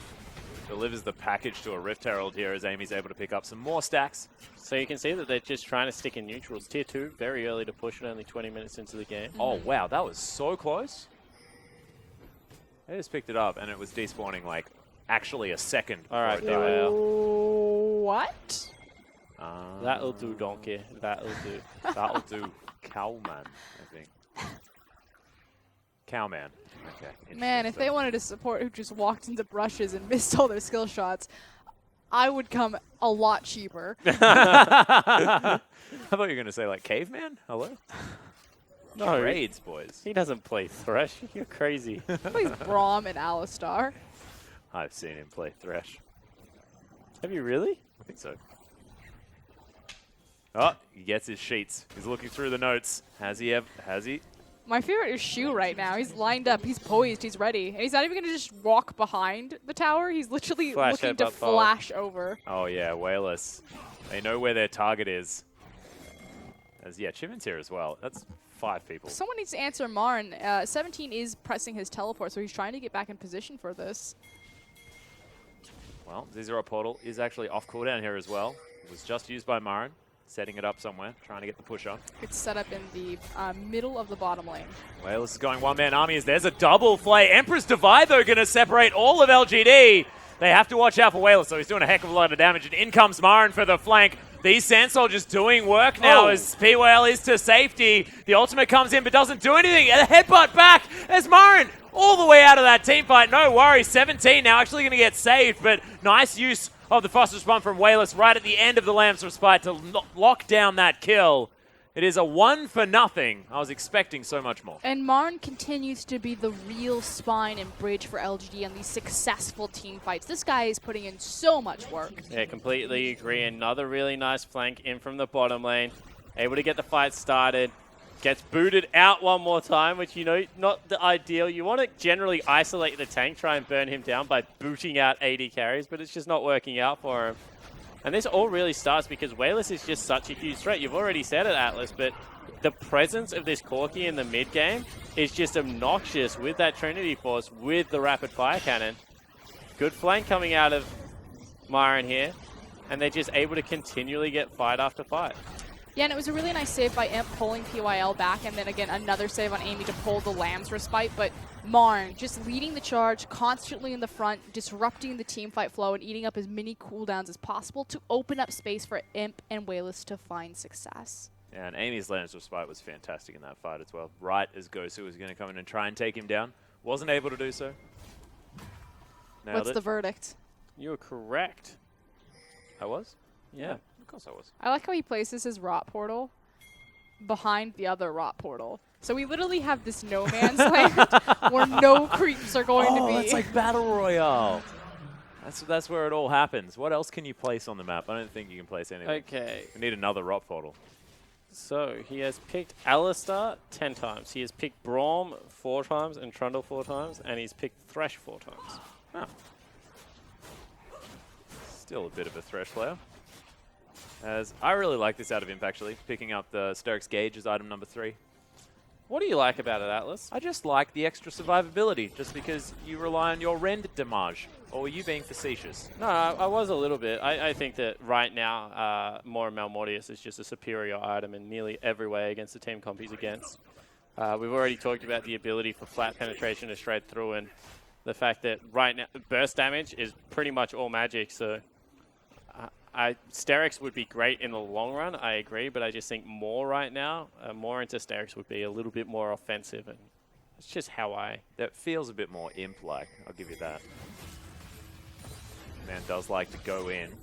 But Myron, a solo expedition here. He did not get that. Yeah, almost. But he's going to get Gosu. Yeah, still wants the blue buff here as Gosu is most definitely dead. CC Train, like you wouldn't believe, as Myron does grab himself the blue buff in the end.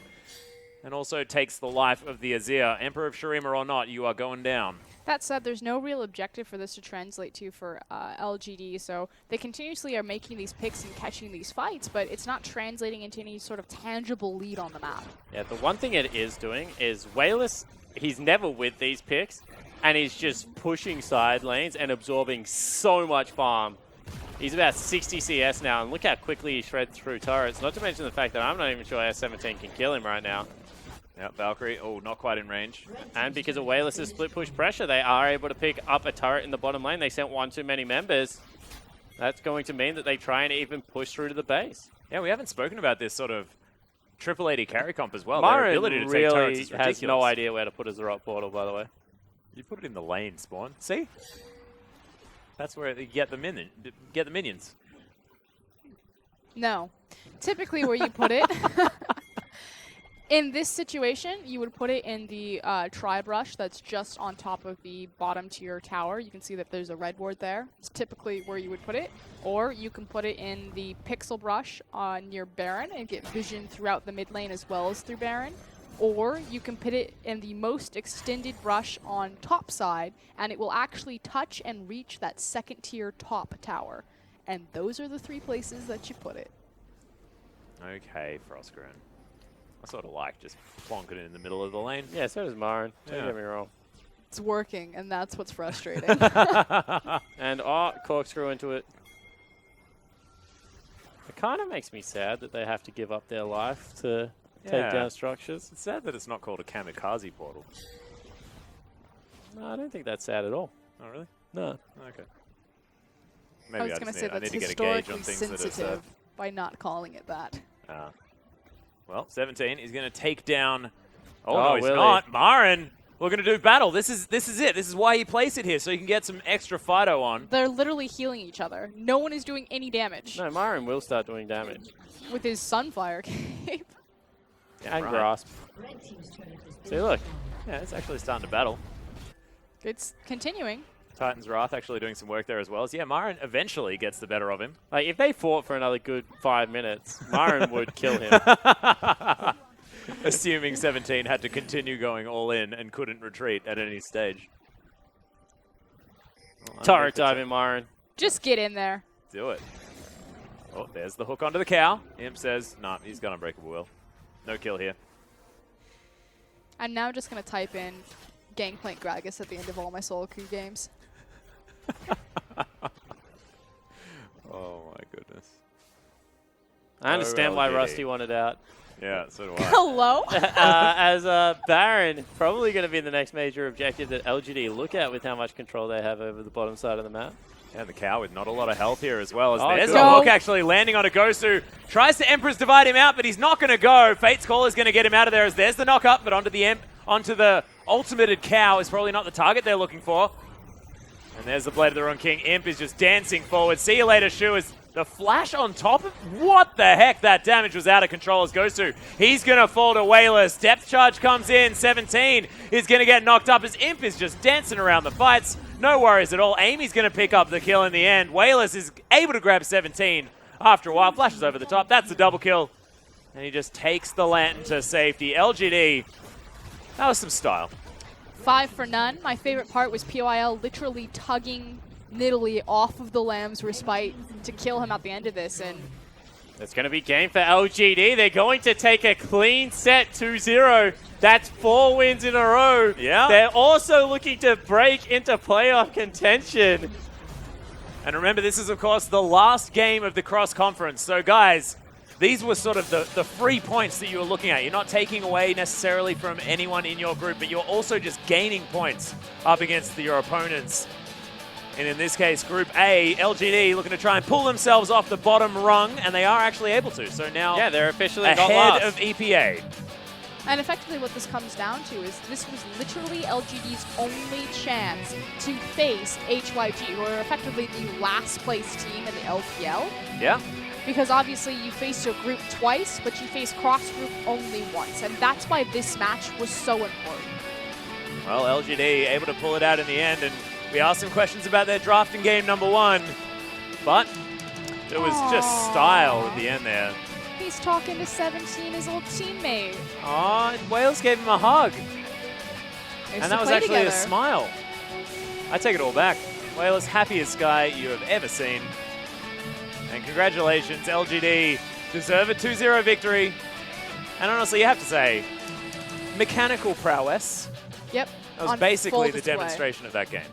And I'm going to say that those games are probably the quickest cure for LGD right now. What I mean by that is that when you actually play a game like that, your spirits lift. All of a sudden, the coordination's a little bit easier because you're winning these team fights. You're navigating around them together. And that's going to open up that communication gate, right? And we saw that Myron was very active in the team fights today, which was a good sign. And then even Wayless was getting involved. So I think that games like that can only do positive things for the LGD lineup. Yeah, I think so. And again, if we're talking about, things that LGD did well, there was a lot of team cohesion, at least on the back half of that. Now, naturally, there was a blunder in the beginning of game 1 where Amy and Wayless weren't on the same page. But coming into more of those 5v5s, Mar cohesively working with the team much better. And if you're an LGD fan, that's what you're looking for. Not necessarily, okay, obviously they're going to win this game, or they should be projected to win over HYG, but how do they win? And it was with teamwork. Most certainly was. But let's go back, of course. Vici were able to pick up the 2-0 victory over EPA. And there we just saw LGD taking down HYG in 2-0 fashion to grab themselves 4 game victories in a row. LGD, are they back? Not sure anyone really knows just yet, but it's looking good as there they are, picking themselves up from the bottom of the standings. Still a whole lot to contend with as QG well and truly up the top there. Snake and Team WE somewhat even. Based on the head-to-head, it is going to be Snake in the lead there as Master 3 and LGD going to bring up the rear. And nice work in Group A. So what this means is that on the group rotation through LGD, they effectively just have to beat everyone but QG to get back into where they want to be for playoffs. Certainly does seem to be the case. In Group B, RNG, Invictus, OMG, and EDG will round it out. Vici with that win get one step closer, but still a long trek for anyone in Group B to be safe in their playoff spot. Yeah, Group B is just ridiculous because you've got RNG sitting up there on 8 and 2, but then you've got 6 and 4s everywhere, and now a 5 and 5 for Vici as well. I mean, they're like one victory away, but it still feels like there's so much further to go through just because there are all these teams that are just one win ahead. So to get up there is just, I don't know. We'll see whether they can make it happen as Vici have a lot to contend with in their group.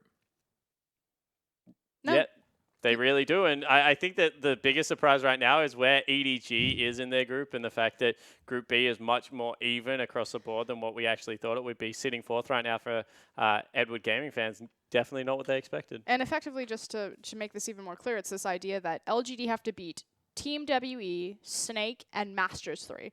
That's pretty much it. And they're just afraid of QG. On the other side, EDG or Vici have to beat EDG, RNG, OMG, and Invictus Gaming to try to grab into play. Like, yeah. It's just such a huge disparity. Yeah, and this is something that you've spoken about a whole lot of times before, Frosker, and it's the fact that, Group B just looks like a terrifying group. LGD sort of lucked out just a little bit here because they're trying to make a late run on. They went into Group A as #1 seed. You don't luck out of a #1 seed, mate. Like, you finish first in the finals, and then you get the first seed. All right, it's just how it works. We're gliding on past that. As Marin is going to be able to grab himself the MVP. 1-0-4 performance. Not a whole lot of kill participation, but he was a big old Nautilus. You need to understand that when people got drafted into LGD and QG's group, everyone was like, oh my god, this is the group of death. Yeah, but right now that is not the case. And literally EPA's manager said publicly, is like, okay, and then we saw LG's performance and now it's not so scary. Like, who would have thought, if anyone at home was like, Invictus Gaming after Worlds, whoa, don't want to fight that team, especially if you put Kid in the jungle. I just don't know if I buy it. Group A definitely should have been Snake. It should have been. Hindsight, Most definitely yes. It should have been, but it's not. In the end, Snake were it's just not. underperforming. Invictus Gaming were underperforming. EDG looked like they might have struggles, right? Because they had played Corey, they had played Amazing J. Definitely not the worlds they were looking for. RNG were this 10-man roster that no one had any idea about. So I really think that, can't play down the fact that Group B has risen to the occasion. Yes. Yeah. And so this is going to be the end of our cross-conference matches. So that was actually the last one that we just played just there. Now moving back into the group, of course, the interesting part about it is the fact that now everyone gets to have a do-over within their group. And we'll see whether they can turn around their fates. Honey, I love you, but we do have a few more cross-conference matches. Really? Yes, we have Invictus Gaming man, versus I swear QG. I spoke to you about that one. No, My it's okay. goodness. I'm just But not- we're very, very close, yes. And you are correct that we're just about to go into our secondary excited. group. He's like chomping at the bit. Yeah. No, but Atlas, you are correct. We're about to go into our secondary stage of groups, and we are finishing our cross-conference matches. This is literally the end of it. So again, a lot of points on the line because this is your last chance to pick up points where it only impacts moving up in the standings as opposed to moving down. Yeah, and we'll see exactly who's going to be able to change their fate, figure out something else. But ladies and gentlemen, that is going to be it for us for tonight. Still 2 days of LPL coming up tomorrow and the next day. But on behalf of myself, Spawn, Frosker, and our whole production crew, thank you so much for watching. We'll see you next week.